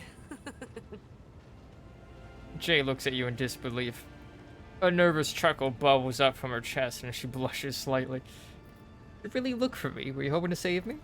It's not as if I could just abandon you. Even smugglers have principles and feelings. Unfortunately, all I managed to do was spend a pile of your trons without anything to show for it. None of the operatives who do business with Xenos knew where to find him. Not even Mercy. I shouldn't have reached out to him. He helped me move to the Expanse and set up business here a long time ago. But I liked it better when he was safely in my past. Jay gives you a small smile. About your new persona. Are you worried I'm going to start spitting on the deck and shriveling your officers' ears with my foul tongue? Don't be, Shireen. I much prefer being seen as a princess rather than a deserter. I'll continue to play the part in front of the others, but you wanted to talk frankly, so I've dropped the act. You have everything covered. Return to your duties. Sir, yes sir, your ladyship, Shireen. I'll be here, all primed and ready to go. Jay's lips curve into a faint smile now that the seal of silence that has shackled them for years has finally been broken. Oh my god, scene after scene after scene. That's how you know this is the beginning of a chapter. Danrick adjusts his jacket before addressing you. Now then, Lord Captain, shall we get to business? We have a number of items to go over. First and foremost, I have news about your subjects. In the time that you were gone, the servants of House von Valancius have toiled tirelessly in their service to you and for the benefit of the entire Trade Protectorate. Once word of your return reaches every von Valancius world, why, the masses will be ecstatic. Never before has the Expanse known a leader as merciful as you. The fanatics of the Creed may whisper about the heresies of the mind burgeoning under your rule, but your benevolence has forever captured the souls of millions of ordinary subjects. The Expanse is in flames, your ladyship. Squadrons and smaller groups of despicable Drukhari radar systems, the cult of the Final Dawn has emerged in full force, wreaking havoc everywhere. We've heard rumors of the fall of Santiel's Pride, House Corda's world, an outrageous sacrilege, given how abundant and inexpensive Promethium is there. Strife has broken out between House Winterscale and House Corda. Chaos reigns everywhere. Only the esteemed Lord Inquisitor is trying to fight it, concentrating all available forces at Footfall to tighten them into a fist to smash the rampaging heretics and Xenos vermin. What kind of Xenos are attacking the Expanse? Drukhari, your ladyship. Their squadrons, both large and small, are invading the Expanse, unleashing carnage on planets, taking captives by the thousands, and attacking ships. It is as if something has poked their nest, if you will, and now they are lashing out. That was me. I did that. I poked the nest. I killed one of their archons. They are salty about that. I've heard the words of my dynasty. The heretics' malicious acts make it difficult to maintain astropathic contact with colonies. The cult of the Final Dawn strikes everywhere, and their sleeper agents are active on every planet. On Vabos 6, a mutiny was crushed after a group of newly arrived prisoners succumbed to blasphemous propaganda. But other worlds stand firm against the onslaught of the enemies of humanity and do not succumb to their pernicious influence. So Xavier Calcazar led the defense? Exactly. The esteemed Lord Inquisitor Calcazar declared himself Commandant of the Cornus Expanse and issued orders to requisition troops. He made Footfall his base of operations, as it was the most logistically convenient point. From there, his fleet strikes throughout the Expanse, destroying the forces of the Cult of the Final Dawn and the abominable Drukhari.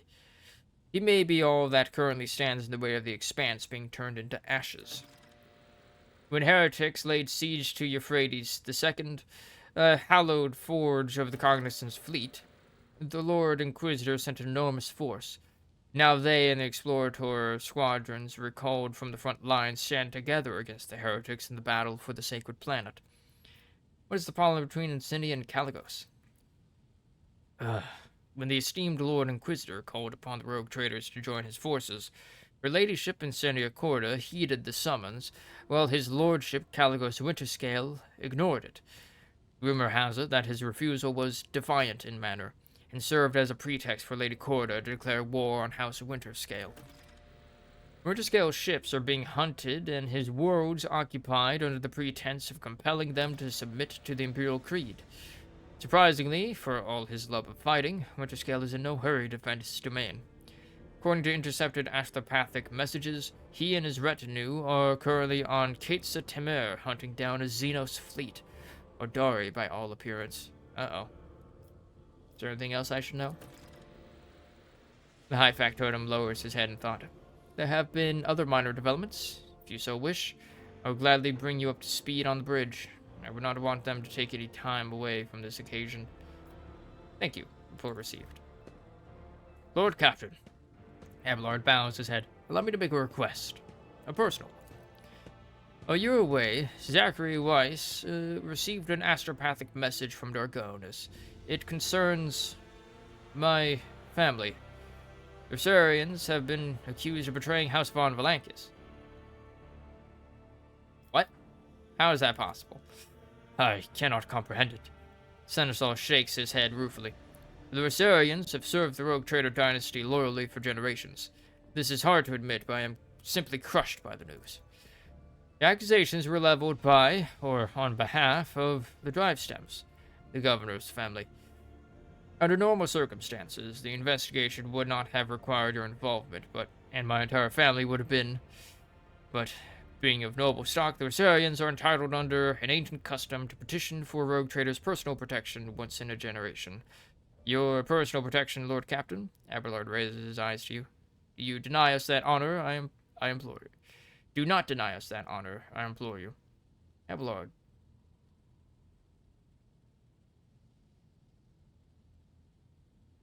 What if your family's guilty? Then the traitors will accept their due punishment.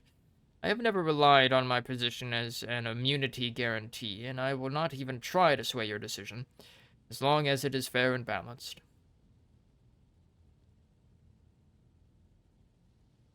Tell Zachary Weiss to send a message to Dargonis saying I will personally take part in the investigation.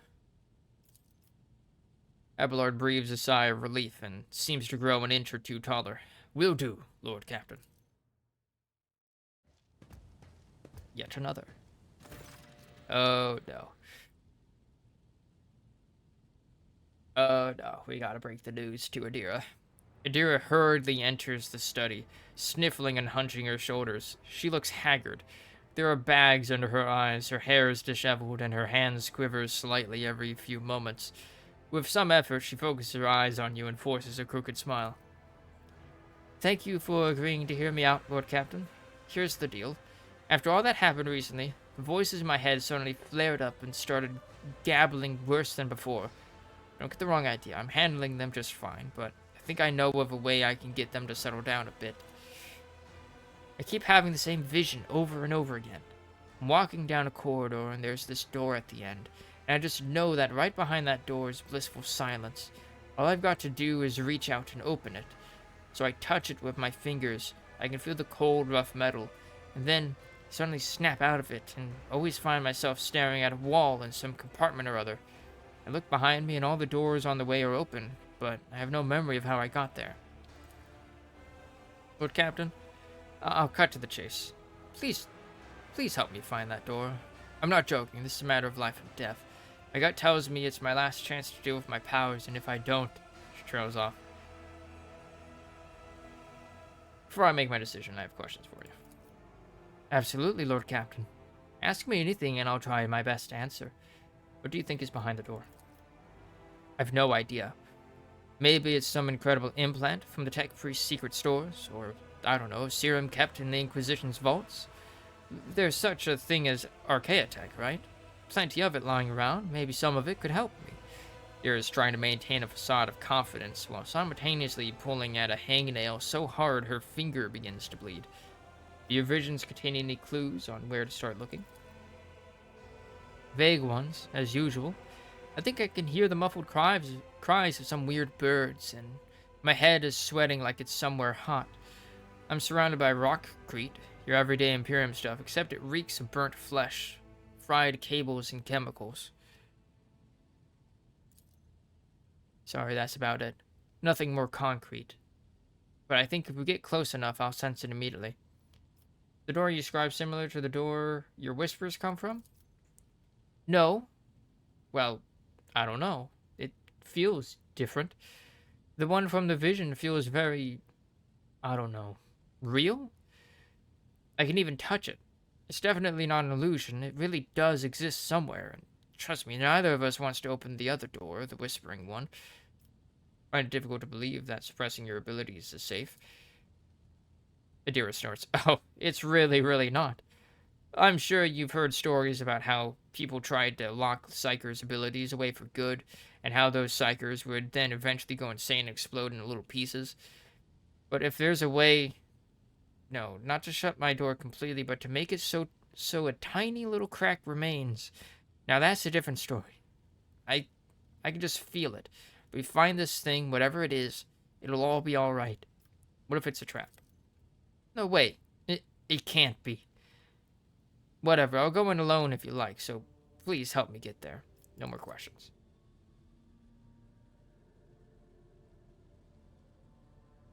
Ira nods and looks at you anxiously. We'll find this door. Give you my word. Some of the darkness in Adira's eyes clears, and her smile widens slightly. The door. Thank you, Lord Captain. I knew you wouldn't leave me in a bind. As soon as I sense we're close, I'll let you know right away. Any more? Yep.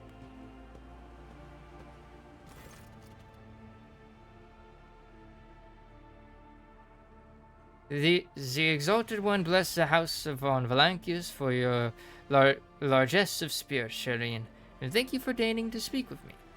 Jay turns unusually hesitant, now tentatively choosing the words that only a moment ago rolled off her tongue in an uninterrupted cascade. Here's the thing, Shireen. My network of trade representatives have been stretched a little too thin recently, like a chiffon dress on a horse. Supplies are all over the place, orders aren't being filled, clients are kicking off, and not without reason, and revenue's plummeting. And if that wasn't bad enough, my guys running things from football have been incommunicato recently, and an astropathic message has finally come in to tell me why. Some ashmag, or ashmags, don't smite them, have captured my gang, and they're threatening to kill every last one of those hard-grafting whelps if I don't do what they want. And they only want one thing, my mercatum tabula officiale in exchange for my gang's lives. Jay tosses her thick mane of hair and grits her teeth, looking more vicious than you have ever seen her. But I'm not giving up my certificate for anything. And nor am I going to leave my guys high and dry. That's why I'm begging for your help and protection, Shireen. If I have to step into a cage of hyenas, I'd rather do it with a lion at my side. Parliament did not say who sent the message? Shireen, you know yourself that all this astropathic chit-chat is nothing but a stream of images, thoughts, intentions, nothing concrete. But I don't need the name of the sender. I already know it. I can smell Falco's stench all over this. Or else, it's Vladame's doing. This is just that damned Ashmag style. Lousy take him. Could be a bluff. It could, Shireen. But I've been missing the familiar stench of the docks, and darling Akti and her bar, and even the stony gaze of the Exalted One that watches over you wherever you are on footfall. I'm homesick, you see. The tender smile vanishes from Jay's face, leaving a nakedly bleak expression behind. The Exalted One helps those who help themselves, Shireen, and I don't want to risk the lives of my people.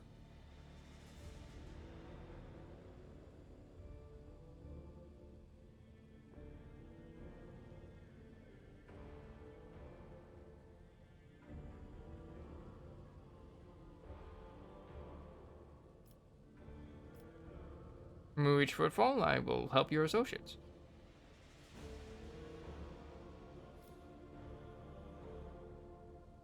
See, like, this one just seems rude. This option right here just seems very, very rude. We've, of course, got, like, the yes and the no. But this one, I think, is just a question. Why should I help you? If the intoxicating feeling of your own magnanimity isn't enthralling enough, Shireen, I'll remind you of more mundane but no less significant concerns. My network of cold traders is falling apart because someone threw a spanner in my well-oiled machine, and then a few more for good measure. If you do not remove these obstructions, the network will not recover, and all the resources and effort you have invested in my business will have gone down the drain. Reach footfall. Help your associates. I look forward to that day, Shireen, and praise be to the Exalted One for bestowing such a miserly portion of haughty indifference upon your heart. Another one.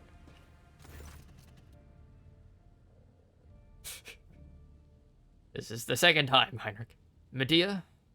Heinrich gives you a curt nod in greeting. I apologize for barging in unannounced. I have received news that I must discuss with you face to face. You may recall that I mentioned this Achilles. That Achilles, Heinrich pauses before continuing. That Achilles Scalander was transferred into my remit by a colleague. The colleague in question has contacted me. She requires my immediate assistance. Who is this colleague? Heinrich hesitates for answering. Emelina Lichtenhart, Sage to the Lord Inquisitor. And who is she?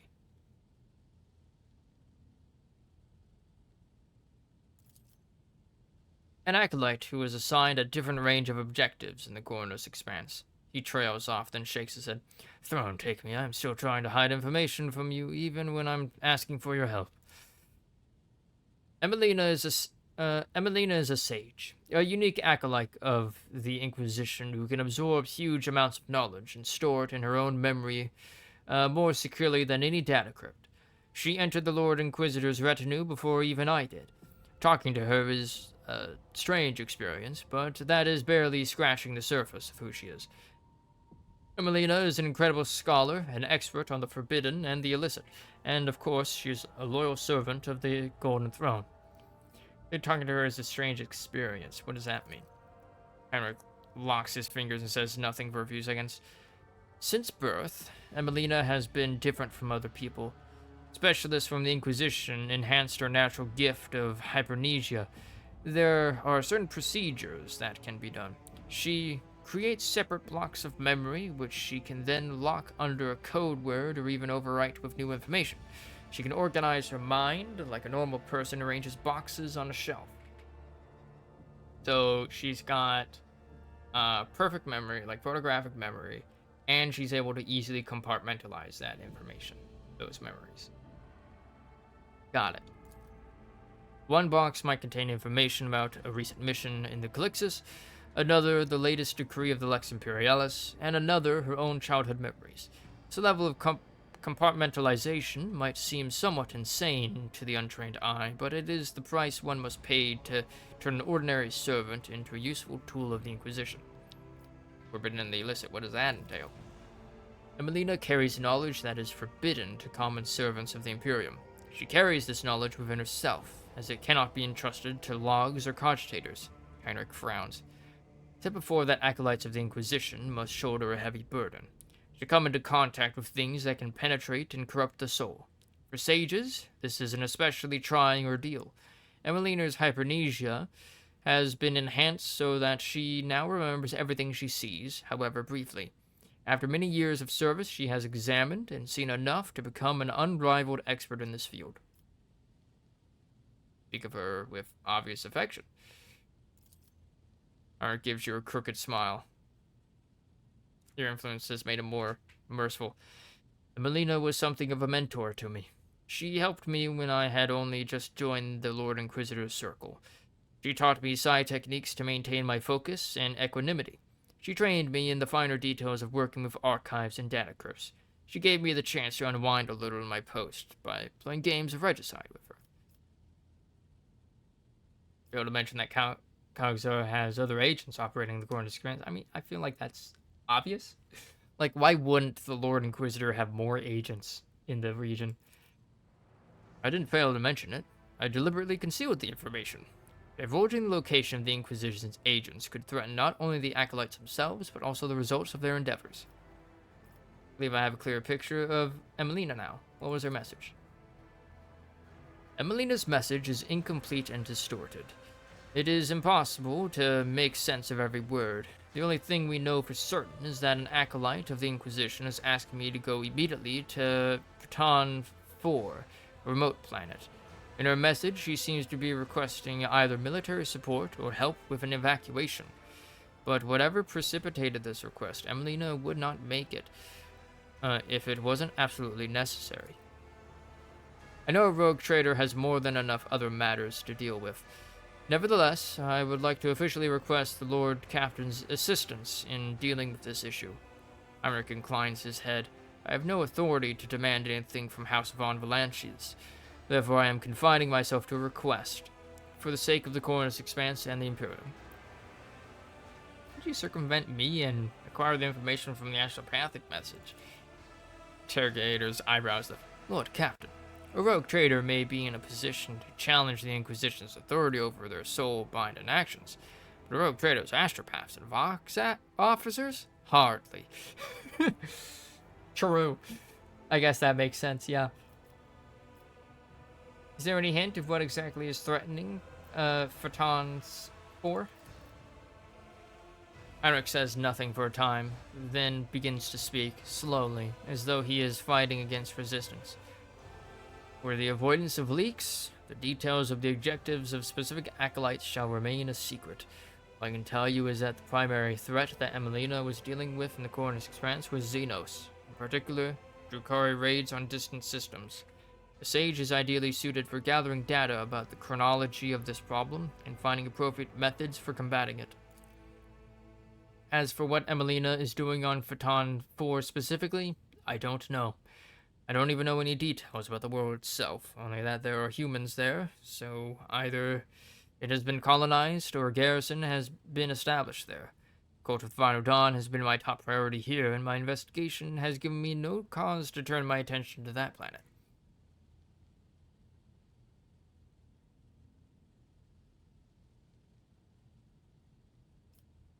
If I help you, what do I get out of it? Saving an uninhabited world is not sufficient incentive for you. Heinrich tuts in disappointment.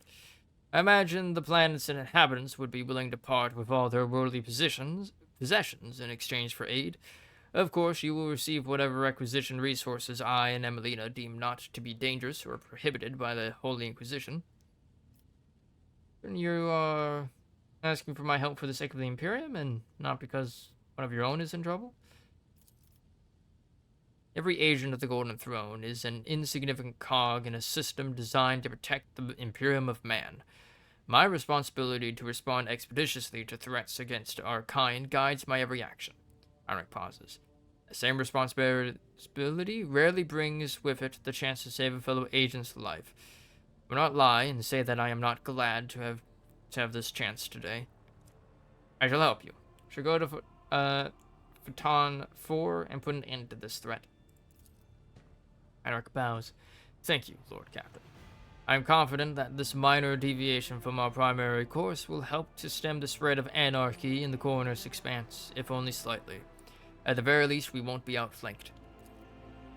I have already spoken to the navigation crew and provided them with the coordinates of Phaeton 4. We can set a course for it as soon as you give the order. And more.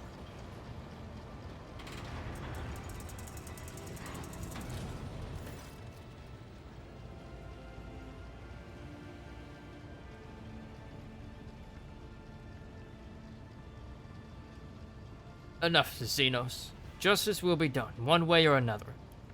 Heinrich's voice drips with venom. Slither all you like, heretic spawn, but you will never leave this ship unscathed. The bridge is enveloped in an unusual silence. The officers on duty are huddling in the corners, looking on curiously at what is transpiring in the center.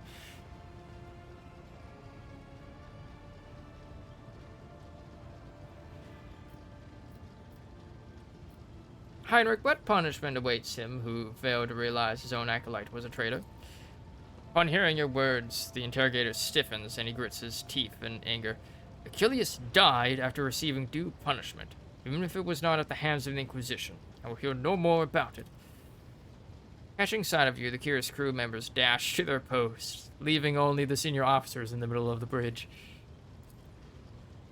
For how long are you going to tolerate this filth on your ship, Medea? This foul traitor, who has already dragged you into the darkness once, and who almost left your protectorate without its sovereign.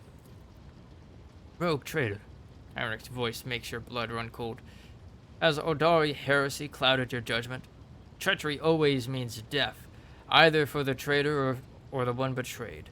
You almost died in Cormorag. Your retinue, you know what became of them. Is it not high time that justice was done? Those present nod wordlessly, but do not dare to interfere. Now this is a fine spectacle. The Inhuman gets what she deserves. Let us all watch and laugh. Aelite does not react to the curses being slung at her. With an imperturbable expression, she watches the crowd before her, then turns her gaze to you.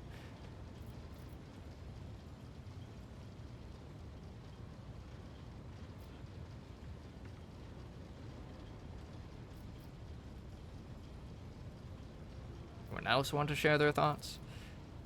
You know, Lord Captain, I would support any order you give, but to keep the Xenos in the retinue, especially after everything. Lord casts a tense look at the lower bridge. For everything that has transpired because of her, it would not be wise.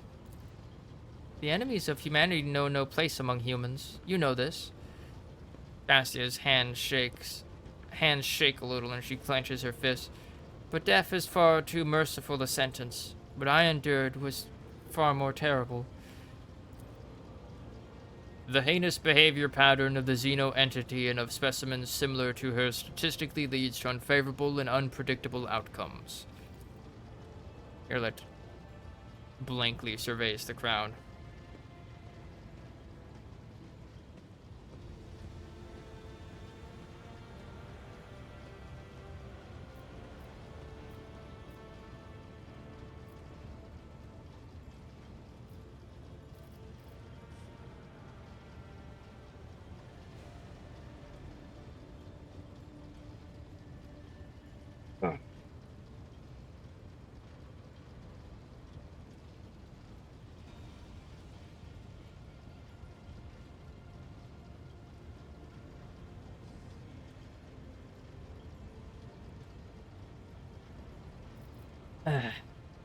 I think you may have forgotten who gives the orders on this ship. How dare you burst onto the bridge and make demands of me?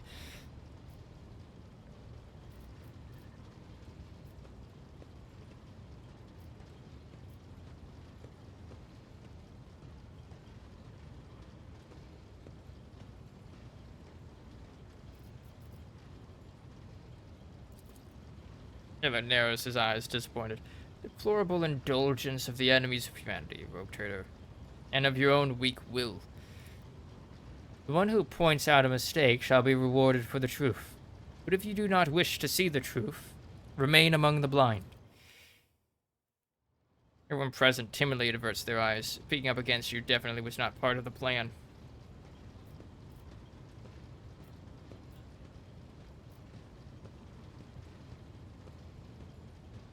Are you alright? Violet shrugs uncertainly. Your Monkey have had it worse. I will live, and the wounds of my soul will eventually heal. They will live, too, but their souls will forever bleed painful memories.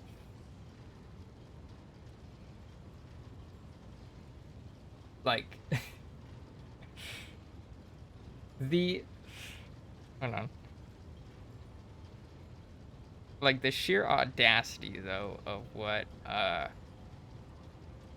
Argenta said.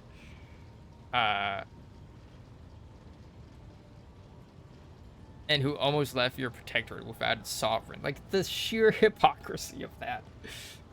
Like, I just wanted to be like, you know, I could probably just very easily turn the entire crew against Argenta by just saying, says the one who killed Lady Theodora.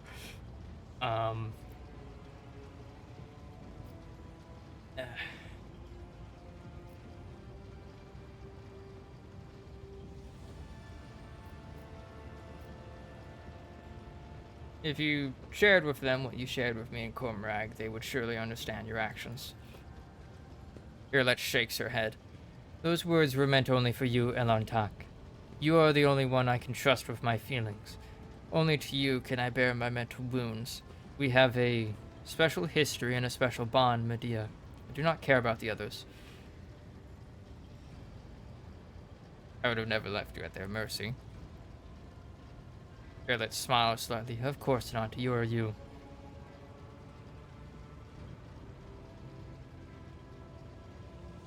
They will forgive you.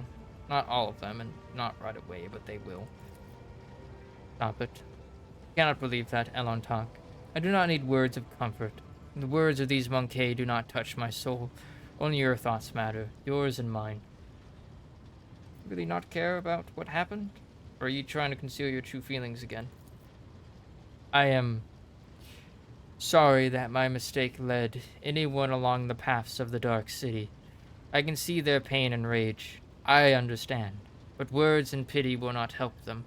Only time and perhaps revenge, which will dull their pain for a little while. But you have taken away their chance for revenge, Elantak, and now all we can do now is wait. I will get back to work. Do not leave just yet, Elantak. Before you do, answer my question. I know we have talked a great deal, and you have even accepted what I did, but I also know that the mind and the emotions are not always in accordance. Now that the raging waves of danger have died down and Cormorag has been left far behind, what are your thoughts of me? I don't know. I only know that everyone makes mistakes, and everyone hides the parts of their personalities they are not proud of. That is true of both humans and Odari. You've already become part of my world. You may have done something disagreeable in my eyes, but that does not make you a stranger. Everybody makes mistakes. Everybody has those days. I wish I could argue otherwise. A short laugh escapes Irlet's lips. But I made a mistake, and I concealed my feelings and emotions from you. Perhaps you have done the same, but as long as we walk the same road, we have the chance to become better than we were before. Irlet nods and gestures elegantly before leaving. Until we meet again, Elantak. May the darkness scatter into a myriad of new stars before you. Jesus, that was an hour of just scenes right after the other.